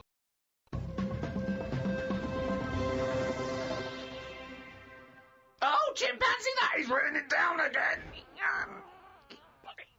Yeah, this is where we read extracts from Karl's diary. We've had to wrestle it from him. He's never happy, but, you know, that's the way it goes when you're doing, a show as popular as this. And I'm going straight now to this entry. My mum phoned and said that my Auntie Nora, classic Auntie Nora, wanted me to look on the internet to find out what the weather will be like in Spain at the end of November. I don't know where she gets her money from. 2 months ago, she was asking me, Dad, how much it would be to get her back garden astroturfed because she's sick and tired of the grass getting out of What does hand. she want to do? Start a football team? Why does she want a back garden astroturf? She likes the sort of green look, but she doesn't like the headache that comes with it, so she's just looking into getting that false grass put in there. Brilliant. Don't know how much it is. But. Went round to Ricky's and had some chicken curry that Ricky's girlfriend Jane had made. Ricky and Jane were going on holiday for a few days and had arranged for Treatment. Sometimes We put food down for it, and sometimes it gets on our lap and we stroke it. You don't just stroke it, we're you not saying massage it. You massage its back, you go, no, you're stressed out. Well, you're no, it's stressed good. out. No, I'm not saying are you stressed out. At no point did I say are you stressed out. You said, what the fuck are you doing for? Is it stressed out or something? I like touching my cat.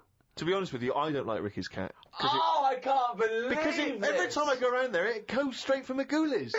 Yeah, Instantly. He'd probably seen you in the sea and thought, well, if he's waving it about, I'll have a bit of that. But it's like the lizard thing you've got. It's just sat there. You've bought a big box, right, to be in. Right, And the one, last it's a salamander, so it's an amphibian. It's Yeah. not a box, it's a big vivarium. Yeah, but what I'm saying And is... and if you're going to criticise someone for just sitting there, having a round head and doing nothing with its life, people who live in glass houses, No, we've but done this one. Do you know what gets me though, right, Steve? When I was there, I was looking at it and I thought, is it dead? Right, because he's just sat there. Like, And it was thinking exactly the same fucking he's thing. sat there, not moving, right? And then on the top of the box is like a box full of crickets and stuff.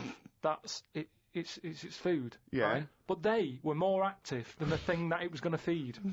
Get rid of the lizards. Keep them in there. More entertaining. Don't understand it. A few months back, a girl who was having a kid showed me one of them scans of the kid that was in her. That's science gone mad, innit? I couldn't think of anything nice to say, as it looked like a frog. Do you know why we've got to that point? What? Why have we got to see something that young? Why? Because people can keep an eye on the progress of the baby in the womb. Yeah, but why are they printing it out and stuff? Surely that's for a doctor to see.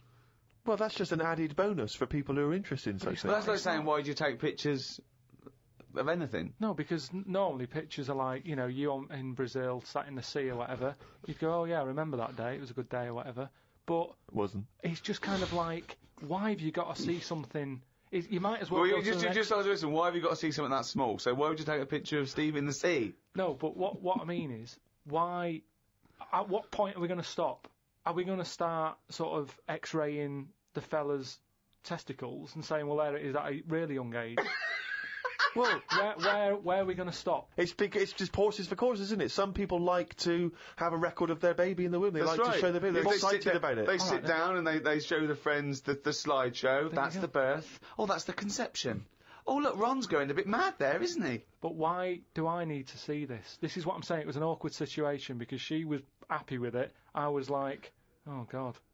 You know what I mean? It was an odd-looking thing. I couldn't say, oh, it looks like you, because that would be a diss.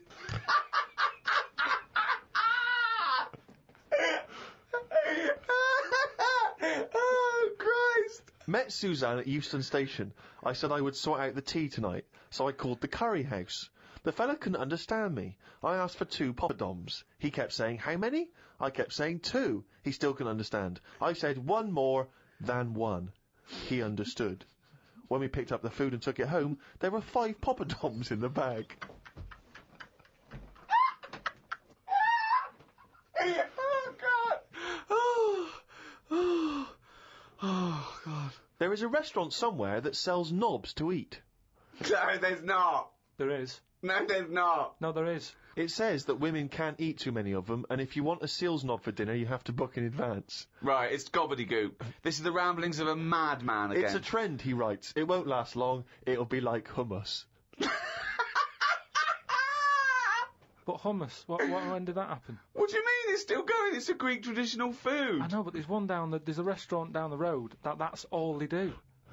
That isn't a proper meal. That's a side order, isn't it? That's like having a restaurant just flogging tomato ketchup. Hummus isn't a meal. They don't even try and kid you and get you in and flog you just hummus. They actually say it's hummus today. Not going to work. Be shut down within a month. Called Ricky and asked what the difference is between the mind and the brain. Yeah, he did. That's a hell of a phone call Yeah, to get. unbelievable. Unbelievable. Ricky did explain, but I can't remember what he said. I wondered at what age you are when the mind kicks in. Okay. Ricky changed the subject and said there is an island called Spider Island. There's nothing but spiders on it. A bloke went to visit the island and said there was 1,000 types of spider in one tree. Yeah. Excited by I that? didn't tell you that. No, I looked it up after talking to you. Oh, right. Is that true? Yeah, they just said there's loads of them. What do you think about that? What do you think of an island that's just full of spiders? It's a bit daft, isn't it? What do you think they should do then? I don't know, because you need spiders. I don't know what they do, but they say a world without spiders, like, wouldn't be good. Who says that? I don't know, someone. But they sort of do something. There's something about if you did get rid of them all, it would have an effect. Well, of course it would. Get rid of anything, it'd have an effect. Not everything, though. Like I've said, jellyfish and what have you. Well, no. The world wouldn't change. Well, it would. No, it wouldn't. Well, it would, because it's part of an ecosystem, so they're some things food, aren't they? No, but it's 97% water or something. Yeah. So how much are they doing? Just give them another 3%, make them water. That's more useful. Give them another 3% and make them water. Oh, God. The rain ain't stopped. The old woman with the bent neck. Now, we've not heard about the old woman with the bent neck Who's the before. old woman She's with a the whole bent new neck? What's character. this? Incredible. She's really old. And she's got a bent neck, yeah, but tell us something else. I don't know what's up with her, but her head sort of comes out of here. It's radio. They can't see what you're doing. It comes out of her chest. So from behind, it looks like she hasn't got an head. It's really weird, right? I mean, she's old, and I don't know what's happened. Just Suzanne said it's sad, and her bones have sort of bent up or something, or maybe she carried something heavy when she was younger. On her head. And, I don't know, it's sad and everything. Yeah. But she's wandering up and down the street, always looks fed up, but you can see of her, you have to sort of bend down a little bit. But her head's just, I thought I'd told you about it. She finds a lot of change. I said, yeah. Well, as you write in the diary, the old woman with the bent neck is struggling in the weather. The rain must be running down her back. Don't know why she went out in this weather. Me back's doing me head in today. It does this every time the weather turns a bit grim, ever since I tried to kick me height. Oh, remember that? We've heard this before. Kicked me height and landed on me arse. Was going to treat Suzanne to a trip to the pictures to see Breakback Mountain, but then remembered there is a programme on about two-headed kid tonight. What two-headed kid? It's just a two-headed kid knocking about. And I just wanted to watch that. What do you mean, a two-headed kid? It was something on the telly. I only saw the beginning of it. I thought, oh, it seems a bit heavy, this. The programme about the kid with two heads was a bit sad. They never go into the good sides of these stories. I asked Suzanne what happens if they sit an exam. She said she didn't know. So, Rockbusters, you gave out 3 clues last week. Have we got a winner? Yeah. Okay. Now, this was the first person to email in, but you pointed something out, didn't you? That we're going to do it this week, the first person, but we think maybe it shouldn't be the first person because some people are up in the world when this comes up and some people aren't up in the world. So, we're just going to pick one at random next week. So you've got the whole week, but we're going to pick one at random. But this is the first one we got with all the right answers. The first one with the right answers, yeah. Yeah, so, well, give us the clues and the answers. Right, so last week's clues, there was 3 of them. I'll give you initial of an artist or a band and a cryptic clue. Yeah. You work it out, you email it in, you win a signed picture and that. Yeah. First one was, well, I don't want a house that far away from the water. I want to be right on top of it. Go on. Right, so that was B.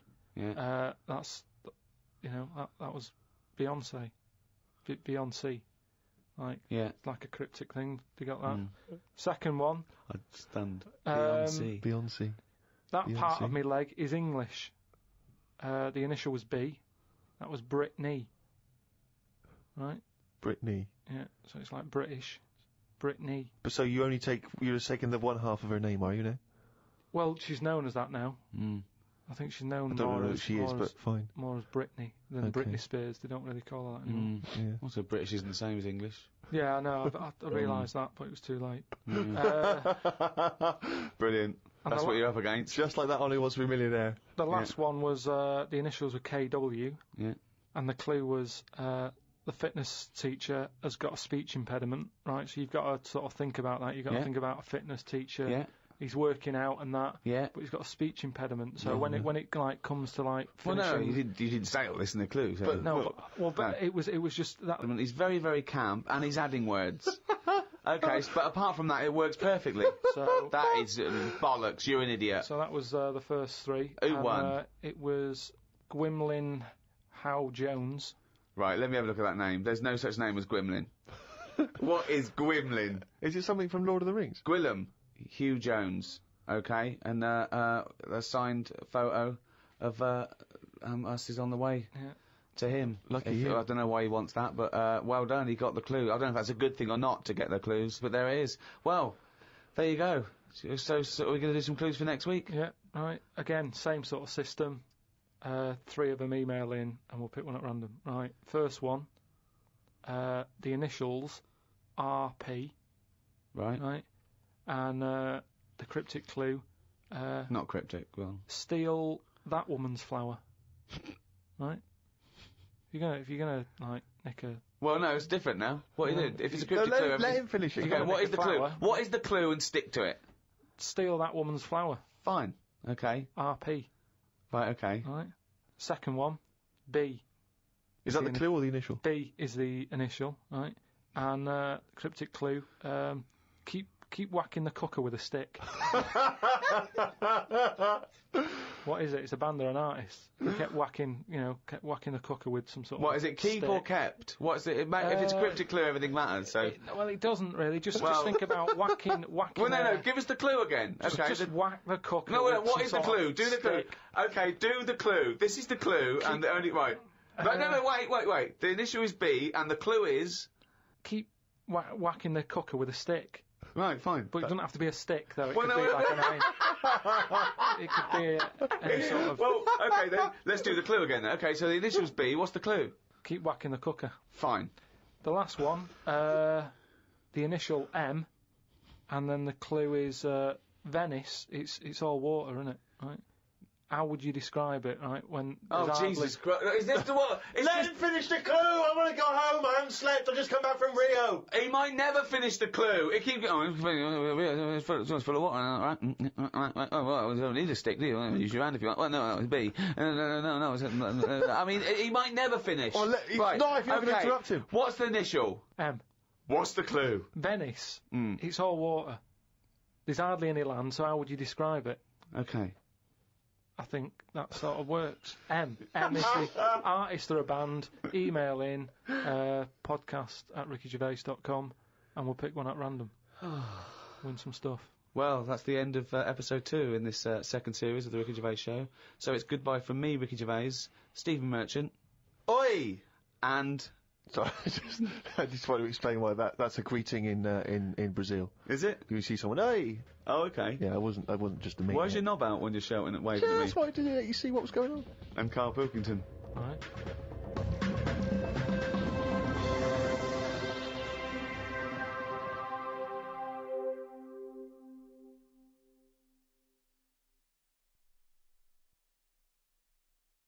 Audible hopes you've enjoyed this programme. This is Audible.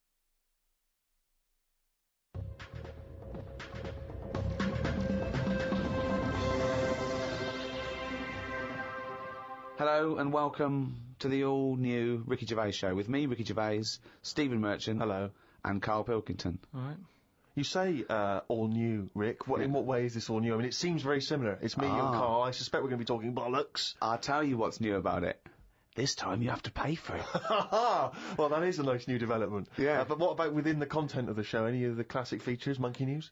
Well, I think Karl retired Monkey News. I don't know why. So that's been axed. It's just that we'd sort of done it all. Do you know what I mean? But will it be coming back in the future? We might do something with it, yeah. Good. I think there'll be a campaign, you know. If I know our listeners, and I don't want to, then they'll be doing an internet campaign now to bring back Monkey News. I just want a quick question, because I'm a bit confused. Is this show 13, because we've just done 12, or is this show 1 of the all-new Ricky Gervais Show? I didn't know where we are. Show 1 of the all-new Ricky Gervais Show. Right. Is it, though? What do you mean? Well, that's like that question that I put to you about say if like I don't know, we do something wrong to this world, runs out of whatever we need. I don't know how it works. You put yourself down. I think you do, and I think you. No, just whatever the reason is. If it, you are talking yourself out of a job with NASA, putting yourself down like that. I think you know exactly how the world works. No. But just like say if we had to go to another world, right? What year would it be? Yeah. I explained. I told you it depends, because it doesn't matter where you start, right? It depends what a year is. A year is a year, because that's how long it takes our planet to go round our sun. A day is a day, because that's how long it takes the world to revolve once. I know, but you can't go to another world and then start changing everything, because people are going to be a bit unnervy about being on different soil. So but it's not their choice. You can't go to a planet and go, we've got to speed this planet up. It's not going through the space quickly enough. Yeah, but everybody's, like, especially older people, they set in the ways. Right? I don't think older people set in their ways are going to pack their bags and go to Mars.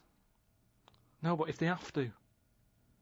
Anyway, that isn't the point. All I'm saying... What, they're going to be moaning about days are shorter here, or days are longer, aren't they? Well, yeah, you know what they like. But Change. old people don't care. They like short days. They don't get out of bed, do they, until late? They've got nothing to get up for, and they go to bed early. Yeah, but it's not just that, is it? What if it's a longer day, Steve? Oh, nightmare. That's your point, isn't it? But I'm talking about stationery, diaries. Everything's going to be a mess. Right.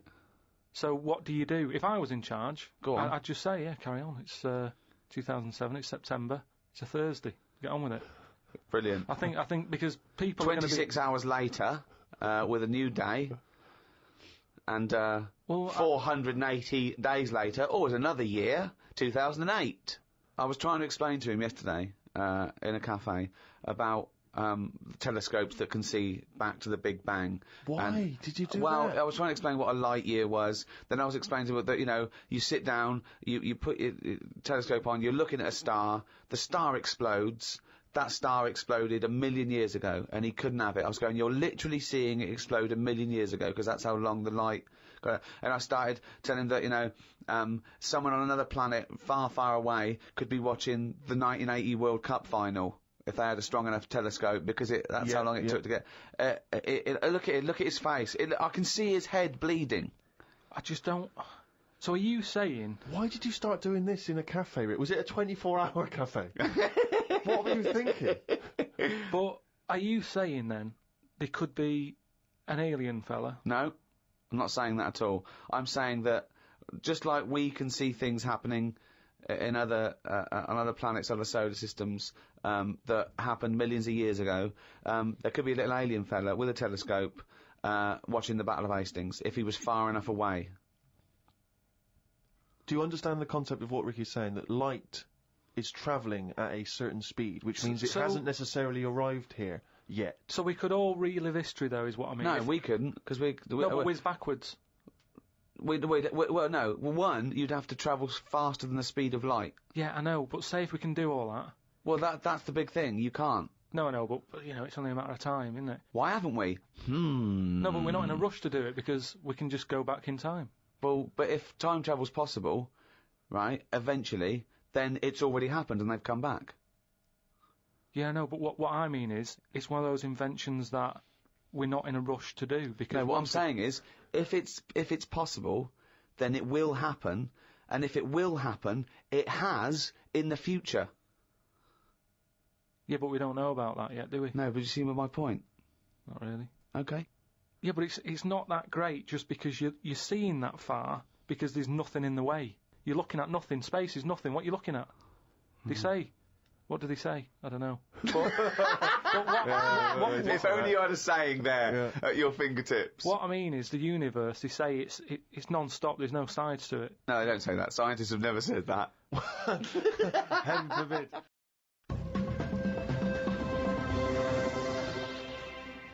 Now, Carl, I know you're fascinated by the concept of the doppelganger, of seeing someone who looks exactly like you. Yeah. Jake has emailed in. He says, Carl, if you could spend a day with an exact replica of you, okay, so somehow they've cloned you, Carl, and you've got him for one day, what would you do with this? What would you make him do? What conversation would you have with him? What would you do? Is there anything you could... Incredible. No, because... That is the most stupid thing ever said by a human being. Can we get the Guinness Book of Records on this? I mean, out there, listen, people, have you heard anything more stupid than how would I know which one I was? It's the most stupid thing any human being has ever said by definition. But think about it, this other person's going, alright, thanks for meeting up and that. And I go, hang on a minute. No, you came to me. And then Suzanne would come home and she wouldn't know the difference. And then suddenly you'd start doubting yourself. And you go, should I be leaving? Or... So, how do I know if I am that real one, if he knows what I know? But you know who you are because you're experiencing But he'd be saying that because he'd say, yeah, it is a bit weird, But isn't it, you know the truth, you idiot. How would I know which one I was? So anyway... But bear in mind, what would you do? You could pass him off as yourself. What would you do? Would you play tricks with people? Would you, you know... You could be in two places at once. Would you do stings? Would you do scams? Like Jackass? No, because it would only end up getting me into trouble, won't it? Because people won't believe that there's another one like me. Mm. Otherwise, everyone would be saying that when they get caught robbing. They go, oh, it wasn't me, it was my doppelganger. It can only... I wouldn't want it, to be honest. It's a bit of a headache, isn't it? Because he could be going off, going mental, causing all sorts of trouble, and you're going, well, you pack it in. And he's going, what? What are you on about? But then that wouldn't happen, would it? Because he's being me, so he'd be sat wherever I am anyway. Because he'd want to do what I want to do. So, pointless. But I still wouldn't want it. It's unbelievable. That was a conversation with himself. That was amazing. That was like experiencing what it would be like if there was two Karls. Yeah, he was having a discussion with himself. We could have left in that time and come back, and he'd be arguing still. That is officially the most stupid thing. If the Guinness World Records, has anyone anywhere in the world said anything more stupid than how would I know which one was me? But does this mean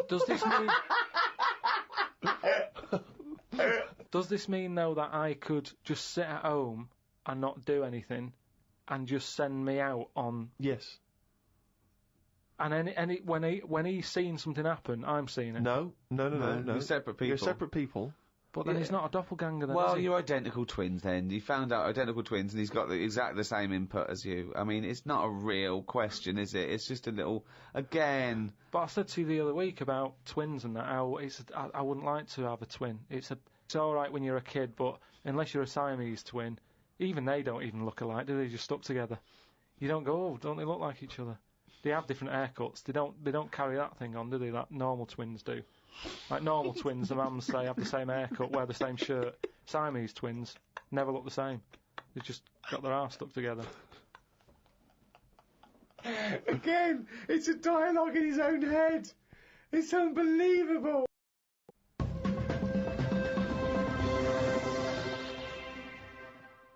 Okay, we're trying to get more cerebral now in this podcast. There's a lot of science here, real science.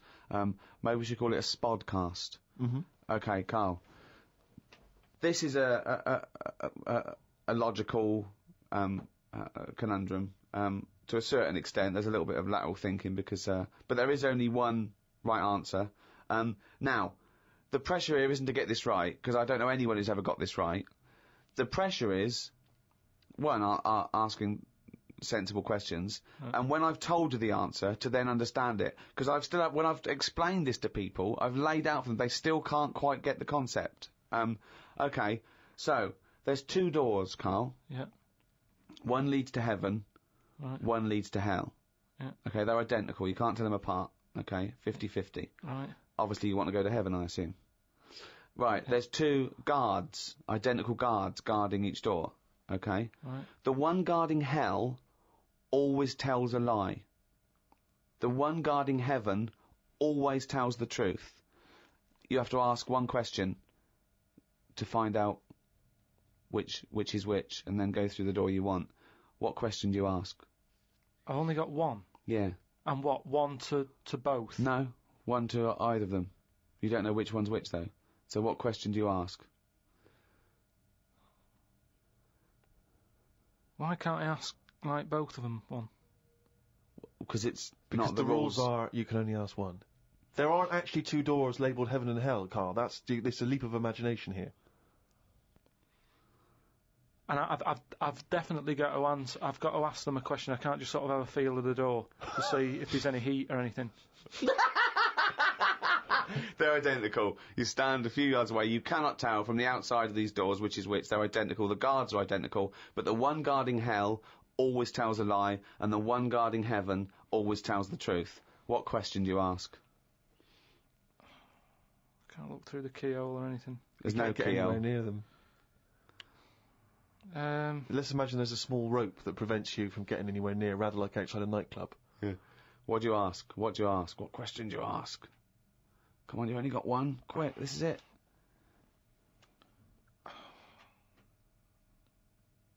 So, they stood there. Yeah. They both look the same. They're both smiling. Yeah.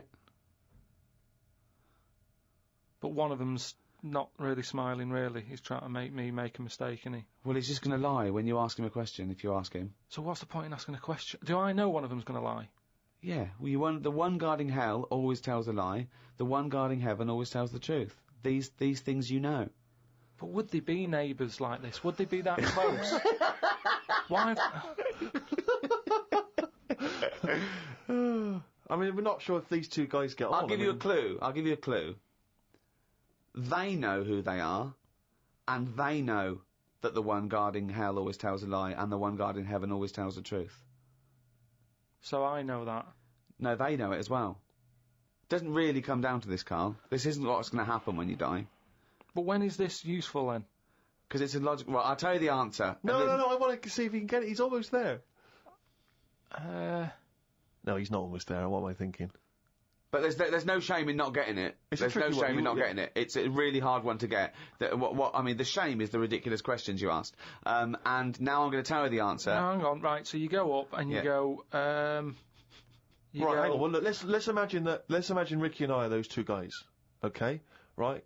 But we have to, well, me and Steve will decide which doors we're guarding, okay? Right. Look away, Carl.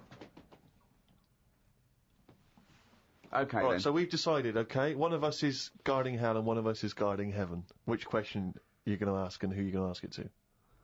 Right, I'll just say to you, Steve, I'll go, got some post for God here. That's not a question. That's a statement. Right, you've got some post for God here. No, that's not a question. Yeah, but maybe the question's coming. You got some post for God here, yeah? And it needs to be signed. It's not a question. Still not a question. No, let him finish. Is God in? Because I need him to sign for this post. Is he in? Well, I can answer that as well if you want.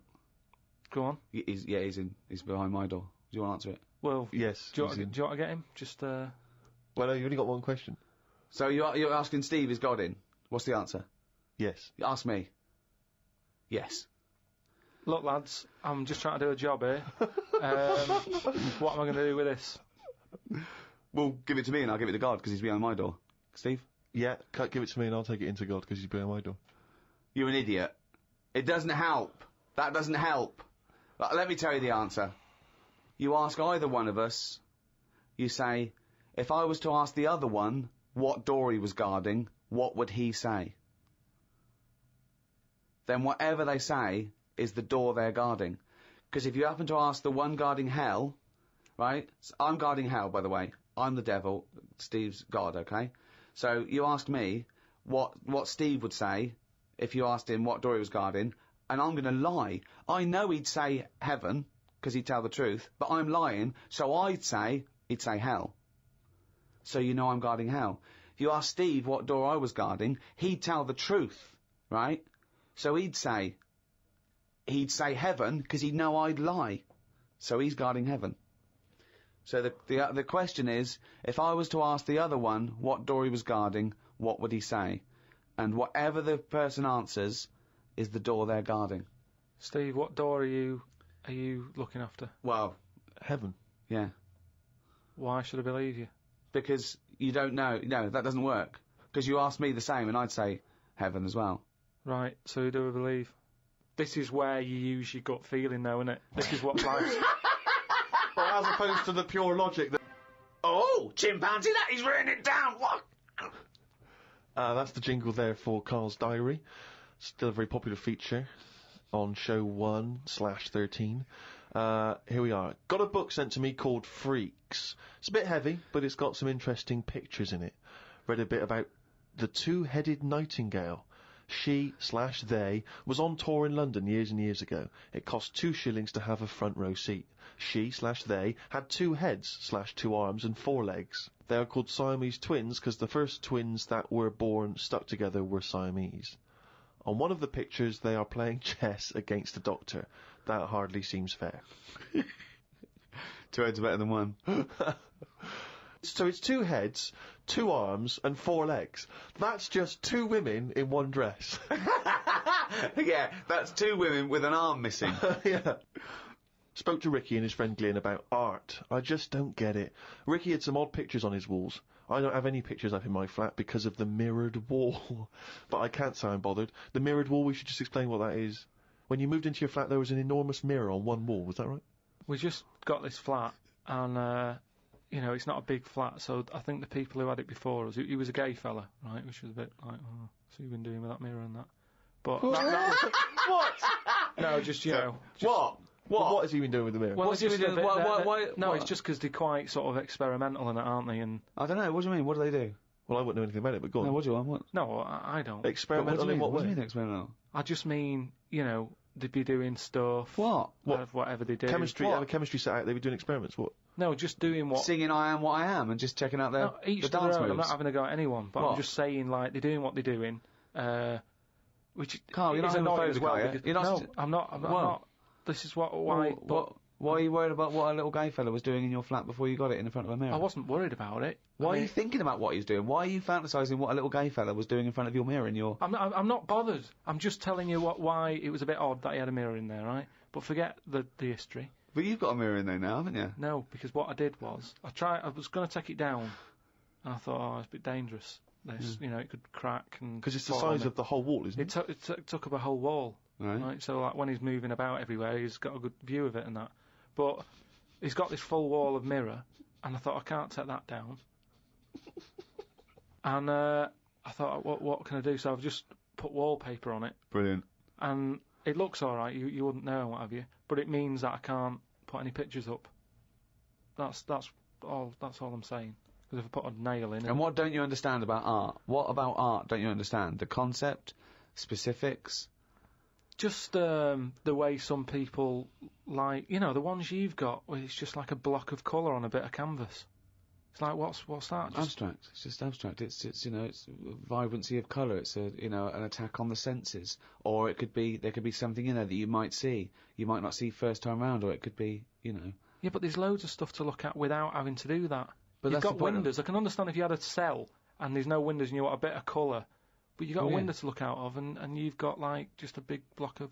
But I was colour on explaining this to you, that the photograph where people before, you know, art was photography. It was realistic, and you know, they had to make it look like the subject. But then when cameras came in, that's when people started doing surreal stuff. And I understand that. Otherwise, there was no point to it. They had to find a new way to represent things that photography couldn't do as such. No, So- that's like when we were in London having a shop around at Christmas, and there was that picture of fruit for £700. It's like, well, just get some fruit. You know what I mean? You can get some real fruit for £3.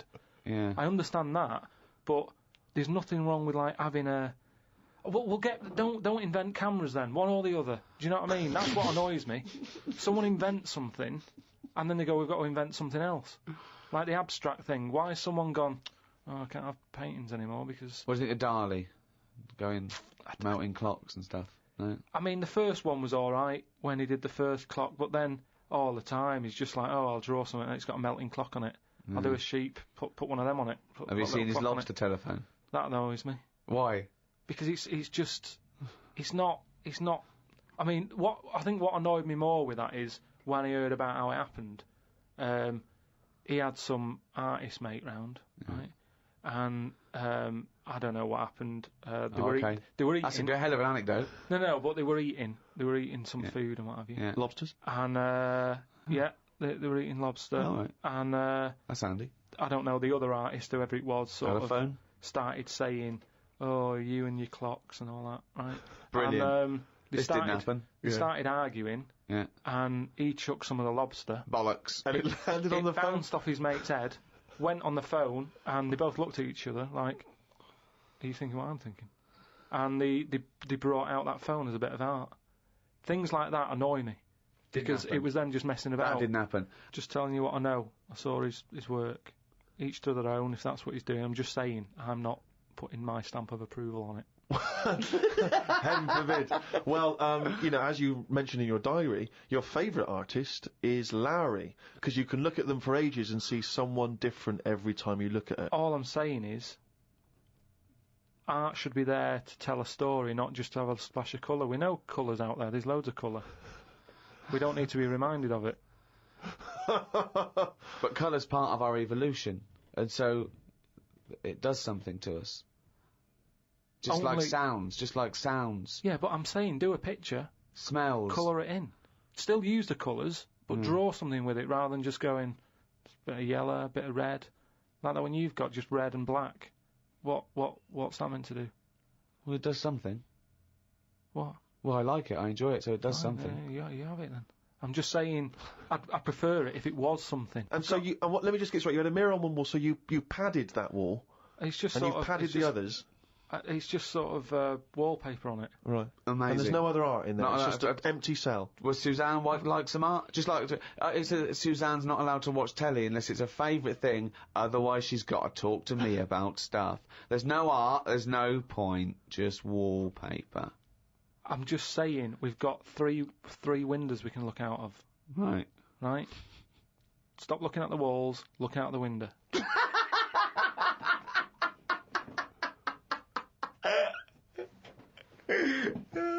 Some new words have been introduced into the dictionary.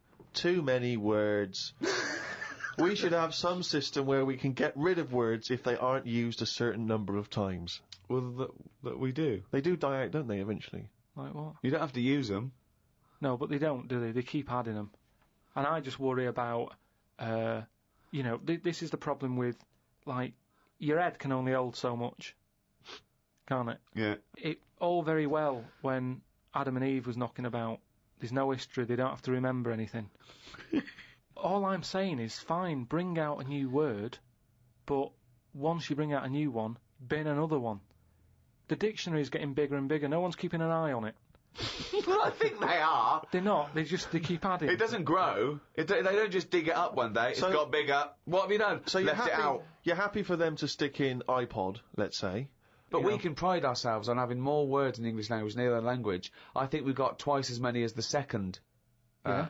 I think maybe Russian. I'm not sure about that. I'm sure someone emailed us, but we don't talk the most, so there's a lot of clutter there. What do you mean we don't talk the most? Well, you'd have to. You'd say that. Nothing as expressive as the English language. Yeah, no, because we've got a word for everything. I'm just saying that I don't use all these words that are coming out, and I just think, like I say, keep an eye on it. Some sort of, I don't know how it can be controlled. But Shakespeare invented words. I think Shakespeare invented about 1,200 words. Yeah, and we're probably still using a lot of his. So why do we keep sticking more in the pot? Right. Stop using loads of words. People are panicking in New York about the snow they're getting. It's 2 foot deep. They're saying it's to do with global warming. I don't get it. 2 days ago they were saying the world's getting warmer and the ice is melting on one of the poles where the polar bears are. As long as we get snow on the world, does it matter where it goes? Read on the internet that heads are bigger now than they were years ago. Brains are getting bigger, apparently. This is because we're being told too much information. We are told too much stuff about things that we wouldn't have known about years ago. You've just made that leap, haven't you? Maybe heads and brains are getting larger, but the fact that it's because there's too much information cramming in them. Where have you got that from? As time goes on, isn't it? It's that thing of we're being taught more and more every day. As the time goes on, something's happening every day. You've got to remember that. No, you haven't. You have. It's the same, like I said, with the Adam and Eve thing. They didn't have that much to remember. That's going to come back, Carl. You've got to bring that back. But we're going to do something that we used to do on our local radio show called Rockbusters. Sounds a bit like Blockbusters, a television programme that used to be on television where they gave sort of real cryptic clues. Yours aren't cryptic clues. Yours are ridiculous. So explain Rockbusters. Give out an initial of an artist or a band. Yeah. Knocking about, like now or ages ago. And I give a cryptic clue. It's not a cryptic clue. Very rarely cryptic. Sometimes it works, sometimes it's nonsense, but... Well, as we once said, I think it is more accurately described a craptic clue. Yeah. Well... Or what am I thinking? Well, are you going to give an example, or will we just do them? The classic example, of course, for me is a woman. She's an artist. The initials are WH. She was wandering around in Texas. She fell over. A part of her leg fell in a puddle. Wet knee, Houston. That is the level. That's what you're working with, people. So it's going to give 3 of these. The first email that gets them all right. The first email we get, and it's timed, isn't it, email, so we can know, that gets all these clues exactly right, can win, what, a signed photo of Karl? Now that is exclusive. There are not very many. I don't think they even exist, do they? There are no signed photos of Karl, so this will be a collector's item. Right. So, yeah, there's 3 different ones.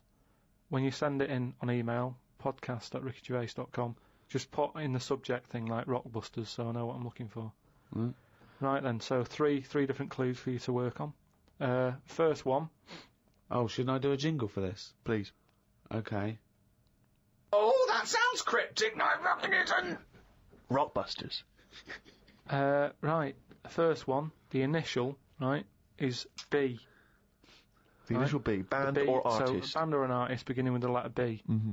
The cryptic clue, well, I don't want a house that's that far away from the water. I want to be right on top of it. Right, that's the cryptic clue. Well, I don't want a house that far away from the water. I want to be right on top of it. Right? B, artist or band. Who is it? Right, work on that one. Second one, it's B again. B, letter B for the band or the artist. All right. Cryptic clue, right? That part of my leg is English. Right? That's it, is it? Yeah. Right. That part of my leg is English. Initial B. What is it? Part of my leg is English. And then the last one, KW, artist or band. And the cryptic clue, the fitness teacher has got a speech impediment. What's going on there? Right, KW, the fitness teacher has got a speech impediment. Work on them, right? Send in the answers, podcast@rickygervais.com, and just win some signed picture and that. A signed picture of Karl Pilkington. Also, when you're sending in your answers, or indeed if you don't have the answers but you just want to get in touch, podcast@rickygervais.com. If you've got anything that you think might be of interest to Karl, we're looking for, as Ricky was giving him earlier, scientific facts, stories you've read about, anything which you think might just pique his interest, send them in, podcast@rickygervais.com.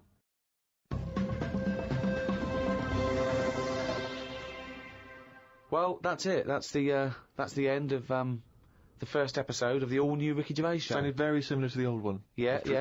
Why change a winning formula? Why, exactly. And if you're missing the old ones, the complete archive of all our podcasts are available from next week. Go to audible.com, find out how to get to it. Absolutely. For any of your queries and questions, go to rickygervais.com. That tells you where you need to go for any Ricky Gervais podcasts or the new shows. It's all there. That'll explain it. So it's goodbye from me, Ricky Gervais.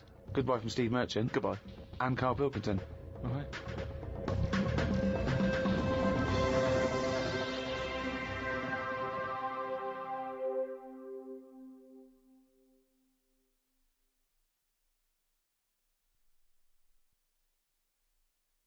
Audible hopes you've enjoyed this programme.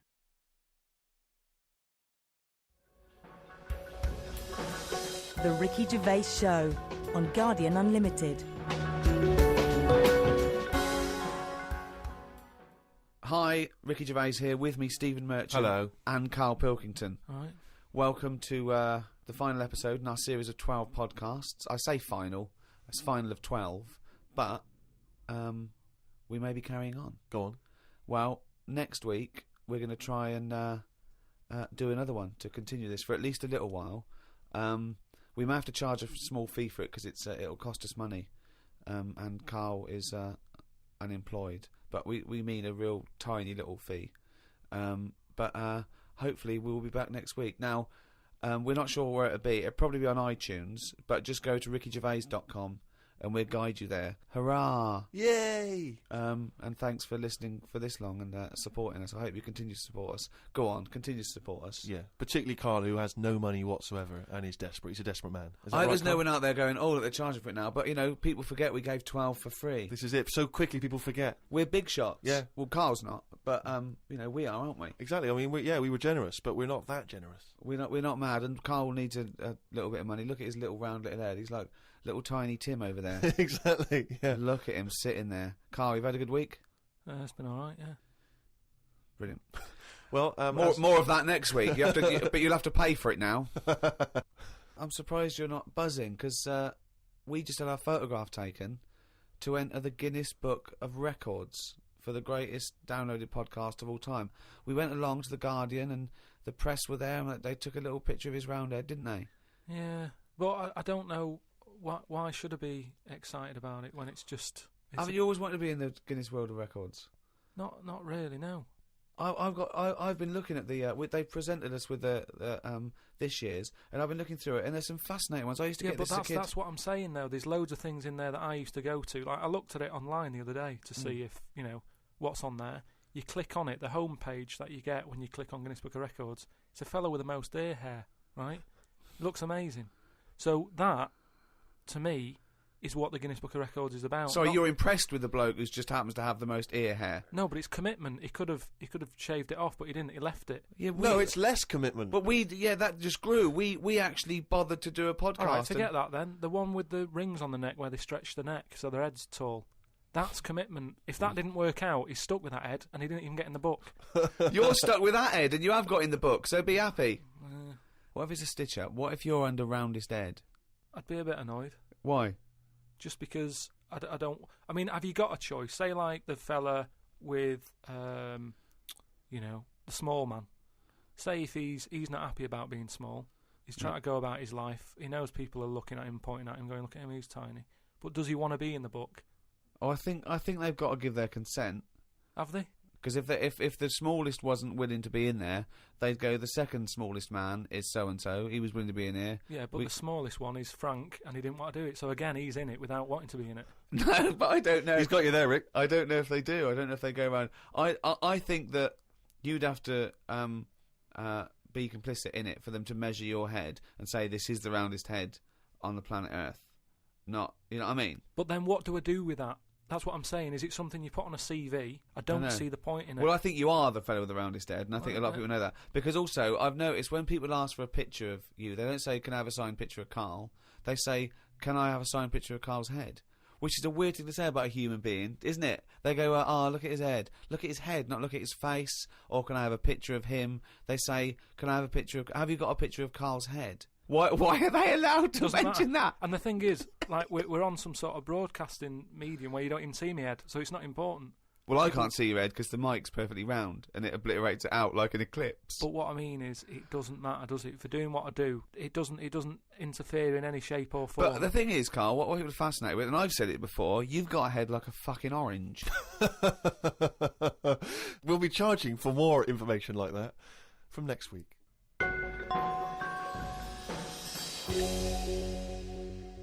We do, of course, Rick, every week get thousands of emails. I mean, it's crazy. It takes us ages to go through them and read them. And we are going through them, we are reading them. Freddie Gerstrom from Winchester says, of course, it was recently Valentine's Day. What's the most romantic thing that you've done for Suzanne, Karl, that you can think of? I don't really do all that. Sure. Valentine's Day stuff. It's just... The problem is, if you do it once, they expect it every year. Yeah. That's the problem with Christmas and stuff, innit? It's like, that's what you do now, every year. Every day, yeah. So I prefer to just sort of wait. I won't bother. I'll have trifle. So it's the same with this, with Suzanne. Luckily, right? I mean, Valentine's Day and what have you, she was ill. Luckily. So we didn't have to go out. So I'd say, is he asking for advice? Well, I suppose, yeah, certainly you may as well give it. Treat them when they deserve it.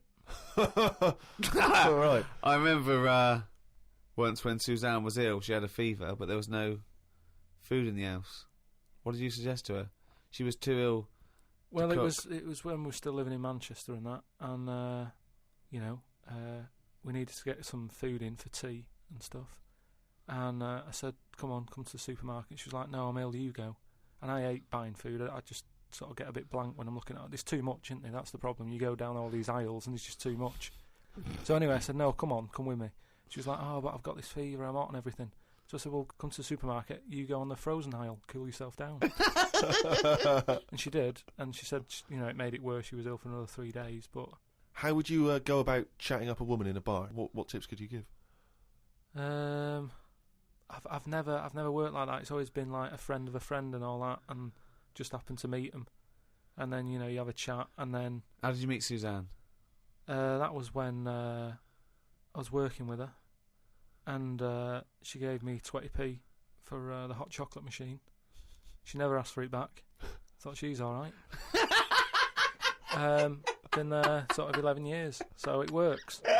Has she ever given you that? You've never given that 20p never back? Asked for it back. And did you return the favour, perhaps on the next date? You buy her a Kit Kat or something? No, I don't think I did. I think word got out that she liked me and that. And what did I do? I think I did some work for her. I did some editing for her, to sort of show off my skills and that.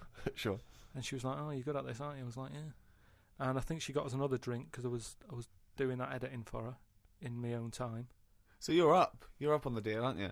Because I know now, I know for a fact that you've not spent any money on her in 11 years. So you're 40p up. At least. Lawrence from New York says, I was wondering how Mr. K. Pilkington would interpret this famous saying of philosopher Ludwig Wittgenstein. The quote is, if a lion could talk, we could not understand him. Even if he's English? Yeah, if a lion could speak English, so there's no language barrier, he's speaking English words and using all the correct grammar and everything, but you wouldn't be able to understand what he was saying. Why? Because it is from a different world. His frames of reference would be so bizarre that you wouldn't be able to get a grasp on what he was talking about, because you'd have so little in common, even if he used real words. No, but he's talking English. Yeah, no, but his reference points would be just so far removed. They're removed slightly when if you saw two people talking about Kierkegaard, you'd I wouldn't understand it. Exactly. So remove that 1 billion times to a different species with different input. No, but it depends. If I'm talking to a lion in London Zoo, yeah, he'll be saying, "Oh, I'm fed up of being stuck in here." I'll go, "Yeah."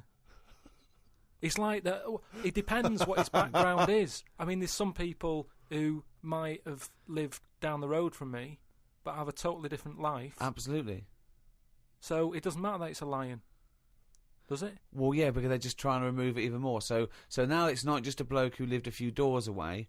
Now it's not even a bloke. Now it's not even... Yeah, but I'd pick something smaller, or something, a worm without a mouth. I'd go, definitely not. What? Definitely not what? I wouldn't be having a chat with it. I just think that a worm that's underground, what's it got to offer me? It's blind and it hasn't got a mouth. It's not going to be a good day out with it, is what I'm saying. It's not going to have that much to say to me, even if it's English.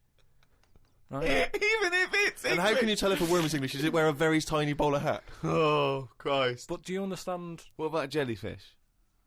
No, you see, I think that's where you can say you wouldn't be able to have a good chat with them, because to me, the sea might as well be another world. Yeah. Right? Yeah. In a way, I think the fish sort of have more rights than us. What do you mean? Just because when whoever made the world, right? Yeah. Say, we're just bigging up God, but if I was to have a go at him, I'd say you added too much water. Criticism 1 to God, right? So, how would you have changed that? Just more land. Fair enough. Now, why have fish got more rights than us? Because there's loads of them, and when you look at the amount of sea on the world, right? There's loads of that. You only have to I was in Malaga the other week, right? And you look in the sea, there's loads of different fish, and that's just in 8-foot water. If you go miles out, there's all sorts of weird fish, isn't there, with lights on them and everything. So, and there's just millions of different types. Yeah. Now, but why does that mean they've got more rights than us? Just because I think, rights come in numbers, don't they? if you know what I mean. Like, if there's one of you shouting, people go, oh, he's an idiot, shut up, whatever. If there's loads of you shouting, they go, oh, best listen to them, see what they've got to say. Right. And that's what I mean about fish. Yeah. There's loads of fish. Right. So... But they're not really making their voices heard, though, are they, Carl? Yeah. I know, because they're underwater. But what I mean is... I don't know what I mean.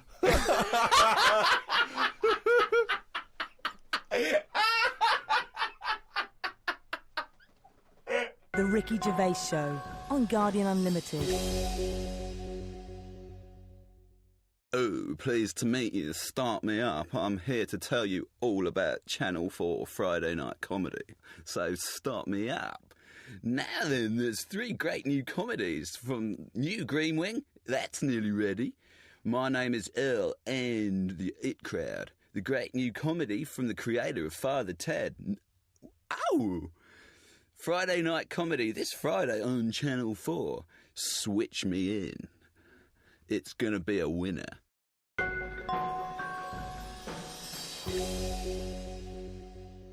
Carl, right? What do you think it's like being a crab? If you could go now, your mind into a crab, what would you see? Where would you be? What would you be doing? What would you be thinking? What would you think of all the other things? The crabs you'd see, the squids you'd see. What's it like? Do you think? I want you to. It's like creative writing. Just think. Just let yourself go. Come on. It's got to be a crab. What do you think of a slug? What do you think to be a slug? What would you do if you were transported now into a slug? What would you do? And Suzanne, you're suddenly in the kitchen, but you're a slug, and Suzanne's sort of like there, just making tea and that. How do you let her know it's you? It's impossible. I'd just chuck myself into the salt pot or something. No, because what do you do? I'd hate that. That would be horrible. That. Oh God! Have you ever read Franz Kafka's Metamorphosis, in which a man wakes up and he's turned into a giant beetle, and that's the whole story. I think it might be of interest to you. So what happened to him with the beetle? Well, I don't want to ruin it for you in case you read it. I won't be reading it, don't worry. He joined a pop group with 3 other people. He was brilliant. No, it's a really wonderful book. It's a kind of almost heartbreaking because, of course, he does, like Ricky's saying, he finds it very hard then to relate to other people, even though he still has the consciousness of a human. You know, his parents, his rest of his family, they don't know how to deal with him, you know, because he's a giant beetle. He becomes a freak, he becomes an outsider. It's terrible, you know. But hang on, though. Is he a giant beetle? Or is he... Well, yeah, that's not going to go down well, is it? That, of course, people aren't going to like you. But if it's a normal-sized one, then you just get in with the other beetles, don't you? Whereas if you're a giant... How would you do that? How would you ingratiate yourself? Right, so you're suddenly a beetle, you're Karl Pilkington, right? There's other people, they're doing their business, they're scuttling around, and you go in there, and they look at you as a new beetle. What's your first... What do you do? How do you ingratiate yourself? Well, for a bit, I wouldn't sort of barge into their house and that. I'd wait until they're out and about. And I'd like in life, right? Sort of help them out. I don't know what beetles do all day. I've never seen one doing anything. They just seem to be going from one place to another. Right. I've never seen them carrying anything. I don't know what they eat. I don't know what they do. I don't know how we've got them, right? But what I mean is, I'd watch them and I'd sort of help them out. And I mean, you know, it's like going on a date or meeting a woman, isn't it? But what if there is? Whoa, hang on. What do you mean? How is it like going on a date with a woman? Well, it's like I said about Suzanne with her hot chocolate. She bought me that, and I've gone, she's all right. Right? She gets me another one. Before I know it, she's living with me. So, it's... So you're all these beetles, they're scrubbing around, right? You're sort of like watching them, and then you realise, at shagging a beetle, would you feel that was a bit sick, because you've got a human mind? Well, no, because you just close your eyes and that, wouldn't you? And go, pretend to think of something else. So, get round it that way. There's no point getting down about it, because I'm stuck now as a beetle. So you've got to get on with it. But if you're a slug, you said you'd throw yourself in the salt pot. What would you do if you were a beetle if you got depressed? And you see all the other humans. No, you see your mates, right? They're listening to the iPod. What would you do? But no, that's what I'm saying. Though beetles are different because they do tend to hang about with each other. A slug's always on its own. It's a lonely insect, isn't it? It's not an insect. All right, what is it? A mollusk. Right, they're lonely. I've never seen a load of snails all together or slugs wandering about, whereas beetles seem to knock about in crowds. Yeah. So, oh God, okay, right, another one. So they're sociable creatures, and it wouldn't bother you that you've got the mind of Karl Pilkington in there? Because you can't communicate with these people because they don't speak English. They don't have any communication with you. Yeah, but if it's happened to me, there'll be another one in there. Okay then. Right. Okay. What would you do? Right. That's the most disgusting thing. What could it be? Right.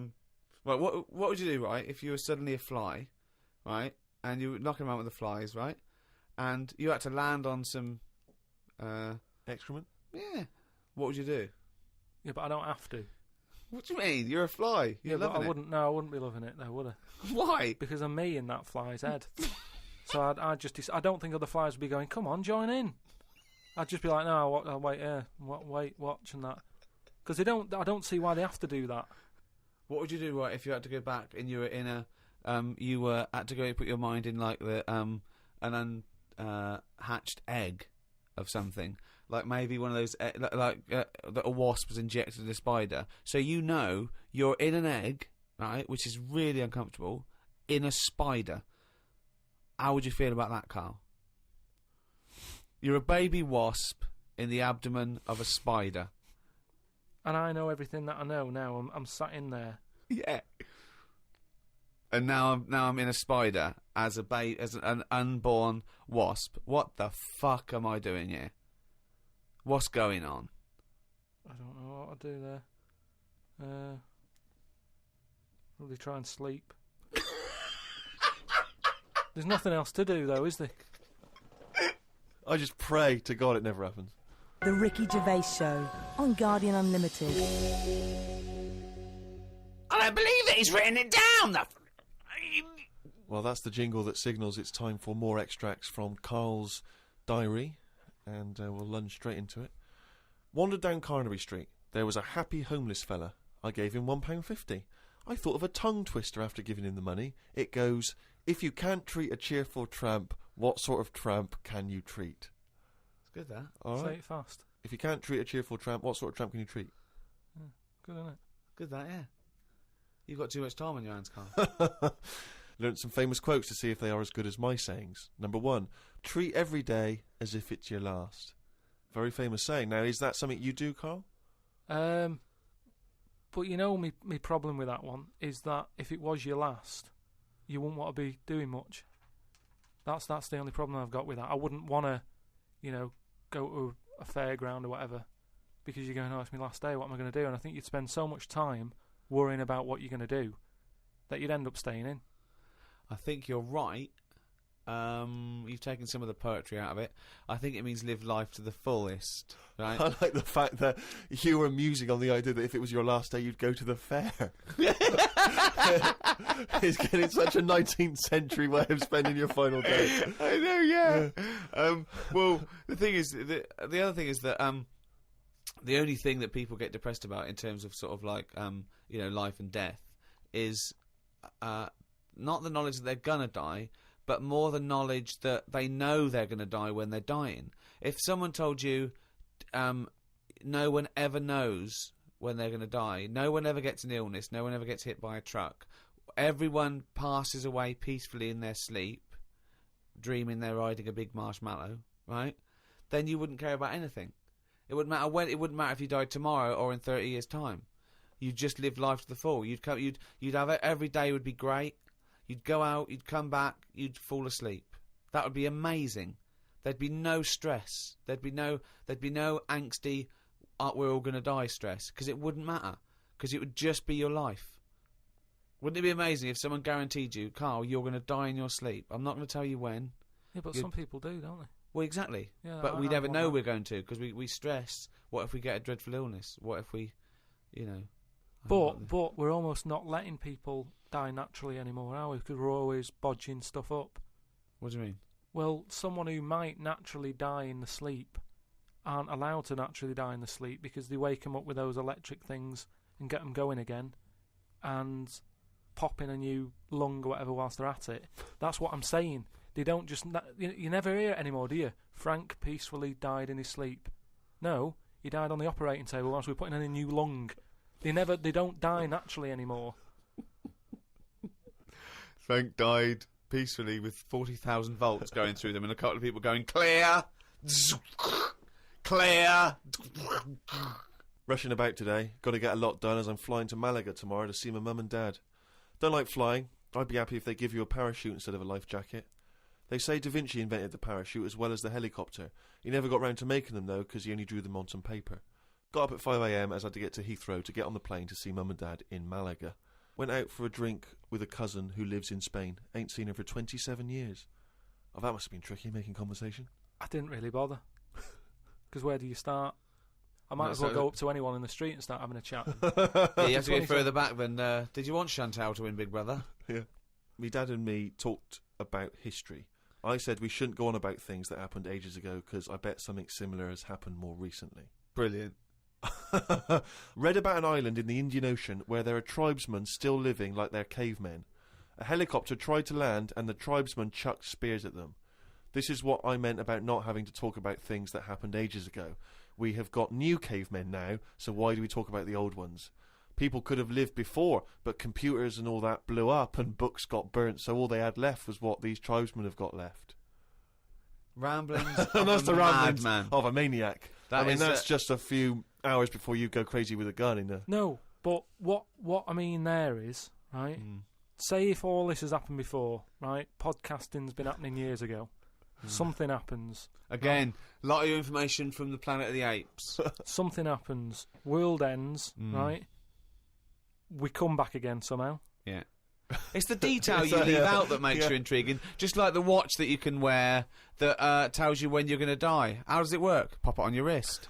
That's all the detail you need. So the world happened. No. We came back. Have you seen the pictures? Forget it then if you don't get it. It's interesting that you had all those profound thoughts about this period in the past when they all lived, but you've still found it appropriate to include at the end of that. It says the tribesmen wave their knobs about when they've had enough of having visitors. That's what it said in the paper. That's what happens. They're quite happy. What paper is this that you're reading? It was in like a paper a couple of days ago. It said they don't mind having visitors if they're bringing them coconuts and stuff that they can eat. Once they've got everything they need, they start waving the tackle about, and that means like, right, leave now, which you would, wouldn't you? Yeah, at a dinner party. My grandfather used to do that.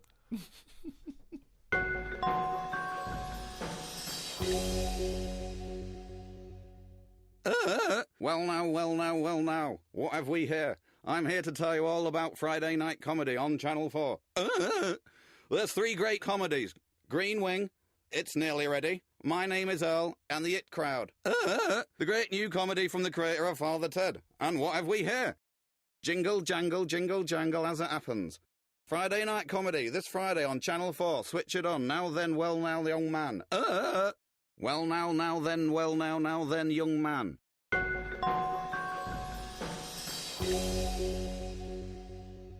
Oh, fancy that monkey news!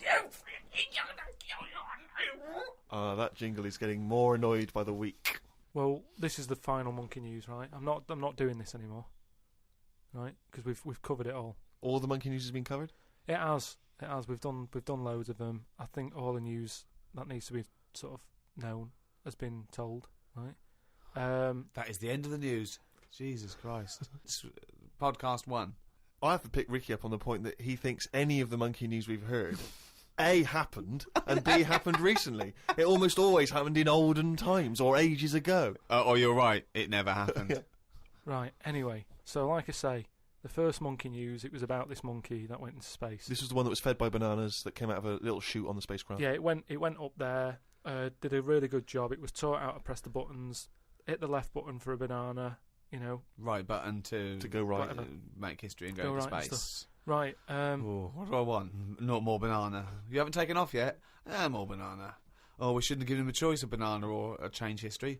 We should have the right button. We should have fed him before he went and only had a right button. He's at the left button again. He's just eating bananas up there. What's going on? It's costing us a fortune. Hey, little fucker.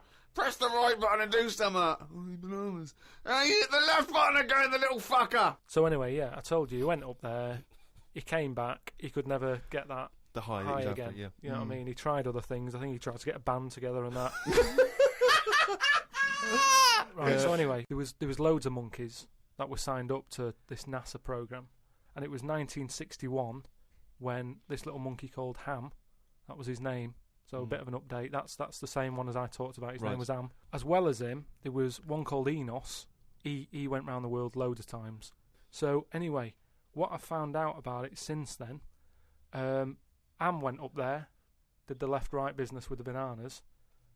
Enos, they didn't put as much work into the trip when he went up there, and something went wrong with the machinery.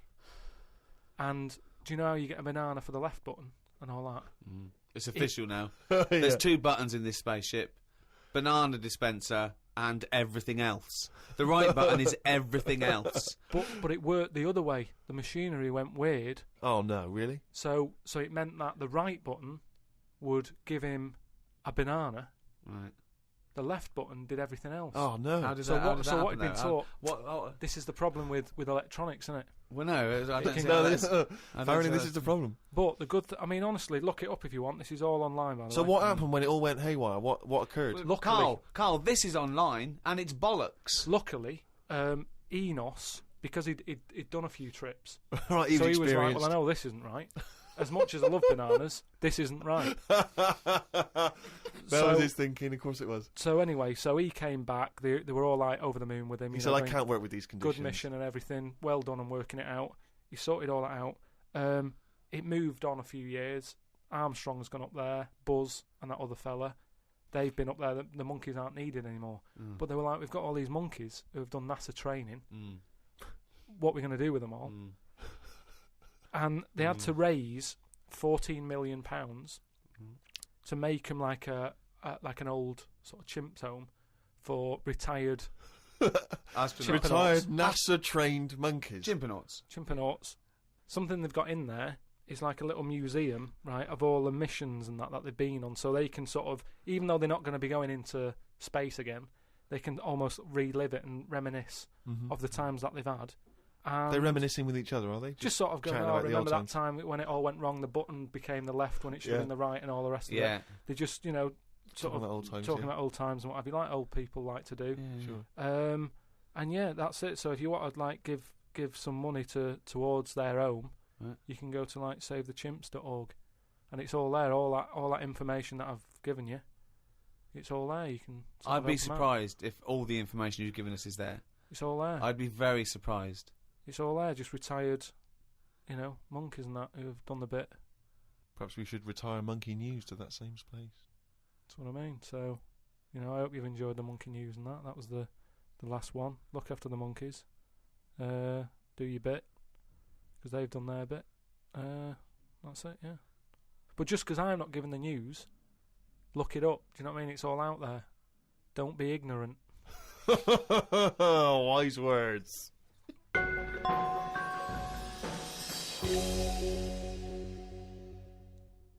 Thank you so much for listening to these 12 podcasts. I've really enjoyed it. I know Steve and Carl have. This podcast was, as usual, hosted by Positive Internet, the world's #1 podcast. Next week, a brand new podcast. We have, as I say, we have got to charge a little bit for it because it does cost money to host. And please keep listening. It is going to be very little, and you know, Carl needs your money. If you could see what I see now, he's just looking at me with his. He just needs stuff, don't you, Carl? What do you need? What do you need? Just something more than nothing.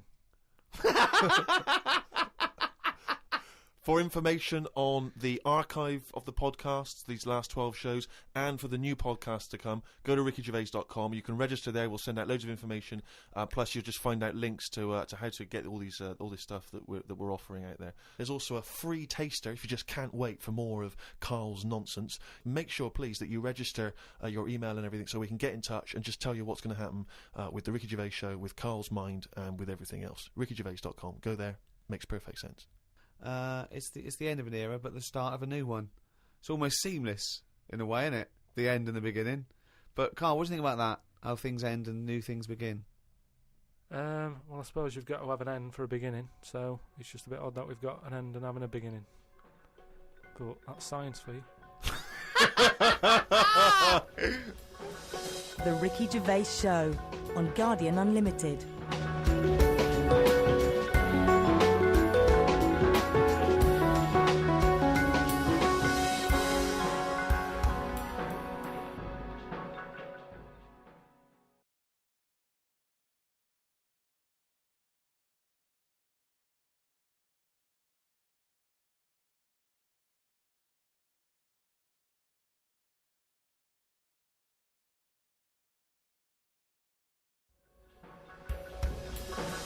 The Ricky Gervais Show on Guardian Unlimited. Hello and welcome to number 11 in our series of 12 podcasts with me, Ricky Gervais. Hello, Stephen Merchant. Hello. And Karl Pilkington. All right. Now, Karl, you have become a phenomenon. Okay? Right. This is a news story that's gone everywhere. It started, I think, in New York, Reuters, and then that's been taken up by every Reuters network everywhere. India, all over Australia, England. Okay, here it is. The headline is, Podcast makes Britain an unlikely internet icon. Britain there, Briton. Okay? Now, this is the story by Mark Egan, and it came out of New York originally. Unemployed British radio producer Karl Pilkington has become an unlikely superstar by using the medium of podcasting for his bizarre statement about eating an animal's private parts. Remember that? Yeah, it was more about like that reality show. Well, it says that here. It was during a discussion on the Gervais Show about a reality TV show where contestants were asked to eat an animal's penis. Pilkington made internet history while talking about this, it says, right? First, he said he could not eat an animal's penis in the morning because he had a delicate stomach. He then proclaimed, using the British slang for penis, I could eat a knob at night. Okay? His knob soundbite has become so popular that a Google search for I could eat a knob at night yields more than 500,000 listings, okay?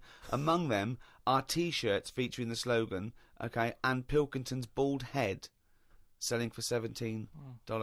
Why did I have to make a point about your bald head? I don't know. Why is that getting a little mention? Wow! That doesn't matter. See the T-shirt. Have a look at it. I mean, what is bald? I'm not buying one then. It's not going to make any difference. Either you want a T-shirt with me head on or you don't. It's not an issue. All it says is, but among also them are T-shirts featuring the slogan and Pilkington's bald head. I also liked it when it said, Pilkington plays the village idiot on the Ricky Gervais Show. Okay? Now, plays the village idiot suggests that he thinks you're a character, that character being a village idiot. The problem is, the fact that you're not a character, to me, suggests that you are just a village idiot. A global village idiot. Yeah. Now... Just on the websites, though, when it said there's loads of websites about eating a knob at night. Yeah. Have they looked at each website and gone, yeah, that's to do with the podcast? Yeah. Or is it just like gays and that saying, oh, I love a bit of knob at night? It's a valid question. It's a valid question. That's why you're an internet icon, Karl, because you say things like that. After Gervais mused on the show that the soundbite could be used in a dance remix, it took just a few days for the internet to be awash with songs using the soundbite as a hook. So what do you think of that, Karl? Oh, is it big in India? Well, I don't know. It's all it goes. That's your image of India, is it? They're hungry and it's dusty. I assume it's the parts of India that aren't dusty and in poverty. There is a lot of poverty in India, but there's also yeah, but these it's parts still a major civilization, and the people that live in apartments with computers, they probably might tune in. But I don't think it's an issue all over the world, is it? Because there's some places where they eat dogs. They'd go, knob at night, not a problem. Might not be a bad thing. You go, why is that out on a T-shirt? I had one last Wednesday. Not an issue. What do you mean? That's what I'm saying. Yeah, again, if there are cannibals listening, if there's, in places that you wouldn't travel to, and they get hold of a little laptop and an iPod, and they're listening to that, I can eat a knob at night, then they're going, what's the problem? What's the big deal? We love a knob at night. Yeah, we love a little knob at night, yeah. Bollocks in the morning, knob at night. That's the rule. But what about the fact that they're saying you're a phenomenon, a global phenomenon? Because when you were, a tiny little round-headed mank growing up in Manchester, you could not surely have ever anticipated that you would one day be described as a phenomenon, an international phenomenon. But, at the end of the day, I went to that school, with a kid with a big head and webbed hands. Now he should be being talked about. Well, maybe he doesn't want to be talked about. If you've grown up with a big head and webbed hands, the last thing you want to be is talked about.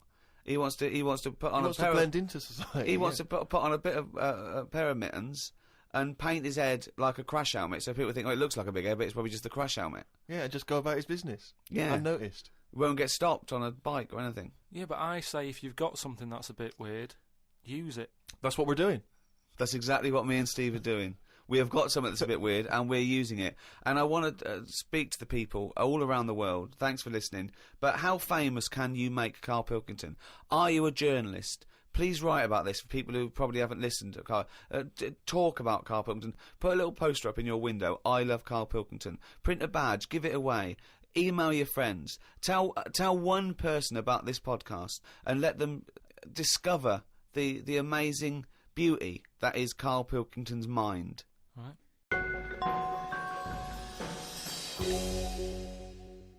Hasta la vista, baby. I'll be back. I'm here to tell you about Friday night comedies on Channel 4. There's 3 great comedies. New Green Wing, it's nearly ready. My Name is Earl and The It Crowd, the great new comedy from creator of Father Ted. Get your ass to Mars. Friday night comedy this Friday on Channel 4. Switch it on. I'll be back. Uzi 9mm. Cause I did it a divorce. The Ricky Gervais Show on Guardian Unlimited. As ever, Rick, there are hundreds and thousands of emails coming in. People contributing all kinds of stuff, pictures as always, and little video clips that I think might be of interest. And of course, as ever, lots of questions for Karl as well, just to sort of try and tap into his brain, see what's going on there. Question from Jade Ramira. Karl, what would you change if you were in charge of what kids are taught in school?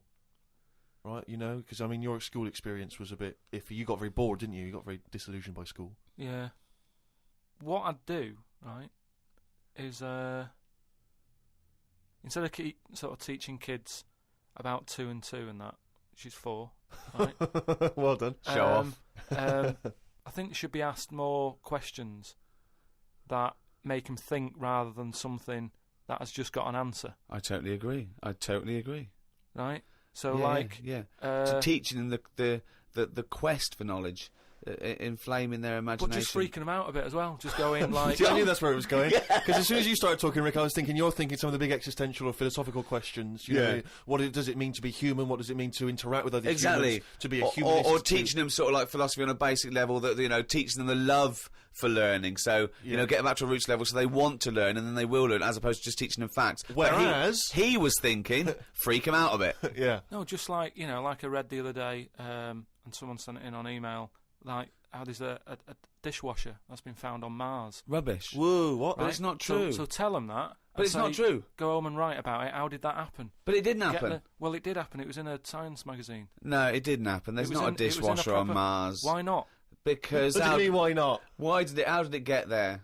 But we're always sending, like, rubbish out there and that. It's like... Not dishwashers. What do you think the council take it away and they go, where can we put it? Well, the tip's full. Well, where's the nearest thing we can dump this? Mars, I imagine. No, but the same way that fella who, I don't know, was it 2 Christmases ago when he was messing about saying I can get stuff to Mars and all that, he did it wrong because he did it on, like, Boxing Day, and I just think nobody's concentrating. No one wants to work on that day. It's kind of like, do you know what I mean? They're going to do stuff sort of half-arsed, aren't they, on Boxing Day?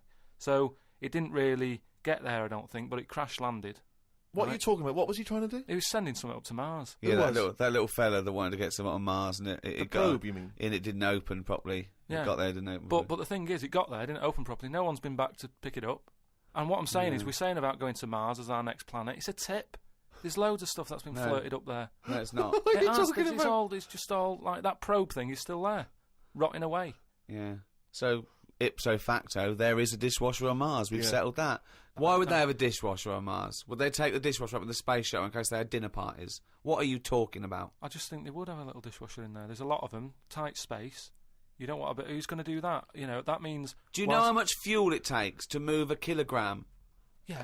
Out of the Earth's atmosphere? So they're going to take up a dishwasher, are they? Sorry, but what are they cooking up there, Karl? How many people does it take to fly a rocket? How many people? Tell me how many people. Well, it's either one monkey with a banana shoot that feeds it, or probably 2 or 3 humans. Right, say it's 3 humans. Yeah. Now, there's 3 humans, because they need one to steer it, one to, like, be going, yeah, we're all right. Yeah, one to make some hors d'oeuvres. One to stop at the petrol station to get more. What I'm saying is, if you're going to start having a sink, then whoever's washing up... They haven't got a sink. I know, because they've got a dishwasher. He's got you there. But anyway, I'm not going to go into that. But all I'm saying is teach kids things about... Say to them, right, when you go home tonight, there was dinosaurs knocking about ages ago. How would you have lived with them? get on with it. See you later. Well, they didn't. I've told you this before. You got a lot of your information from the Flintstones and 1 million years BC with Raquel Welch. There weren't dinosaurs knocking around where there were little fellas knocking around in furry pants. No, but just sort of saying to him, all right then, here's a different question. Go on then. Would it be better to have dinosaurs knocking about now whilst we're here? Because I put that in my diary the other day. That when you think about it, there's a population problem. Yeah. There's too many of us. Yeah. We're saving people all the time. No one's allowed to get injured anymore. You've got to, wear a helmet when you're on a bike. There's speed bumps to slow people down. Zebra crossing. Cures for illnesses. No one's dying anymore, right? Well, I think they are. Not as many as they should be, because the world's crowded. All I'm saying is there's still people dying. I think there's still people dying. Not that many, though. Yeah, I think there's still millions of people dying. Apparently, a handful. Loads of people are living longer, and that's a problem. So you feel that you should introduce Tyrannosaurus Rex into, say, London, just have them wandering around, just picking people off. That's what. Just sort of random and that. Because I don't know. I mean, I'm not wishing that anyone I know dies and that, but all I'm saying is I don't know anyone who's died for ages. Right. Whereas if a dinosaur was knocking about, you'd go, Neil's gone missing. Yeah. And Nora's had her head bitten off by a... Whatever. I just think then it is survival of the fittest, which is, we've lost all that now. You don't even have to be fit to survive. They just keep sticking a new lung on you. Or... Do you know what I mean? They can do too much now to keep people going. They just keep sticking a new lung on you. Question from Kevin. He says, Carl, other than the famous boxing match that you've often talked about, I know that took up about 20 minutes of your time, have you ever been in any other kind of fight? I don't suppose a slanging match. I think they're talking of ever been in a physical fight. Once that I can remember. It was over a woman. Well, a girl. I was at school. Yeah. And it was because, like, it's hassle, innit? Right? Relationships when you're younger. How old were you? About 7. It was over a woman. Go on then. Yeah, go on. And there was this girl knocking about who, she was quite good looking, everybody liked. And my mate, he really liked her. And I didn't sort of ask her out on that, but she just sort of took a shine to me and stuff, right? And didn't really go out with her properly. It's at that age where going out with someone is just like sort of going, all right, in the morning. Do you know what I mean? You just sort of nod your head. Yeah. And that. Anyway, there was some sort of school disco. And they were playing Spin the Bottle or something, right? And, right, we'll sort the dress out. I said, I can't be dealing with this. Right. So she's crying her eyes out. I said, it's over, right? Oh, it's over, you saying, right, in the morning. Yeah. No more of that. Yeah, there's no more. Right. In the morning. So I go to the toilet, right? And this lad who fancies her comes in and goes, you're out of order, I'm saying, what are you on about? Sorry, there's 2 7-year-olds. Yeah, you're out of order. Keep out. Yeah. Cut it out. Show her a bit of bloody respect. Sorry, were you wearing trilbies? Yeah. He put his cigarette out in the sink and he just said, leave it. Get out of my face. So I just said, look, why are you getting involved and all that? Yeah. 2 7-year-olds. Yeah. Why are you getting involved? And it was obviously like because he fancied her and that. We had a bit of a fight in there. Yeah. I accidentally sort of chipped his tooth on a sink. Right? Wow, is it like a proper... Sorry, this is like someone from Lock, Stock and Two Smoking Barrels. Yeah. What are you talking about? 2 7-year-olds in a toilet. So you put a hole in her dress. I don't know how that happened. What were you wearing? Football boots? How did you make a hole in her dress? I don't know. It was like that sort of material. You were wearing winkle pickers. Like crepe. You know what I mean? It was like a crepe dress or something. Yeah. Right. And that got a hole in it. So you're having and when you say you're having a fight, I mean, are you wrestling with it? You got arm locks and head locks? A little bit of wrestling and shoving about and that, and it was an accident. I didn't sort of go, right, I'm going to break your teeth or anything. It's just that I happened to push his head down, and his tooth hit the sink, right, and it chipped and what have you. After that, like I sort of left there and stuff, and we had to go into assembly, and there was a copper in there doing some presentation saying, "Listen, kids, don't get into trouble, because we're out there and we'll get you."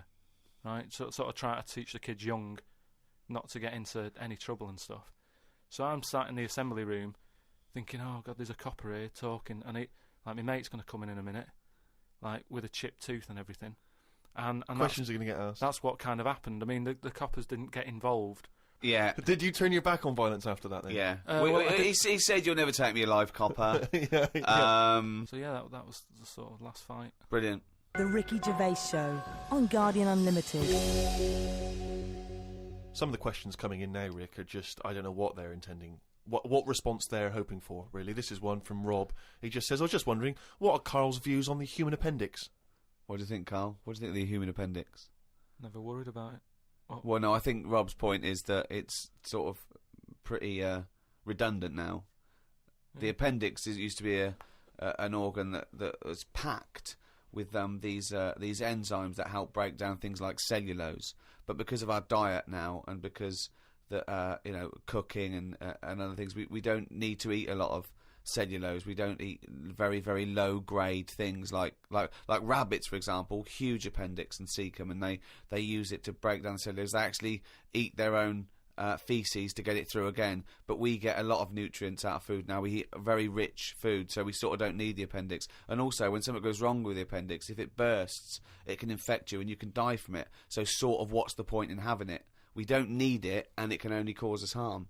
That was the question, I think, that Rob was putting to you. So now what are your thoughts on the human appendix? So this is kind of what we've talked about before, where... He always says that. He always says something like, "Oh, we've talked about this before," and the thing that he's talked about is nothing like it. Yeah. There's never... Go on. No, but just like in the way that we've messed with our body and we've messed with the world too much. Yeah. If we've got an appendix, we must need it. If it's dangling about, right? Well, no, because such is the human evolution is that as you said before, it's no longer based on survival of the fittest, because we can fight nature and combat it. So our evolution, if you like, socially and everything else, it has been much faster than our biological evolution. What I mean is we've obviously interfered somewhere along the way, and we have interfered. Yeah, we shouldn't have done, because it's the same way. Like if we didn't have planes and that, would we have wings now? If we'd have needed to get about, would we have had wings? No, the answer's no. Next. No, but you say that, but look at the way... Because he's right, says it because he's right. No, but all I'm saying is you see that little picture of like an ape to man. Yeah. At first, they're crawling about on all fours because probably you're looking for food, so you want to be down there. So right. if you're on both legs, you're missing stuff that's on the floor. What sort of time period do you think this... Because, I mean, we started, dabbling with a plane maybe 100 years ago. So what sort of time period do you think this little thing who was scrabbling around looking for food stood up and walked? I don't know. I sort of don't worry about time. Sort of well, I'll tell you now, we wouldn't have wings now. If the Wright brothers had said, forget it, we wouldn't have wings now. What would happen? Right, here's another question. This is one that I'd chuck out to kids as well. We were talking about education, teaching kids stuff. Sure. What would happen, right? We ruin this world, right? Goes wrong and that, right? They shut it down. They go, we're moving. We go to another planet. It's as simple as that in his world. It's as simple as that. We can't go to Mars because it's full of stuff that used to be in Dixon's. It's like a tip. Yeah, it's a nightmare. So we can't go to there. We go somewhere else. So you find another planet, wherever it is, right? Yeah. Wherever it is. Easy.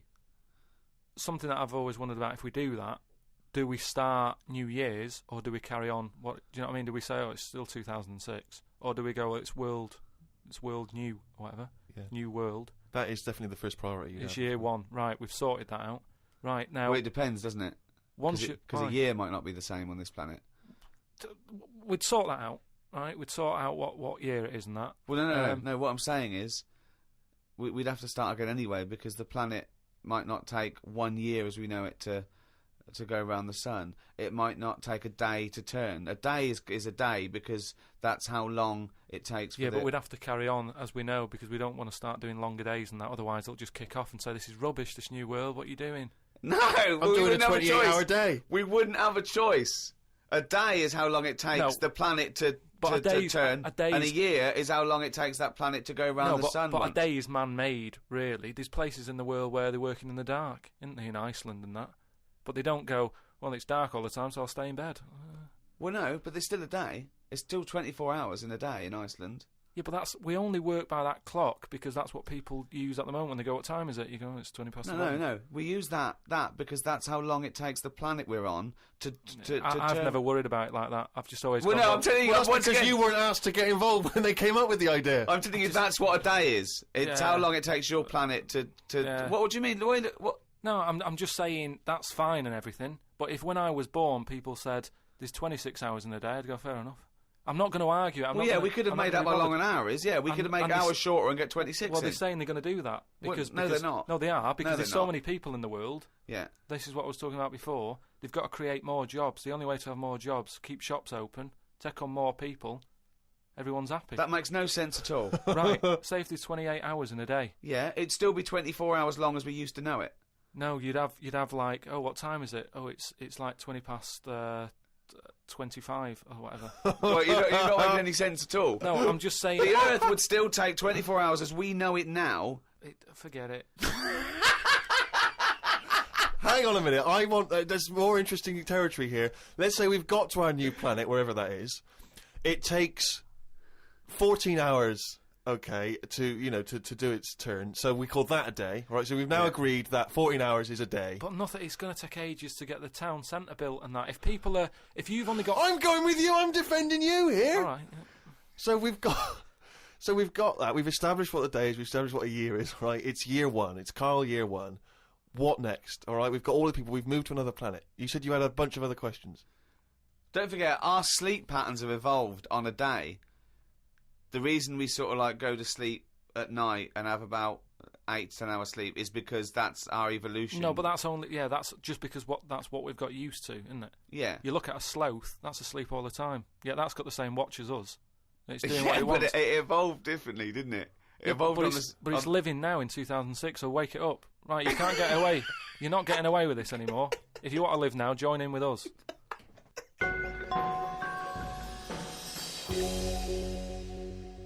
Well, it's that time again. It's the feature that the world is saying could rival Monkey News one day. Ready? Oh, what's he written today?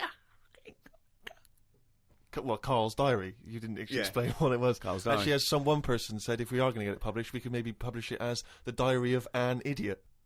Very good. So, a little riff there on one of the most famous diaries. Sunday, got up, sunny day, so went for a walk in the park. There was a bloke walking down the street. Not only has your wife died, but you've lost the house. Thanks, Doctor. Wouldn't happen, would it? No, you don't whistle when you're sad. The other place you hear it, of course, is changing rooms. And that's men going, I'm whistling, so I'm not looking at your cock. How could I be? I'm concentrating on whistling. The lake was frozen over where I was walking. The ducks looked worried. They were sat on the edge of the lake waiting for it to melt. Were they, Karl? Yeah, we just sat there looking, sort of going, oh, what's going on? I don't know. How long is a duck's memory? Because I wondered whether they're going, this doesn't seem right, but I don't know why. I asked Suzanne why ducks don't use their wings much. They seem to walk and swim more and don't bother using their wings. Suzanne said she had to call her mum and dad, so I never got an answer. The old excuse. Yeah. Suzanne. Oh, I can't talk now, Karl. Gotta phone my mum. There was a marathon type run going on in the park. It reminded me of the time when we were moving flat. It was the day of the London Marathon. Me and Suzanne were walking down the middle of the road taking some stuff to our new flat. I was carrying a lamp and a kitchen bin. People were clapping me, thinking I was doing some kind of fun run.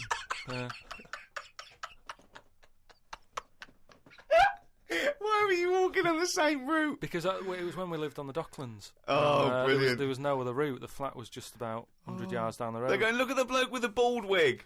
He's carrying a lamp and a bin. Took a bag of old clothes to Oxfam. It was just old T-shirts and a couple of jumpers with holes in it. I don't think anyone will buy them. But the Oxfam is closer to the flat than the wheelie bin is. On the tube on the way back home, saw an advert for a book about a woman who works in a funeral home. She went into work one day. She goes to work on a body. She takes the sheet off of one of the bodies, and it looks exactly like her. This is called a doppelganger. What's a doppelganger to you? It's the thing I read about him ages ago where someone was walking down the street. Yeah, and he sees somebody who looked a bit like him. And no, this was weirder than that. Go on. He remembers like going down that street as a kid on his bike whistling. Yeah. And then he's walking down the street, going to get some milk or whatever from the shop. Little bike comes whizzing past. He hears the whistling. He goes, "That's weird." Looks at it. It was him when he was a kid. So it's like a time. Shit. What do you mean? It was him as a kid. This is like a different form of doppelganger. It's just. Well, it's impossible. It's rubbish. Some sort of time thing, isn't it? No, it's not even that's impossible. So don't It's worry just some about kind it. of time thing, Rick. No. Yeah, it's something you read again on the internet, or it was a short story, or something someone told you. On my walk back from the tube, I saw a jogger who was pushing a pram at the same time. The kid looked terrified. Got my science book out. It said that the static you get on the telly when a channel isn't tuned in properly is radiation that is still knocking about from when the Big Bang happened. I thought about the Big Bang and wondered if it was really a Big Bang, or did it just sound louder as there was no other noise to drown it out. Good point, though, isn't it? Carl's diary, Rick, never ceases to amaze. More from that next week. Hey, fool! Don't give me no back chat, sucker! I ain't here to mess with you. I ain't getting in no plane. I'm here to tell you all about Friday Night Comedy on Channel 4. There's 3 great new comedies. New Green Wing, yeah, fool, that's nearly ready. My Name is Earl, and The It Crowd. That great new comedy from the creator of Father Ted, sucker. Friday Night Comedy this Friday on Channel 4, fool. Switch it on, or I'll be round your house. You stay up all night shivering, 'cause you be so mad scared. Fool.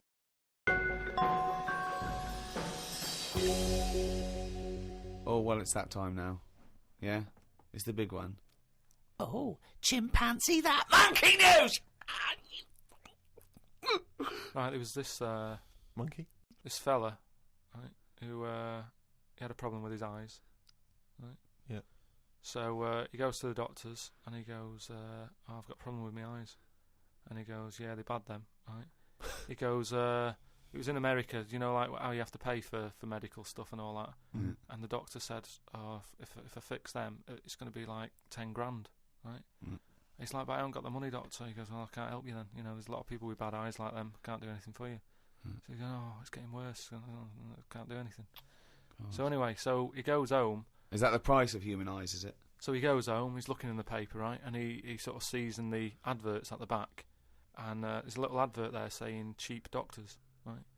No, bollocks. Oh no. No. So he's thinking, oh, maybe that's what I need, right? So he calls him up. Woman's there. She's like, "Wait, what can I do?" He goes, "I've got bad eyes and that." She says, "Oh, come in tomorrow. We'll sort them out." She's like, "Brilliant. I'll see you then." Right.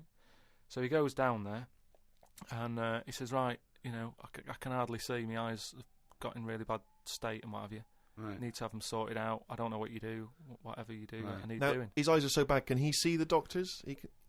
Not really. Can't Sort really- of he's squinting squinting. and that, but you know.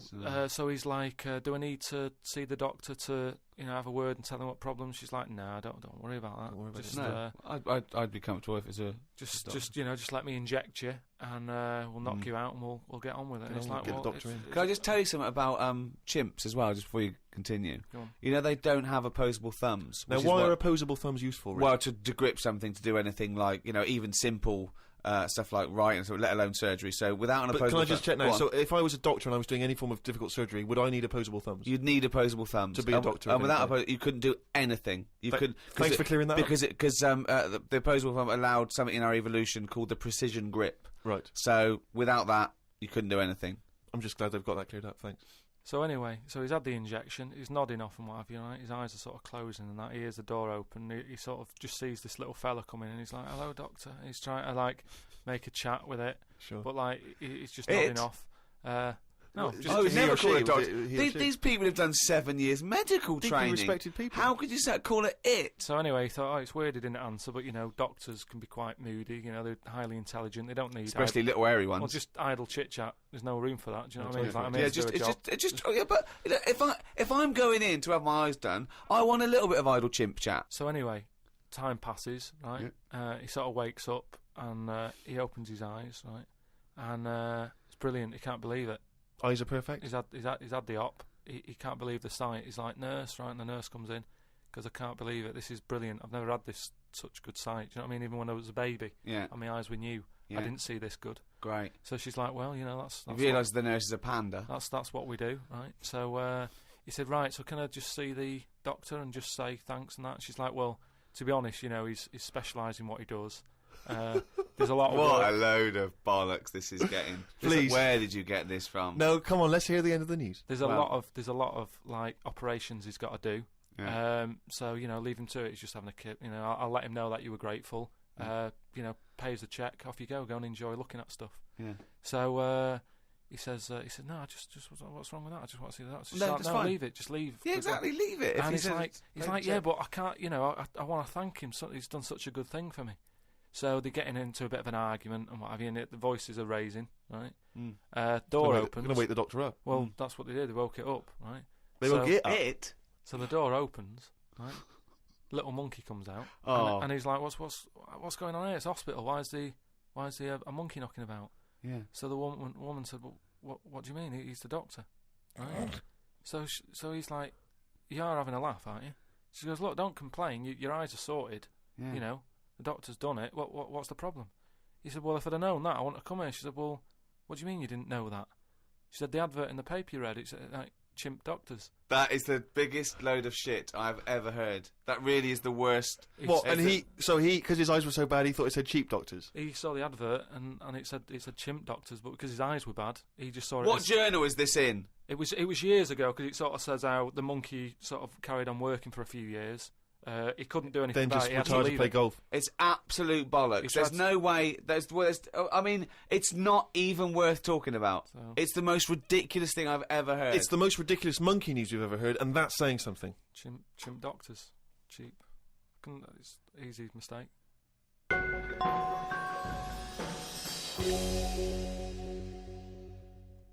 Well, that's the end of another podcast. That's week 11. We've got one more to go next week. So go to rickygervais.com, see some of the things we've been talking about, register, so we can let you know what's happening when we're back. Who hosted this podcast? It was the great guys at Positive Internet who host the world's #1 podcast, The Ricky Gervais Show, with me. The Ricky Gervais Show on Guardian Unlimited. Hello, welcome to the 10th podcast in a series of 12, Ricky Gervais Show, with me, Ricky Gervais, Stephen Merchant. Hello. And, of course, Karl Pilkington. Right. Now, thanks for all your emails. We've really started a community here, I think. Yes. We're all brought together by one aim. The fascination of the brain of Karl Pilkington, basically. Yes, absolutely. There's thousands of people who are equally as obsessed as we are with it. I really don't know why it's called the Ricky Gervais Show anymore. I mean, I was cynical at the beginning, but it's farcical. Welcome to the Karl Pilkington Show. Well, people say they'd like to hear more from you and I, but I don't see why when you've got do you know this what I feel specimen like? in the room. I feel like the ringmaster, but the real star is the shaved monkey in a jar that we bring out. Do you know what I mean? That's it. That's the star of the show, you know. Yeah. Well, we've had loads of emails actually, and we've had one from Nige, who's done this brilliant cartoon of Karl on the beach. I think we should sell those as postcards. But someone's beaten us to selling merchandise. If you go to www.cafepress.com/Mr. Pilkington, someone is selling everything with Karl Pilkington's head on it. Now, these are bootleg goods. We're not making any money from it, but I'm strangely proud. I just love to see millions of people wearing a little T-shirt or a baseball cap or drinking out of a mug with his little round head on it. He's made a clock, which is perfect because it fits absolutely. You know what I mean? The sides of the head go right to the edge of the clock because it's perfectly I'd round. like to see maybe as well those sort of rubber or plastic face masks that you can buy for Halloween with just Karl's face. Oh, just millions of people Yeah. who all look like Karl. Oh, that would be amazing. What a world that would be. Cheers for that, love. Yeah, it's Karl Pilkington here, just telling you about Channel 4 on a Friday. You've got new Green Wing, right? That's nearly ready. My name is Earl, and the It Crowd. I mean, sort of being in the comedy business and that, I think it's fair to say I'm qualified to give me opinion, and these three things are funny, so yeah, stay in, watch it, have a good night, have a nice little brew with it, do what you want. At the end of the day, it's your life, innit? See it. The Ricky Gervais Show on Guardian Unlimited. Still to come, of course, Monkey News and Karl's diary, excerpts thereof. I wonder if we should have a jingle for questions for Karl, because there's a lot of questions coming in for Karl. Okay. Oh, chimpanzee, that question's for Karl. Yeah, okay, no, fair enough, that works. Okay. This is from Jim and Bob in Manchester. Carl, if you could talk to any animal, which one would it be and what would you say to it? Insect, animal, anything, fish, anything. Well, they said animal, but let's broaden it to anything. Animal, any creature. Insect is an animal. Yeah, no, but I'm just, I don't want to get it wrong. I'm just thinking about... Yeah. There's a lot of stuff out there, isn't there? I'd probably go for the tortoise. Okay. Because it would take a long time to walk away from you while you were talking. No, just because... Most animals would be off straight away. Yeah. Just because they live for ages, so they'll have loads of stories. They've lived through a lot. You know what I mean? Through wars and stuff. Well, if you get an old one, that's about... Yeah. Most of them have lived in a box in a garden for 52 years. No, but you get some that have been about... And even if it's in a box, you can overhear. They've really travelled, have they? Yeah. I mean, some of them have experienced more than you. Yeah. But they've broadened their horizons a bit more than you. They could probably teach you a thing or two, yeah. And what would you hope to learn from them? Just history. Right. From their very specific tortoise perspective. Other emails. We've had a lot of questions about time travel. People are fascinated about your approach to time travel. And I know we've talked about this in the past, but this is a very specific time travel question. If you had a time machine, Carl, to what event in your childhood would you travel back to and why? What's the point in going back to things that you thought... No, it's just that it's never as good, is it? It's like a place you go on holiday and you go back thinking it'll be as good as the first time. It never is. So I don't believe in going back to places. What do you understand the question as? Do you think they're asking, would you go back like a ghost and spy? Would you go back and you've got your childhood back? You are that child again. You're in the body. You are the child. Or you've got your adult head and experiences on. Rick, I really don't think Carl was thinking there was any of those variations. No, let's be honest. But now that you've flagged him up, I think he was thinking of him as he is now in school with a cap on. yeah. But too big for the chairs. yeah. Come on. No, I don't think I would go back. It's all happened now, isn't it? Yeah, but it's an email to a podcast for our own amusement. Well, okay. Choose an event. Okay, forget the time travel thing. No, hang on. I think let's clarify one of Ricky's points. What if you could go back and you could live that moment again? How would you do it differently? There's been times where I've gone, that was a bit out of order or whatever. But then you learn from your mistakes, don't you? So I don't want to go back and change stuff because it's like that thing that they go on about, isn't it, where they blame the butterfly on an earthquake. It's going to happen. If it wasn't that butterfly, it's another one. So why pass the buck, is what I'm saying. So you've got no regrets. There's nothing in your past you'd want to change or do differently? What about if you went back and you spied like a ghost on something? You couldn't change anything, but you could have a look at someone and just sort of look, like Ebenezer Scrooge does, the Ghost of Christmas Past. He goes back and he's sort of like looking at himself dancing and stuff, or... What would you do? What would you go back and have a look at? Yeah, but you're asking me to change. I don't want to change. You're not changing, you're just observing. It's impossible. All right, this question, it's not going to happen. You're not going to have to do this. It's impossible. Right, yeah, I nearly died once, didn't I, on an ice pop. Right. Right. Now, maybe if I would have died, I'd say, well, let's go back to that, and I won't have an ice pop. You wouldn't be doing the podcast if you'd have died. You wouldn't be having this email put to you. What are you talking That's absurd. about? You're now saying... You're rewriting history and then going back to change it. Yeah. There's no need. You didn't die. Well, we've changed it. You can't change anything. You're just going to go back and watch something. Would you like to go back and watch yourself choking on a Mr. Freeze? No, that's what I'm saying. That's why I wouldn't go back now, because I'm all right. I haven't had one since. I've learnt a lesson. I'm not missing them ice pops. So... I don't think you're making the most of this opportunity to fantasise. I don't see the point in going back in anything. I mean, do you mean go back in time to the point of you can see, like, Rome in its working day? What, in your childhood? Was Rome about when in your childhood? Were there gladiators in your childhood? Well, that's what I'm saying. Everything I've been through, so why see it again? Forget it. It was just a nice little question. I mean, that shows the lack of imagination in Karl Pilkington. Your mind can't fathom something unless it's, like, got two heads. But I don't see the point in doing something twice. Because the thing is, say if there's one good moment when I was about 6 that I loved, I'd then have to go through all the other 20 years again. Well, why? Why have you imposed that? It's a fantasy. Make up. You could go back and come back again. Yeah, whiz back and fast forward 35 years. Nah. Brilliant. No. Like it was on offer. Like this was really on offer. Move on. Migrant workers in South China are wearing adult diapers on packed trains heading home for the New Year holiday because they've got no access to the toilet. Many supermarkets in this particular part of China have reported a 50% increase in sales of adult nappies for the train trips. Now, what do you make of that, Carl? You're on a long, long train journey, 3 hours, 4 hours. You know there's no toilet. You know you're going to need to go. Pop on a... Why isn't there any toilets? They just aren't on the trains. And they're a really long journey. Yeah. How long? Hours. Well, very long in China. It's a big country. I wouldn't. I couldn't do that. I couldn't do it. I'd have to hold it in or something. Just like, I mean, when I was a young kid, I don't know how young you are when you wear a nappy and that, but I remember that I didn't like it doing it in a pair of pants like that, a pair of nappies and that. And I used to have to, even when I was too small to sort of get up on the toilet and that, because you'd fall in. My mum knew that I didn't like nappies and that. I used to just go in the corner, just near the kitchen, in this thing that, like a litter tray. That cat's having that. I mean, it wasn't like that, but that's the same sort of idea. And I'd go there, and I'd do my thing, and my mum used to say, "Oh, he's going there. Don't look at him," and that, because it put me off. Like cats don't like being watched when they do it.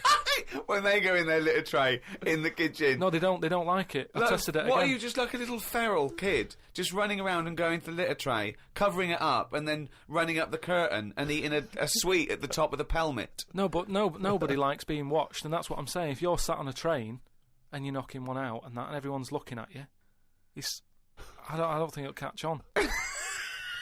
Well, it has caught on. They're all doing it. They're just sitting there. They're doing, they're reading the paper, doing Sudoku, and they're looking round when they're going. They're thinking, oh, no one knows I'm going. And everyone's thinking that, and everyone's going. I mean, it's partly because there are 120 million peasants from China's vast toilet on it. We're going backwards.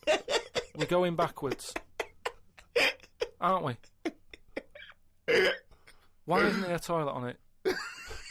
Well, maybe there is, but maybe people are thinking the queue is going to take forever. If you've got 125 million people yeah, going but not back. Everybody wants to go at once. I mean, I know Chinese and all that are like at the forefront of everything that goes on in the world, inventing stuff first, but this isn't one of the best that they've come up with.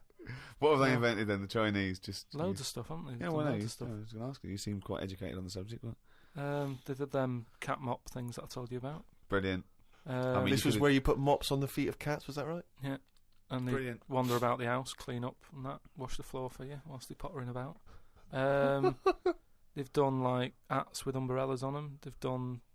I mean, they're known for like coming up with stuff first. Yeah, I mean, my first thought was gunpowder, but yeah, cats with mops is good as well. Just a final mention of one of the emails that came through from Phil Hobby in Falmouth in USA. He says, "Hello chaps, just wanted to let you know that I was at a party on Friday. And I bought 2 remixes of I Could Eat a Knob at Night on a CD. Let me tell you, I played them at the party. They were a huge success. They were a smash. By the end of the night, the party was hip to the words I Could Eat a Knob at Night. Half of them were even singing along. So big thanks to you, Ricky, Steve and Carl. Now, what would be ideal, of course, I suppose, is one of the big superstar DJs, if they could drop that into their set. A Carl Cox, a Fatboy Slim. Tong. Pete Tong, the boy Tong. He got power, and I'd love to hear him drop it. Maybe even, and I suppose Westwood wouldn't be able to put that in. I know he's more of a hip hop guy, but yeah. So I mean, if you at any point ever hear I Could Eat a Knob at Night, the remix at any kind of club event, let us know. We'd love to hear about it. Yeah. The Ricky Gervais Show on Guardian Unlimited. Well, now to one of our most popular features. I mean, this could even rival Monkey News one day. It is Monkey News. It's it's news from the point of view of a monkey, a shaved monkey. It's Karl Pilkington's diary. Oh, he's written it down, yeah. Was that the jingle, or were you just just annoyed about something? Okay. Went and did the podcast. We had a meeting after. I don't like meetings, as I can't keep focused on what people are talking about. I think Ricky has the same problem as after 25 minutes he was trying to wrestle me.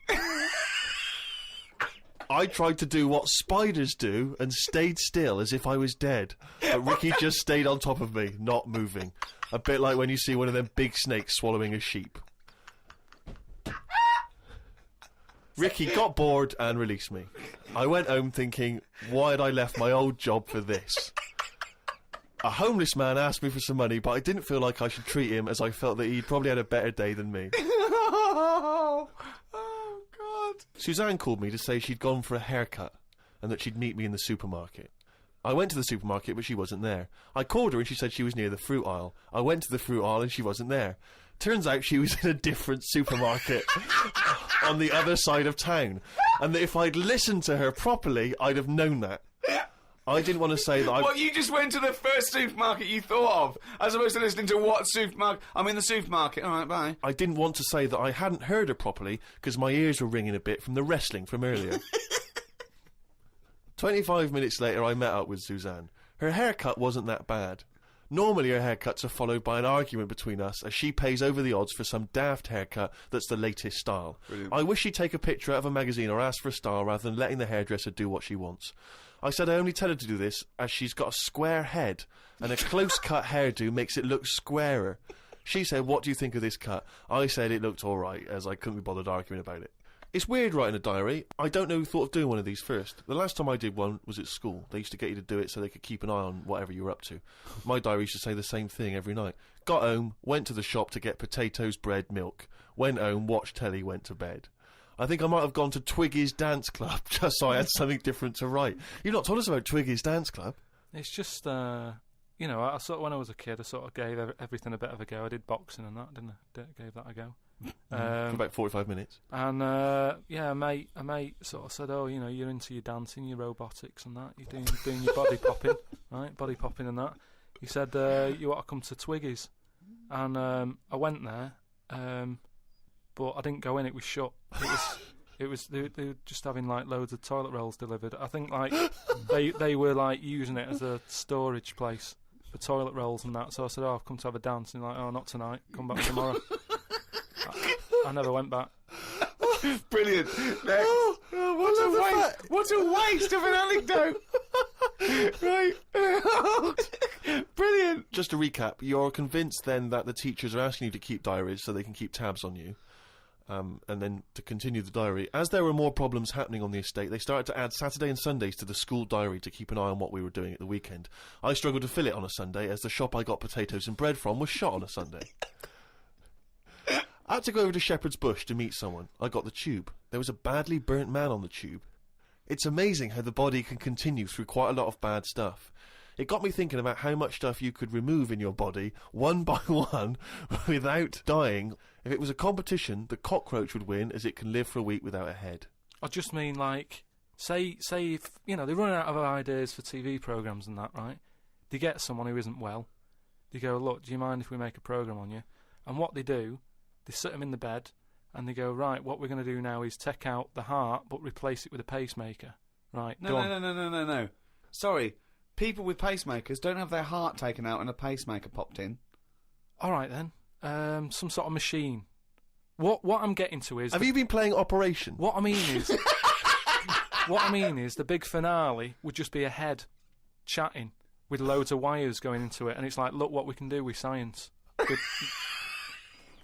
That's what the programme's called. It's the same every week. The volunteer is just a head with loads of wires coming out of it. Look what we can do with science. And he's going, goodbye. Oh, I feel ill. Got some post delivered to me today. It was... Oh, this is great. This makes it in the diary. Got some post delivered to me today. It was addressed to Mr. Dilkington.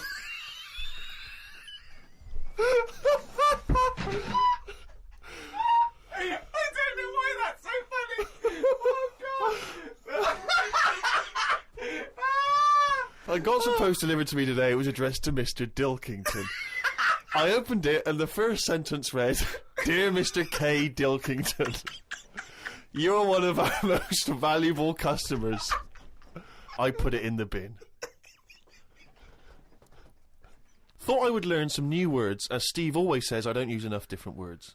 I read in the Fortean Times that the word whew means an ugly female ghost with drooping breasts. What do you mean? Is that how am I pronouncing that right? Who's using that word? Who is using that word? It was just W-E-W-E. Let's call it a woo. An ugly female ghost with drooping breasts. I think I'm right when I say there are too many words in the world. I don't think I will ever get round to using the word woo. Watched a health programme. Wasn't watching it properly, but heard some doctors say that we only get so many heartbeats in a lifetime, so don't do too much exercise. I told Suzanne, and she said I probably hadn't heard it right. We got talking about death. Suzanne said she didn't like thinking about it. I said she might end up being a woo. I was chuffed as I'd managed to use my new word. I went to the supermarket to get tonight's tea. On the way, I stopped and looked in the fishmongers at all the different fish they had in the window. It's like a child in one of those kids' TV shows. I know. Mr. Pilkington went to the fishmonger. He stopped and looked at all the fish in the window. Hello, Mr. Dilkington, they said. There was a newspaper clipping stuck on the glass about a two-headed fish that they've made in Taiwan. I don't see the point in doing this, as a fish having two heads ain't going to solve the world's hunger problems, as the head is the bit you throw away. Invent a fish with two bodies, and I'd say well done. Good point, isn't it? Suzanne watched one of her favourite TV programmes. I've told her the telly only goes on if there's something she wants to watch. If there's nothing on, she has to talk to me about stuff I've learnt. Like Descartes. Watched a programme on him the other day. He is the one who said something like, I know I'm about 'cause I dream. Doesn't work for everything 'cause ants don't sleep. I don't know if I'd like that or not. You don't know if you would like it if you didn't ever sleep. Not sleeping. It's just one long day. I don't know. Don't know how you'd put up with that. Do you think it'd be a good idea? No. Why not? Because, as you said, it would get a bit boring. You know, your sleep is your rest, your time off. It helps you detoxify things. I mean, if you didn't have to sleep, you could spend more time talking to a tortoise and going to the toffee shop.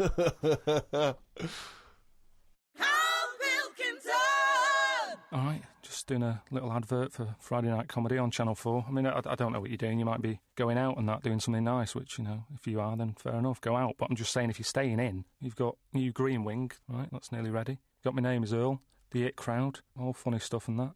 Don't know about you, but, you know, I'll be staying in watching it, just having a bag of crisps and stuff. So if you're staying in, put the telly on, do that. If you're going out, go out, have a nice night. See you later. Karl Pilkington!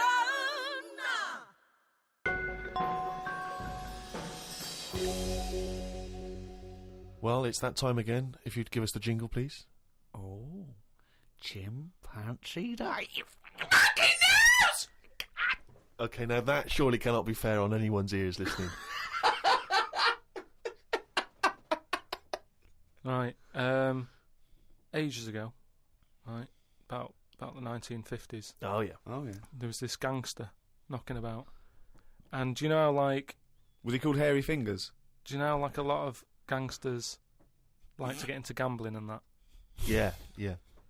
And, you know, like all his peers and that, all these mates who are, like, gangsters and stuff, they've all bought horses, right? Like, they take racing and they make money from them and that, don't they? Yeah. So anyway, he was Chuckles Seagull was no different. And he was like, yeah, that's a good thing to get into. I might get into a bit of that, right? So he gets himself this horse, right? And there's a big race coming up. That's why he's a bit of a last minute. And the jockey turns up and it's fine. He's a human jockey and it's fine. Excellent. Okay, well that was another podcast. So anyway, please listen. Oh, hang on, next... there's more. Oh, hang on. So anyway, this big race is coming up. He's like, I've got to be involved in this because I can make a lot of money out of my horse here. Choose the jockey wisely, then. So he says to his mate, he said, "Look, I've got myself a horse and that." He said, "We just need a jockey, get someone to sort it out and what have you, so we can get in this race." So go to the jockey club. His mate's like, "Yeah, all right, I'll have a word and that, have a look round and that, see if there's anyone decent." And the good thing about jockeys is there's never been a shortage of jockeys because a lot of them don't make the grade. So there's always too many jockeys to go round. Always too many human jockeys. Yeah. There's never a problem getting jockeys. Fine. Go on. So anyway, he comes was that back. true in the 50s as well? It's always been true. Always been true. It's always been true. There's no lack of jockeys. So it's sort of close shot. People are trying to do it and they don't make the grade. So, but in the 50s, from your knowledge, there was not like in 1951 a shortage of jockeys for just 1 year. Absolutely never. I'd have known about Okay, that. fine, I'm quite keen. Right. Go on. So anyway, right. So his mate says, "Look, I'm having a problem getting a jockey." Seems odd because Ricky's just been saying. He's just been saying it's not a problem. What do you mean? So just because the main problem was, go on. A lot of jockeys were aware of this gangster and were saying, "I'm not getting involved with this guy. The chances are I won't get paid. You know, he's a gangster. It's not worth it." You would do it if it was a gangster asking you. You'd be scared of the consequences. So anyway, he's saying, "Look, don't be coming to me with problems and that, right? I've got the horse. I want it in the race. sort it out. So they're like, oh, but boss, and he's like, don't give me any of that. Go and Exactly. sort it out. They do what he says, so any jockey would do it. Go on. So anyway, so the day before, The big race, yeah. Left it to the last minute, okay, but Yeah. fine. and he says, have you got a jockey then? They're like, yeah, but, and he's going, don't worry about it, have you got a jockey? Yeah, but, and he's like, well, look. He wants what- to say, sure, yeah. So, they won't let him. he's saying, has he ridden the horses before and that? He said, well, yeah, he has, but mainly, and he's like, brilliant. And he goes, yeah, but mainly in like a circus. In the jung...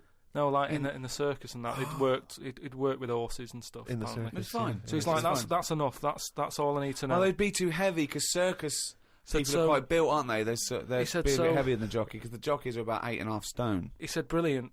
Get him down there and that, right? Yeah. Anyway, the race happens. He didn't want to meet him beforehand, he wasn't worried No about that? point, not No, bothered. no. As far as he's concerned, It's all sorted. he's putting his money on it and what have you. Yeah. Right? Sure.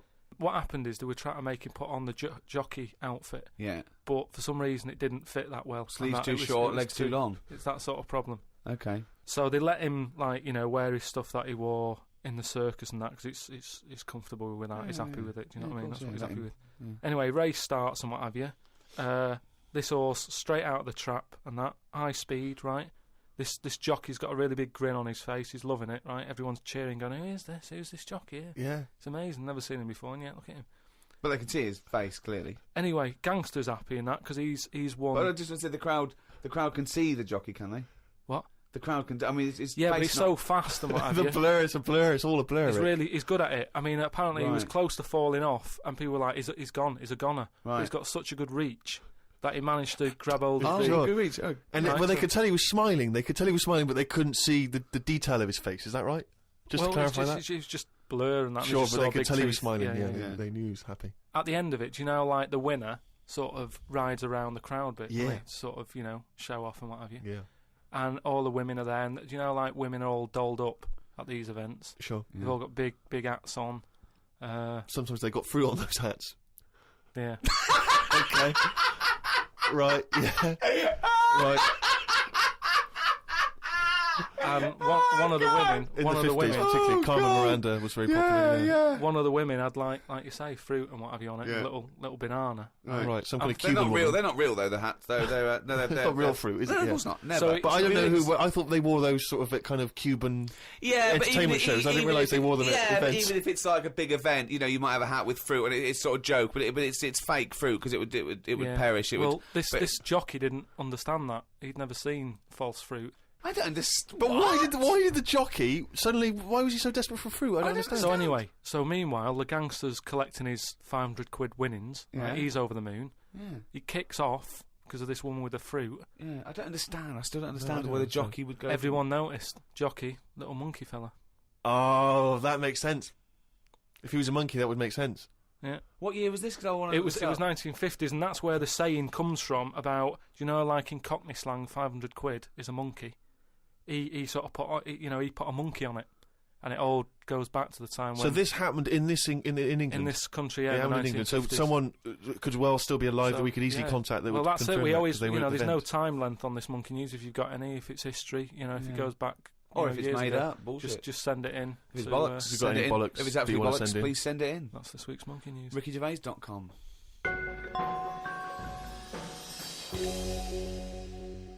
Well, that's the end of the 10th podcast in a series of 12. Only 2 more to go. 1 more hour of the drivel that is the thoughts of Chairman Pilkington, or Dilkington, as he should now be known. This podcast was brought to you by Positive Internet.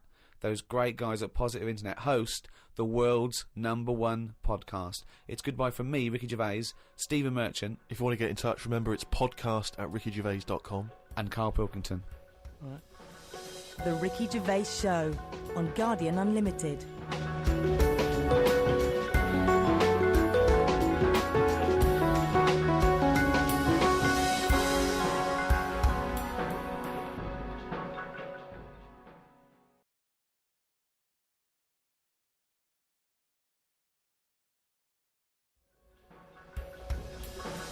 The Ricky Gervais Show on Guardian Unlimited. Hello and welcome to another Ricky Gervais show with me, Ricky Gervais, Steve Merchant. Hello. And Karl Pilkington. All right. The 9th in a series of 12 podcasts we're doing. for free. Absolutely free of charge. We're getting we've already done over sort of 2.5 million downloads. We'll probably do 4 million downloads by the end of the series. If I had a quid, I don't even want to discuss it, Rick. You are gutted, aren't you? I'm absolutely furious, because I said to you when we studied, I said, why, you were going, oh, let's give something free back to the fans, and I was saying, it's not worth it, they don't deserve it. But no, you demanded it, and I wanted to pay, I want to charge crazy money for it. I've been a fool. We've had about something like 6,000 emails as well. If we could channel this to good, because you know what I mean, this internet has been set up, billions and billions and billions of dollars go on this cyber highway back and forth, doing good stuff, communicating, sending people into space, commerce, and people, hundreds of thousands of people are sending me pictures of Karl as a monkey. I know, exactly. I mean, it's unbelievable. It's not what this system was created for. Thank you for all your emails as well. That cost us as well a little bit, because they're going through the website, which costs us a little bit of money. But it also costs me my precious time, having to wade through the crap that gets sent to us.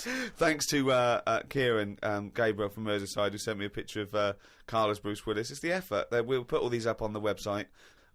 David Weinstein has started his own T-shirt range. I could eat a knob at night. And Paul Devon has sent me this caricature of Karl, and it's brilliant.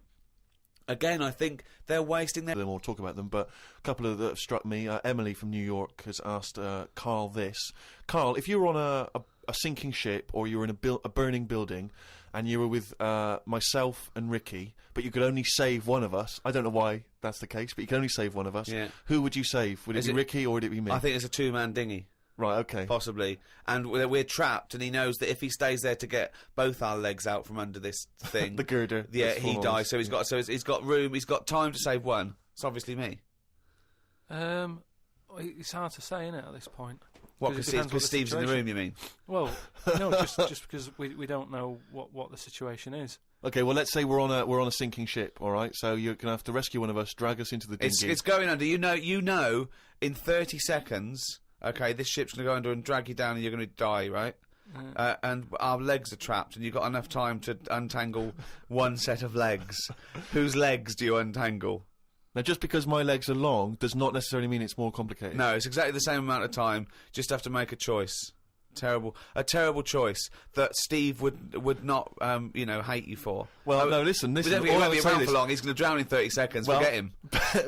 Bear in mind this, Karl, you are going to be stuck in a dinghy with Ricky Gervais, and who knows how long that's going to take. Think of all the head squeezing that's going to be going on, the comments, the wind-up, and do you honestly think that he's going to, if there's any provisions, that he's going to split them evenly with you? I mean, he's going to have drunk all the water, and there's only going to be about half an hour in. The food's going to be gone. Look at his gut. Look how much, of the food he's going to have to eat, the baked beans that you've got on board. Whereas me, you know how generous I am. I'm always sort of helping you out. Oh, there we go, Karl. I think he's put the nail in his own coffin there. You know how generous I am, Karl. Let's talk about that, Karl. Come on, think about that one. Yeah, I mean, have you forgot about that, Steve? What? What? The time when... we went for a coffee, and we had to have a bit of a heated debate about the 50p change.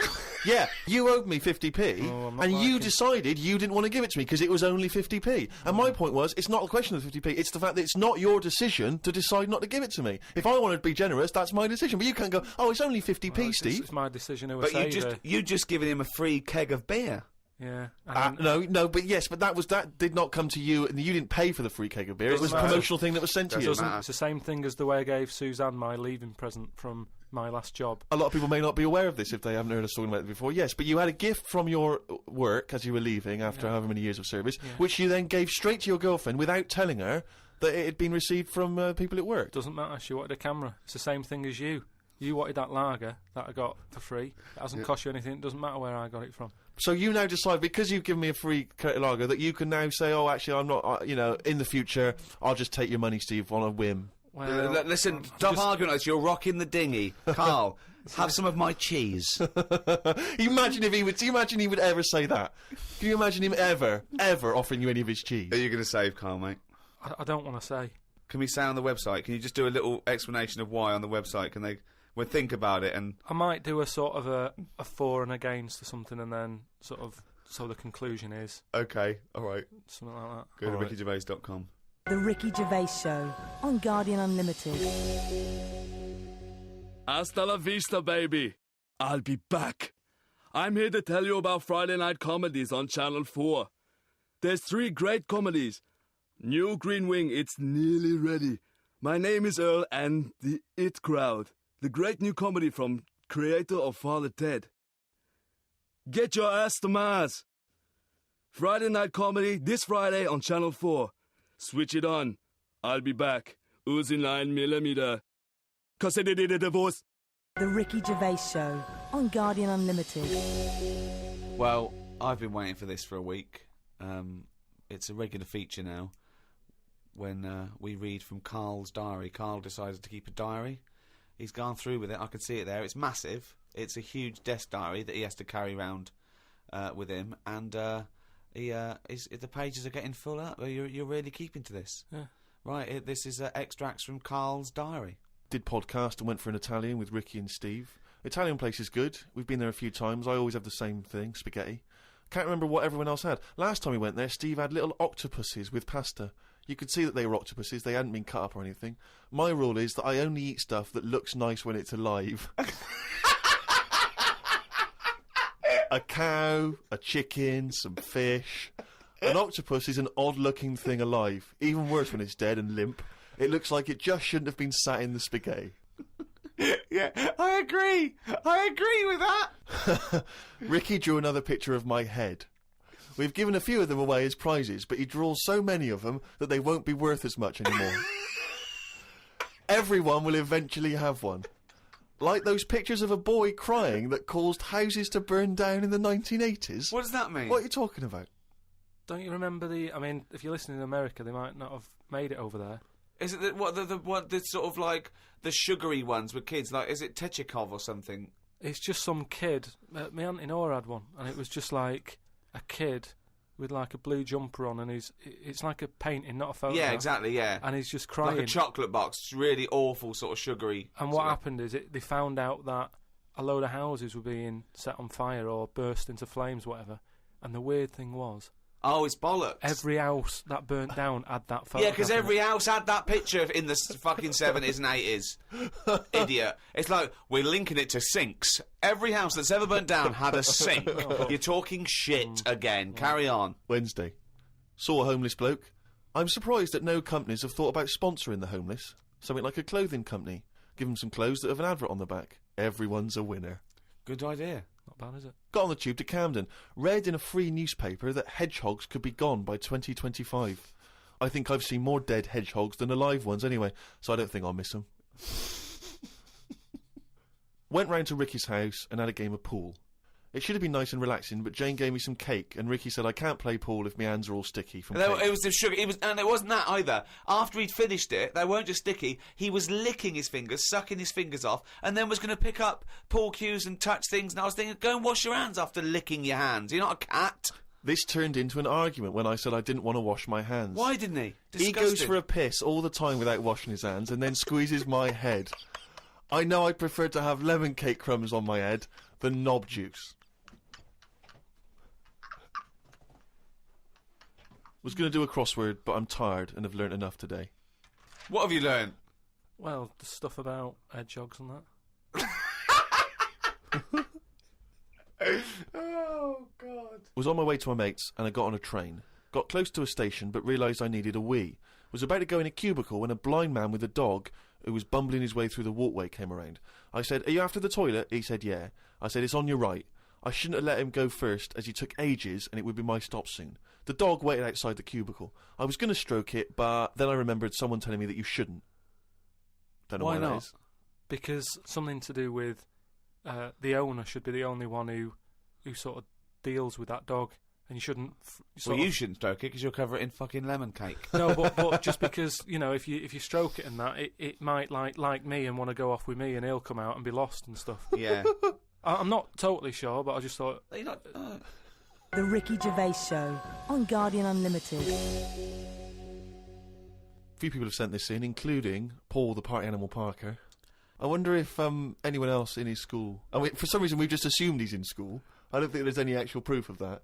But do you think... I reckon he left in June, and he's doing sort of bits and pieces, but he's still not a party animal. Do you think he can hold down a job? Is he just partying so hard that... He can hold down a job. He often arrives late.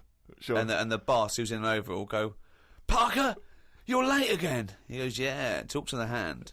Yeah. I think that he's the sort of guy that he'll just happily say, listen, I survive on 4 hours sleep. Yeah. Sometimes I go to work, I've not slept at all. But I think he comes in with his headphones blaring, right, on a skateboard, and the bloke goes up to him, the old bloke, right, the old fuddy-duddy bloke goes, you stupid idiot, you can't wear there. He goes, chill out, man, and in 2 minutes, he's got him dancing. Oh, I know what he's like.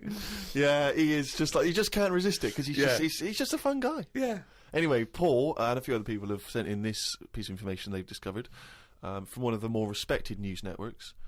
The headline is this: female kidney turns lumberjack onto housework. Right. Now, a Croatian lumberjack apparently has claimed that he started enjoying housework and knitting after he was given a female kidney. He claims he's going to sue his local health authority because he says he's become a laughingstock. He used to enjoy heavy drinking sessions and things. The kidney transplant saved his life, but they never warned me about the side effects. I've sort of medical nonsense that Karl would normally come out with. Absolutely. That you take on the personality of the person who gave you their blood. Exactly. It's like those old horror stories, you get given a murderer's hand. Yeah. And you go around killing. But there can be certain medical things that would change the way you think and would change you as a person. Say like how they can do face transplants now. Yeah. Right? I mean, I don't quite understand how this face transplants work, because do you get a choice of who you have? If you have something done to your face and you go, it's burnt or whatever, or something happens to you and you need a face transplant. Well, if you totally changed your appearance, then you would eventually change because of how people reacted to you. Yeah, but if you gave yourself the head of an elephant, soon you wouldn't be yourself because I wouldn't have it. I wouldn't have that. That's what I'm saying. If they had a catalogue and they said, here's some faces you can have, pick which one you want. Yeah. Would you be looked upon badly if you go, do you know what? I don't really like the look of any of them. Can I just wait for a better face? Or at this moment in time, have you just got to take what's on offer? Karl, there's no one looking through catalogues at faces they might be able to have. No, they do now because of the face transplant thing. But who are these people putting their face up for? They wait till someone... Yeah, I know, but at some point... Well, I tell you what, I would not have a face transplant if I haven't seen the face before I'm going to have it. You had to... I want to see what I'm having.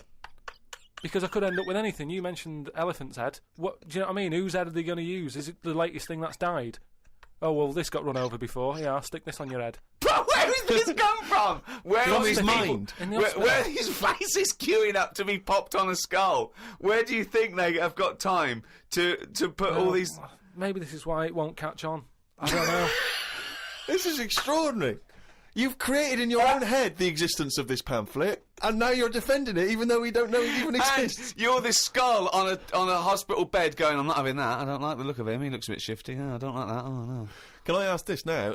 Let's say we'd passed away sadly in something terribly tragic. The nation's mourned. It's terrible. It's like one of the great national disasters. But you... At the same time, you survived the accident, okay, but your face is hideously disfigured. You can take either Ricky's face or mine to have. I'm surprised you're asking this, though, Steve. I mean, it's just, it doesn't seem like any of them is like a great option. Oh, thanks. And this is what I'm saying about the catalogue. If those two were on offer, I might go, do you know what? Pop in again tomorrow. Bring in another booklet. The Ricky Gervais Show on Guardian Unlimited.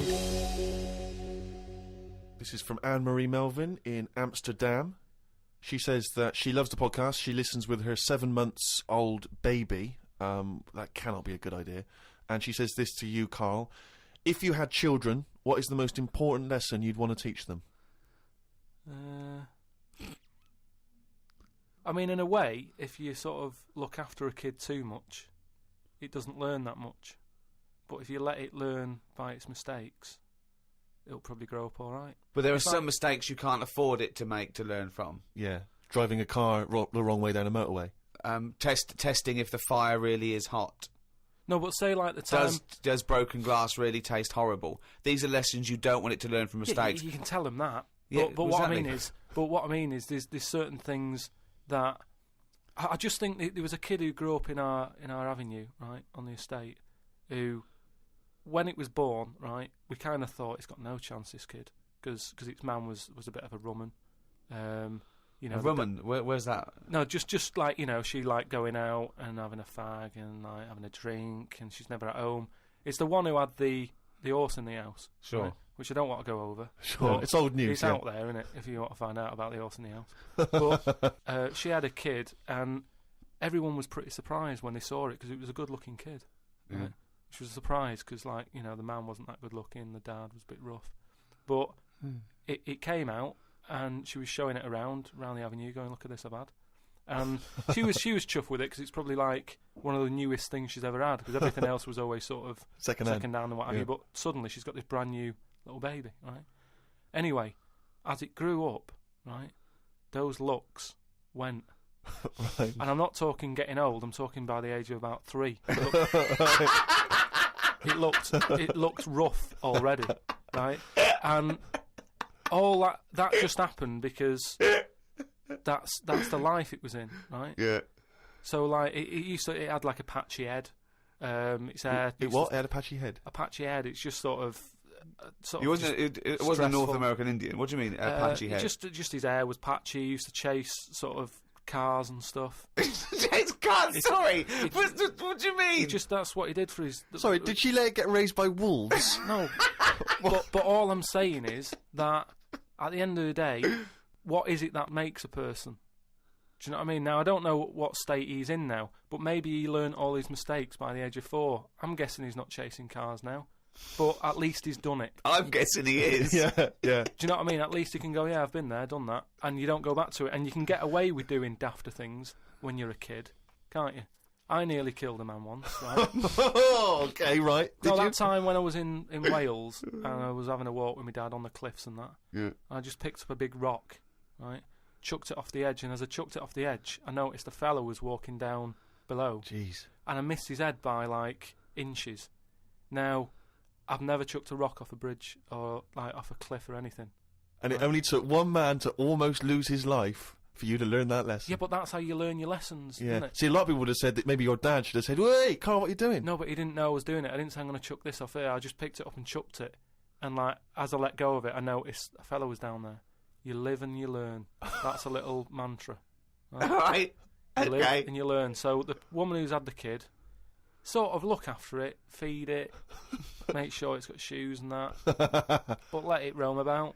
That's great. There's the advice for you, Anne-Marie. I love that. Good luck. Just let your 7-month-old baby roam about.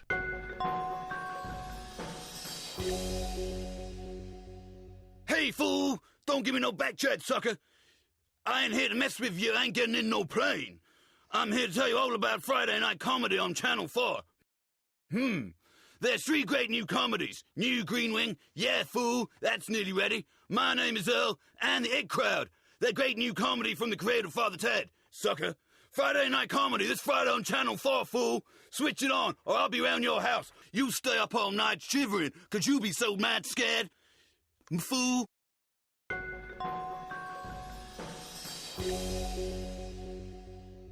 Carl, a lot of people are absolutely fascinated to find out how you met Suzanne, your girlfriend of how long?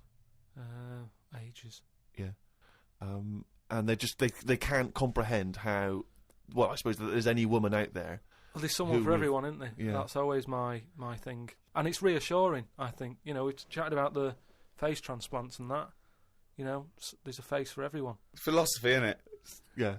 I mean, it's really unbelievable. No, there is someone for everyone, no matter what condition you're in or whatever. Yeah. Because I read on the email, someone emailed in an old Chinese proverb. Is it old, though? You know the Chinese proverbs don't age well. It's something about... everyone, everything, no matter what it is, has got one talent. Right?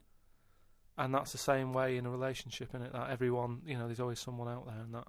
I like the Chinese... There's another Chinese proverb that I learned on an email. Go on.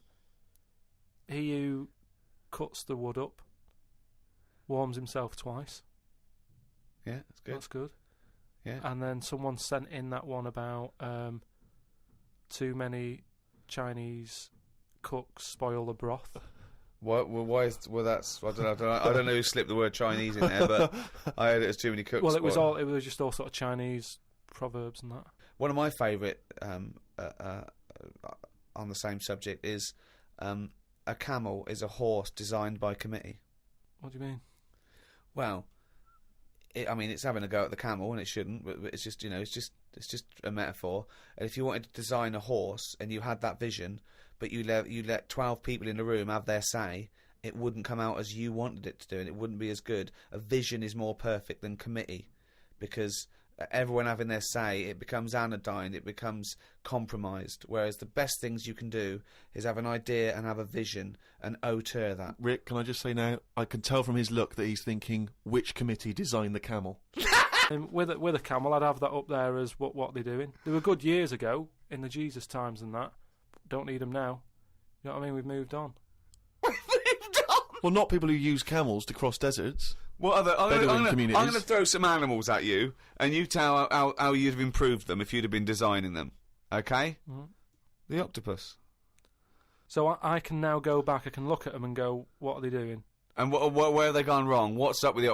How could you improve it? Like the camel, you'd go lose the amp.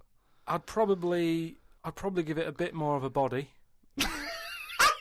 Cut down on the arms.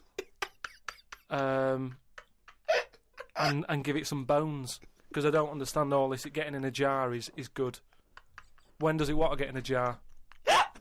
It says... Well, it only wants to get in a jar according to your stories. No, but there's something that says it can get in a jar because it hasn't got any bones, but I don't know why it want to do that in the first place. I can't even begin to answer that. Once again, you've claimed that you've read that they like to get in jars. I mean, how do they know that octopus like to get in jars? Oh God, you can improve on an octopus. Millions and millions of years of evolution, making it perfect for its surroundings. Okay, another animal for you then, Carl. Giraffe? What are they adding to the world? What are they doing? Well, it's not about what they add to the world, no, but is I thought that's what everything's about. It's about things are here for a reason. No, because they work. The only reason is that they survived. They passed on their genetic material and evolved and was chosen by nature. It was selected. But there seems to be a lot. The reason they're here is because they didn't die. That's it. No, but there seem to be a lot of animals that are like. Do you think there's a lot of cheating? Is that what you're saying? There's I'm just saying, there just seems to be a lot of doubling up. Yeah, so you get it down to like 8 animals that represented all of it. So okay, who would get in your team? You can choose 8 animals. This is what I'm saying. If I was Noah, I would have gone like, hang on a minute, I've just seen something that looks a bit like this. Let it drown and have a clear out. But he didn't. He was messing about saving everything. He was instructed by God to save everything, to be fair to him. Yeah, but if he's been given that job, for me, he's sort of manager of that job. So you believe Noah as well? You believe Noah happened as well, and he built a boat big enough to catch 2 of every species. You actually believe that as fact, do you? Well, it's out there in book form. Brilliant. All right. We haven't answered the question that we started with. How did you meet Suzanne? Just at work. Thanks.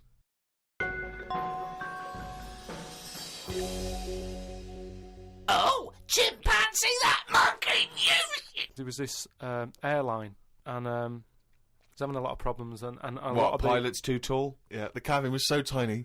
Only bananas were allowed in the cockpit for fuel. Anyway, there was a lot of strikes going on, right? Sure. Because I don't know what it was about. It was over money or whatever. Yes. And get something that doesn't need money. Yeah, but but what else could you pay something in? Well, Rick, I mean, peanuts. Okay, peanuts or fruit. Yeah. So anyway, the boss of the airline, he had like one pilot who he could trust, right? And that was his son. Right. But the problem is with a lot of these planes, you need 2 pilots. Of course you do. And he was like, if only I had 2 sons. But he didn't. There's no point harping on about it. Right? Sure. He runs an airline? He runs an airline, yeah. But how many pilots are there? Because there must be loads. No, there's loads, but the problem is a lot of them are going on strike. Oh. And each week you can see that we're struggling here. But how can they get... it was just the pilots that were striking, was it?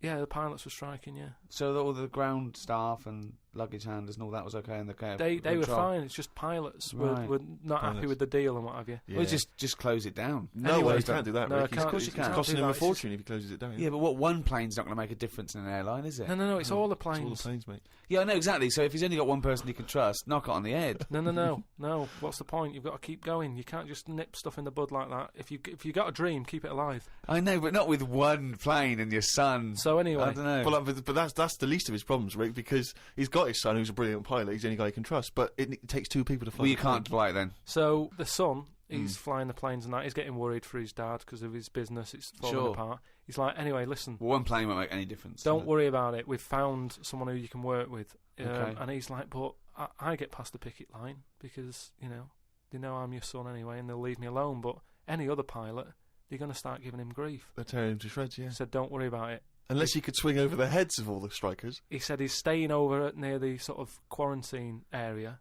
where all the animals are kept and stuff. Right, okay. They won't be looking in there. They won't bother. No. So he's like, all right. But there's no animal that could be a co-pilot, that's why. I'll see you, he'll meet up with you in the cockpit. He'll meet up in the cockpit, yeah, sure. So anyway, he gets in there, he meets them. At first, a little bit of a shock who he's going to be working with, but he's thinking, as long as I can keep my dad's business alive, I can keep a job. Not with one plane. Anyway, what happens is, the strike's going on, he's flying, he's got his mate with him flying, helping out. Who's his mate? What's his mate's name? The flights are brilliant, right? Everybody's loving them. They can't believe how smooth they are. Sure. The shares are going through the roof. Everybody's like wanting to fly. This one plane they've got. That wouldn't make any difference. Everyone's saying, it's only a small plane, but it's worth getting on there. And it's a small plane as well. Because it's a great experience. Gone under, I'd have thought. There's no way they can keep that alive. Apparently they can. So they're keeping this plane up in the air and what have you, and everybody's booking the holidays. It's almost like the favourite bit of the holiday. They're loving the flights that much. Why? It's just because it's really good flight. I don't understand what difference apparently it's a great flight. It makes. So anyway, what difference it makes. Everyone's happy. Then one day, what happens is a little bit of a problem. Oh dear. You're not going to tell us that sort of co-pilot Coco he's not able to make it to work, is he? Well, what happened is one woman who was on the plane got a bit peckish, right? And said to the air hostess woman, said, "I'm a little bit peckish. Have you got any sort of nibbles and that?"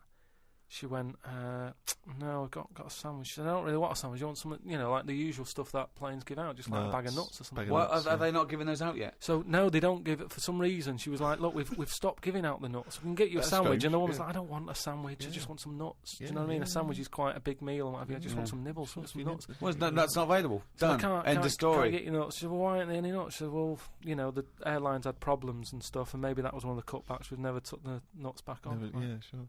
So she wouldn't just leave it. She wanted a nuts, right? She's having a lovely flight and everything. She said, "I cannot complain about the flight. The flight is brilliant. Yeah. Whoever's up there flying this plane is doing a dynamite job. Doing a great job, but I need some nuts." Right. Anyway, so the woman said there aren't very any demanding nuts. woman. There aren't any. It's a very demanding woman. There aren't any. Look, she's paid big money, right? She's probably in first class. She wants nuts. She's going to get nuts. There aren't any. Leave it. If she has to force her way into the cabin to get nuts, she's going to get nuts. Well, she can't go there because she will be shot. Because with security problems and that, there's no way she could ever go to the cockpit. That would never happen. So she said, "Well, you're saying there aren't any nuts." She said, "But earlier I saw you put a tray outside the cockpit, right? It had a sandwich on it, 2 Cokes and 2 bags of nuts." Right. She said, "So you're saying there aren't any, but the pilot's getting." Well, aren't any now? That was the last 2 packets. Done. No. So let's go home. So she's going, "You can't have any." No. We know. We understand now. There's a dispute over So nuts. she said, "Well, I'll go and have a word with the pilot myself because you only put them out there a few minutes ago. He can't have eaten them yet. I want some. You I'm going over. No. I know this is it. This is." She was saying you cannot go over. She's going, "Listen, I'm going to go over because I feel like I'm being lied to." No, you can't. So she goes, and the pilot can hear all this get in anyway. Chat about the nuts and what have you, and he's thinking, "What's going on out there?" Yeah. He opens the door. Right? Yeah. She gets a glance in. Little monkey sat there with headphones. Fucking bollocks.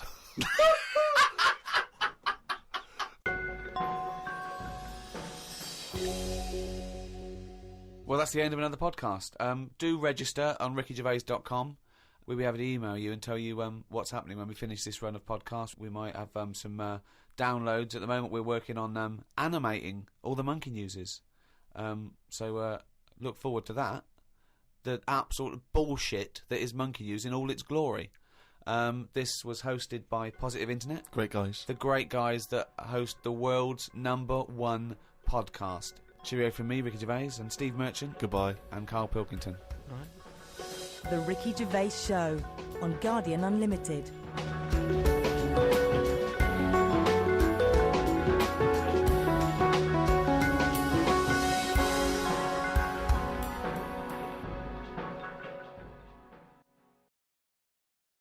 Oh, God. Oh. There is a fat bloke from Bolton who is in the pool as I write this. He's got a big tattoo on his back, but I can't work out what it is. ... He just got out of the pool and burped. Just felt like you had to keep us abreast of that. Everything's in the diary. I just seen it get to the point where you're going, breathed in, Yeah. breathed out again. There was a big fat fella in the sea who kept his T-shirt on. If you're big and fat, is there more chance of you getting burnt because there's more of you on show? I asked Suzanne, and she said she didn't know in that sort of not listening kind of way. It's not that sunny all the time. I mean, I was sat in weather that, if it was like that here, there's no way I'd be sat in the garden. Yeah. But because you're on holiday, it's like, well, we've got to sit in it. Put your coat on. So are you going to continue to write this diary? Every single day? It's amazing. Keep this diary up. It's amazing. No, I will keep it up, because what I find as well is, I think earlier on, before I went away, I think I did learn something. And because I wrote it down, I remembered it a bit better. So... What was that? I just was thinking then, I forgot it now. But but I remembered looking back at it and not having to read it all, because I remembered the end of it before I read it, if you know what I mean. I have no idea what you're talking about. Well, if you've enjoyed the Diary of Karl Pilkington, more next week, I hope. Another week's worth. That's amazing. I'm going to try and get that published. We'll put the odd page up on the web. Go to rickygervais.com. Don't forget to register there as well, so we can email you and let you know what's happening. Brilliant. The Ricky Gervais Show on Guardian Unlimited. Hey, fool! Don't give me no back chat, sucker. I ain't here to mess with you. I ain't getting in no plane. I'm here to tell you all about Friday night comedy on Channel 4. There's 3 great new comedies. New Green Wing, Yeah, Fool, that's nearly ready. My Name is Earl, and The Egg Crowd. They're great new comedy from the creator of Father Ted, sucker. Friday night comedy, this Friday on Channel 4, fool. Switch it on, or I'll be round your house. You stay up all night shivering, 'cause you be so mad scared. Fool. The Ricky Gervais Show on Guardian Unlimited. Rick, who hosts this podcast? The guys at Positive Internet. Why? Now, I know you're a big fan of those guys. Yeah, because they're brilliant. Well, yeah, they are, and I tell you, they're working overtime.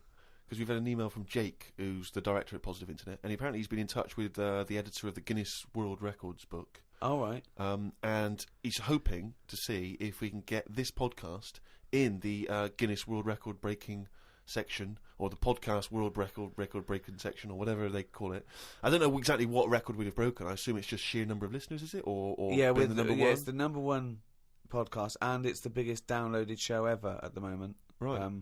I think that's because people have only had podcasts for a couple of years. Yes, well, I don't know. I mean, I don't know when the next issue comes out. I guess it's sort of December time. I used to get the Guinness Book of Records every year. I love it. I've never understood why it was such a big seller. I mean, presumably, who's excited to find out whether, I don't know, a man that can balance 3 egg cups on his head has beaten the record? Well, they're real records as well, obviously. I used to go straight for that. I really loved the sort of animals, fastest, strongest, all that sort of thing, biggest. But aren't they the same every year? Well, no, they do change, and obviously there's new entries to keep it exciting. But what annoys me is that it looks like anyone can get in if you're willing to do something that no one else will bother with. Yeah.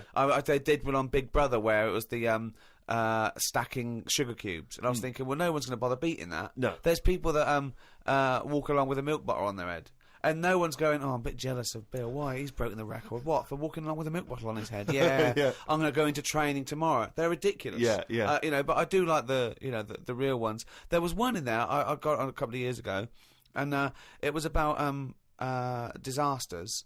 And there was one where there was some big ornamental incense burners at this thing in, I think, Thailand or Korea or somewhere.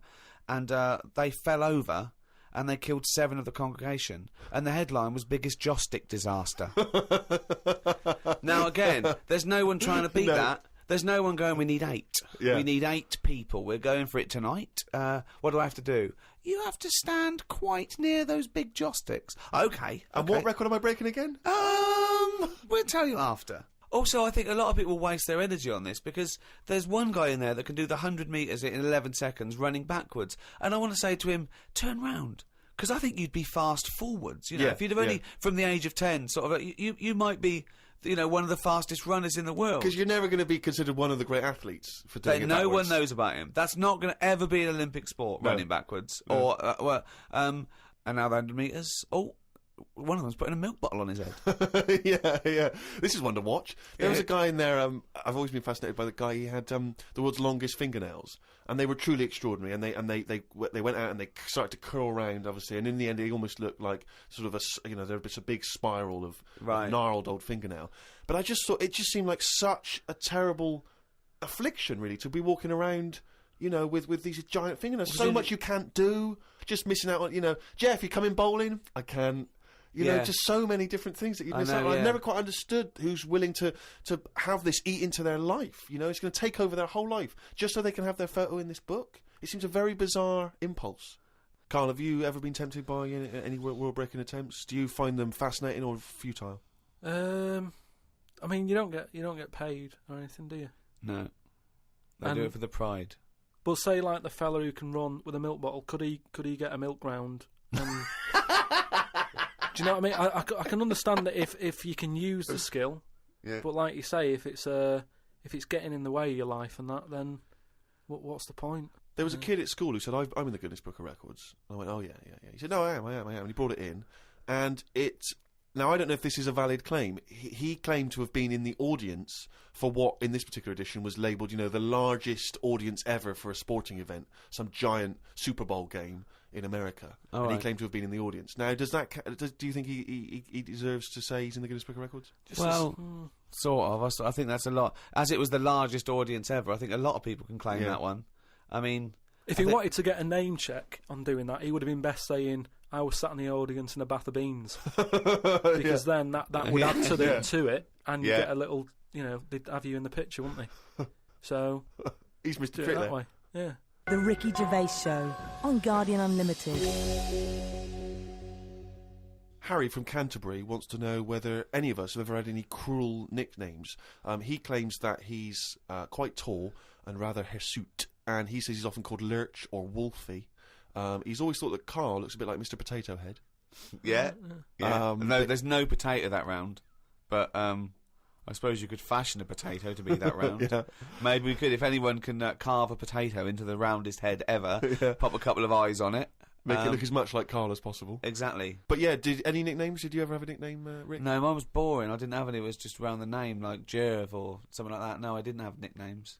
I always wanted a nickname. I just thought it was quite cool for some reason, particularly because gangsters always seem to have nicknames. Lefty. Fingers, Lefty, Scarface. Yeah. And so I decided that I thought, because no one was giving me a nickname at school, it was kind of annoying, or certainly not to my face, that I decided to just come up with one.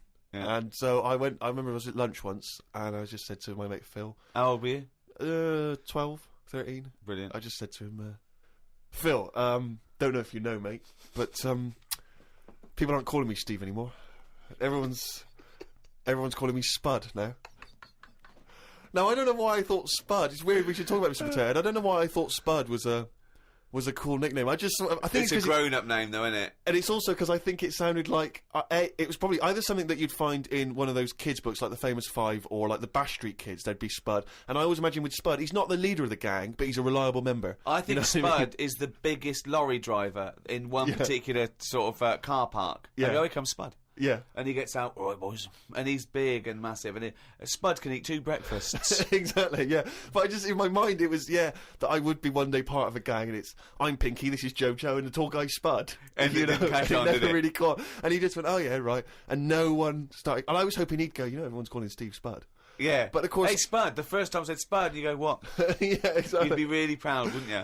But I think that it kind of, actually, in a way, it probably revealed that I just was probably not in people's thoughts enough to get for the nickname to catch on, because you sort of need to be a real player in the school. I think you should have gone somewhat more memorable. I mean, I'm not saying anything goggle-eyed freak or anything. What? No, just... no, it's good advice, Fatty. fatty pot That's belly. the problem. I wasn't fat at school, and I suppose Karl didn't have a round bald head at school, did you? No. No. Did you have a nickname? Not really. I mean, there was a lot of people on the estate that I grew up on. Nicknames are big things on estates and that. Yeah. A lot of my dad's mates, right? What their nicknames did was tell you about them. Do you know how I said about the Elephant Man's a good name? Yeah. Because, like, you know what you're going to get. If someone said, Elephant Man's popping round in a bit, it wouldn't be a shock when he walked in. Yeah. Right? So it worked in that sort of thing, you know. So there was John the Screw, right? John the Screw? Yeah. He had sex a lot, or he worked in a prison? No, he had a DIY shop. Oh my God! The problem was, because he did his tattoos himself, the ones on his left arm were really good because he was right-handed. On his right hand, rubbish. Right? So there was him. Great. And there was Jimmy the Hat. Jimmy the Hat. Yeah. Did he always wear a hat? No, he didn't. That was the point there. That he never wore a hat. That's amazing. Brilliant. How can you pick up on someone never wearing a hat? How would you ever notice? I'll tell you what, I've noticed something about Jimmy. What? Go on. He doesn't wear a hat. Why was he not called Jimmy the Parrot? Because he never carries a parrot. No, but that's just the way. I mean, that's how they work in it. I mean, Here comes Jimmy Three Legs. Why'd you call him that? He hasn't got 3 legs. I didn't really have one apart from, like, I had a CB.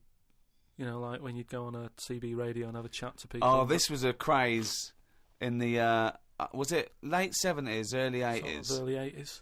And it was just short band radio, wasn't it? Everyone had these little handsets and they'd speak to each other in the sort of local area. Yeah, it was mainly, I think it started off with like lorry truckers drivers, and isn't it? Yeah, truckers, yeah, because there was that thing from like about 1977, whatever it was, Convoy, yeah. Yeah, so I had one of them, and my handle, I had 2 handle different names. Is your nickname, your yeah, name? there's loads of code stuff. Yeah. I had a couple. I had there was Pilky 01, because Right. like I say, there's a lot of Pilkingtons and that in Manchester. So I just thought, give it a number.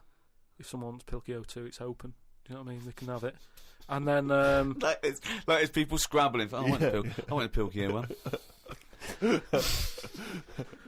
And then because I did boxing and that. Well, you did it once. Yeah. Well, I'd Boxer Boy, because I thought that's quite a good image as well. That's kind of like people going, oh, don't mess with him. Do you know what I mean? Yeah. If he asks what your handle is, tell him. Do you know what I mean? Yeah. It's Boxer Boy and that. Yeah. So just had them 2, and I used to just go on there and. Pointless. What is the point of this? Well, you just meet people, don't you? And you don't meet people. You say, "What's your handle?" You go, "Box Boy." What's yours? Rubber duck. All right, cheers.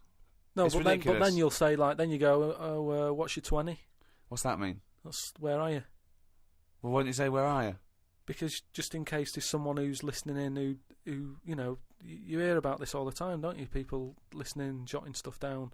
Oh, right. So, just in case someone in the world doesn't know what handle means, they're out of the loop. They're out of the loop. It's not a difficult code to crack, is it? Yeah. If you're trying to track someone. It's hardly the head of the mafia talking to each other because the FBI are on the wire. It's ridiculous. Like, I go, oh, he keeps saying that, what's your handle? And they come back with something else. I can't work out what's going on. No, it's like anything, isn't it? That's what codes are all about, isn't it? You set them up and that. Go on and tell me the code then. Reveal at long last to the world what these codes are. Right, so what's your 20? Where are you? This is better than the Enigma. Yeah. Right, now here we go. Right. How many candles are you burning? Does that mean how big's your car or something like that? Horsepower or something? See? No, that's Oh, what time is it? No, how old are you? How old are you? Okay. Right. How many candles are you burning, of course? Yeah. So what's the answer come back? You go, I'm 15. 14. Brilliant. That code, there's no one going to work that out. There is no one going to work that one out. So let's just play through this conversation. Give us an example of how it worked. Right, so you turn it on and that, and you start off, and there was something that you said at the start, like hello, just breaker. Yeah, breaker. Do you copy or whatever? Yeah. Then someone will go. What does what copy mean? No, what his name was. I want to hear because I want to hear the fascinating conversations that Karl must have had. Yeah. And you go, all right, it's Boxer Boy, yeah. What's your 20? What's your 20? And you go, well, just I'm in Manchester. In the flat. Oh, right. And they go, right, yeah. How many candles are you burning? Oh. You go, oh, I'm 13. Oh. So and that's the end, is it? Then you might sort of say what was it? It was something like what am I burning? Right. Using burning again. Confusing, but go on, yeah. What am I burning? The bacon, because I'm busy talking to you, you twat. That's like, what's my power? What strength am I coming in at? Oh, yeah. Because then you can tell if they're quite close to you. So if you're getting someone burning a 1... Well, you've told them. You said, wait, what's your 20? You go, I'm in Macclesfield Street. Yeah, but then you wonder go, where they are. We've just told you. I wonder how far away they are. But then you go, oh, that's interesting, because you're burning, burning 3. I don't normally get a 3. This is the least interesting hobby do you know what could ever do. I wish you'd have kept a diary of this, because this has been fascinating. Now and again, someone will come in and go side on, right? What's that mean? And that means, like, there's someone sat there listening into this chat and going, this sounds interesting. Yeah, no, it doesn't. Unlikely. Yeah. And they want to join in, so they sort of go side on, you go side on, bring it in, right? And they go, all right. How many candles are you burning? Yeah. What's your 20? That's it goes round again. Yeah. See you later. What's your 20? How many candles are you burning? Oh. And, I mean, it seems to me that what you should have done is made a note the first time, so that when you then speak to them again, you don't need to ask them those questions. Can I just confirm that you're burning 15?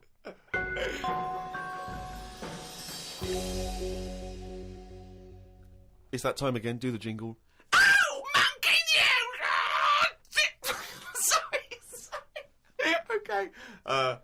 I'm gonna do a really good one. Okay, go. Oh, chimpanzee that! Monkey news, yeah.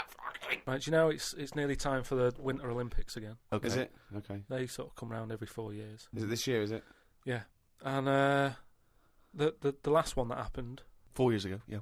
there was a bit of an incident. Oh, no. Oh, well, I'd know about this then, because it would be... Well, it'd be big news, because it's a well-known... It's televised as well. Yeah. Do you remember any winners that were monkeys? In any of the tournaments? Of course not. No. So anyway...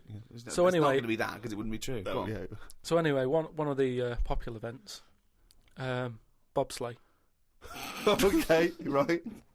It works. Well, you It's need like a 4 sleigh. men. Is it 4 men or 5 4 men? men. It's 4. So it's definitely 4 men that you need Needs on 4 a men. team. Is it and there's 2 team bobsleigh as But well. they're always men. Is that right, Rick? Well, yeah, they have to be. Yeah.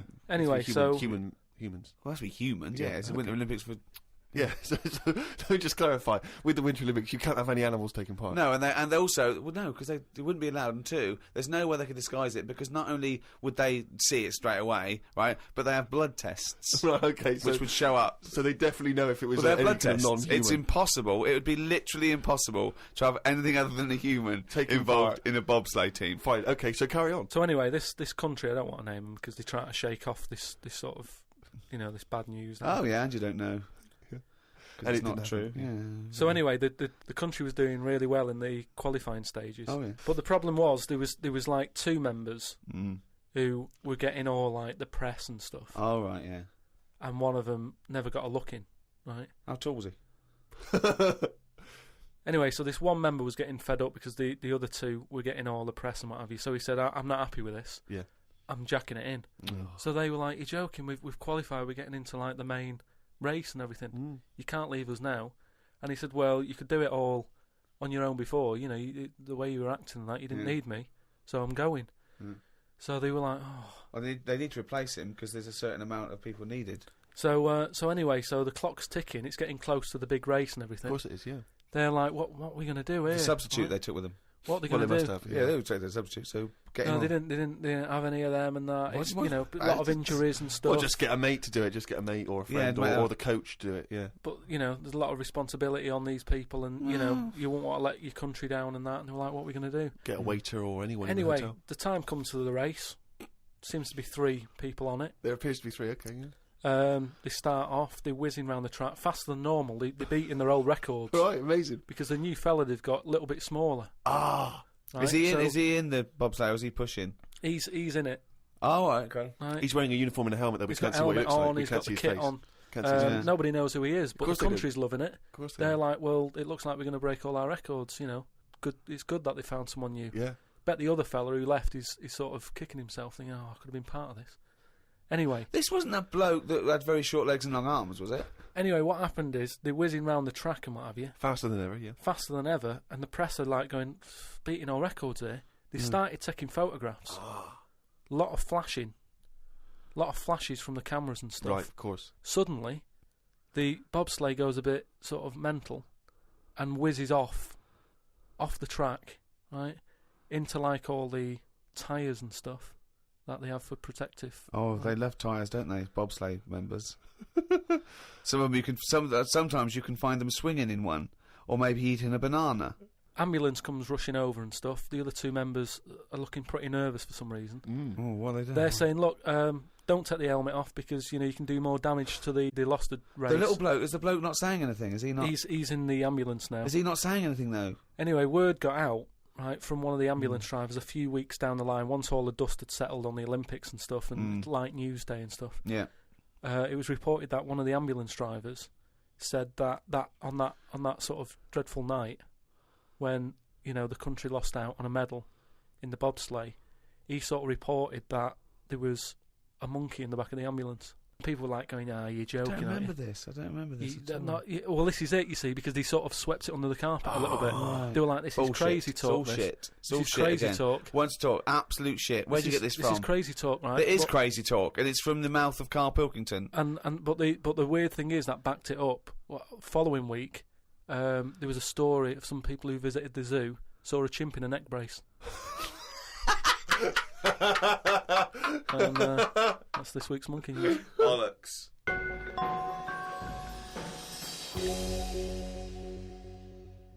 Hasta la vista, baby. I'll be back. I'm here to tell you about Friday night comedies on Channel 4. There's 3 great comedies. New Green Wing, it's nearly ready. My name is Earl and the It Crowd. The great new comedy from creator of Father Ted. Get your ass to Mars. Friday night comedy this Friday on Channel 4. Switch it on. I'll be back. Uzi 9mm. Cause I did a divorce.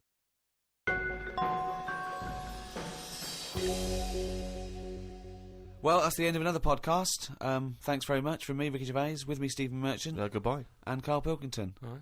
And thanks again to those guys at Positive Internet who host this podcast, the world's #1 podcast.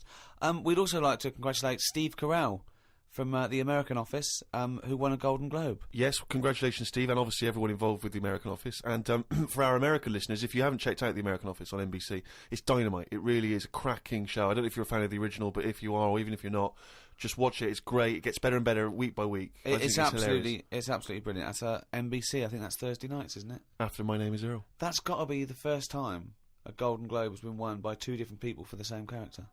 I think you're probably right, mate. Cheers. Hey, congratulations again for winning it all those years ago. 2. All right. 2. I don't need to mention 1, 2. Bye. The Ricky Gervais Show on Guardian Unlimited.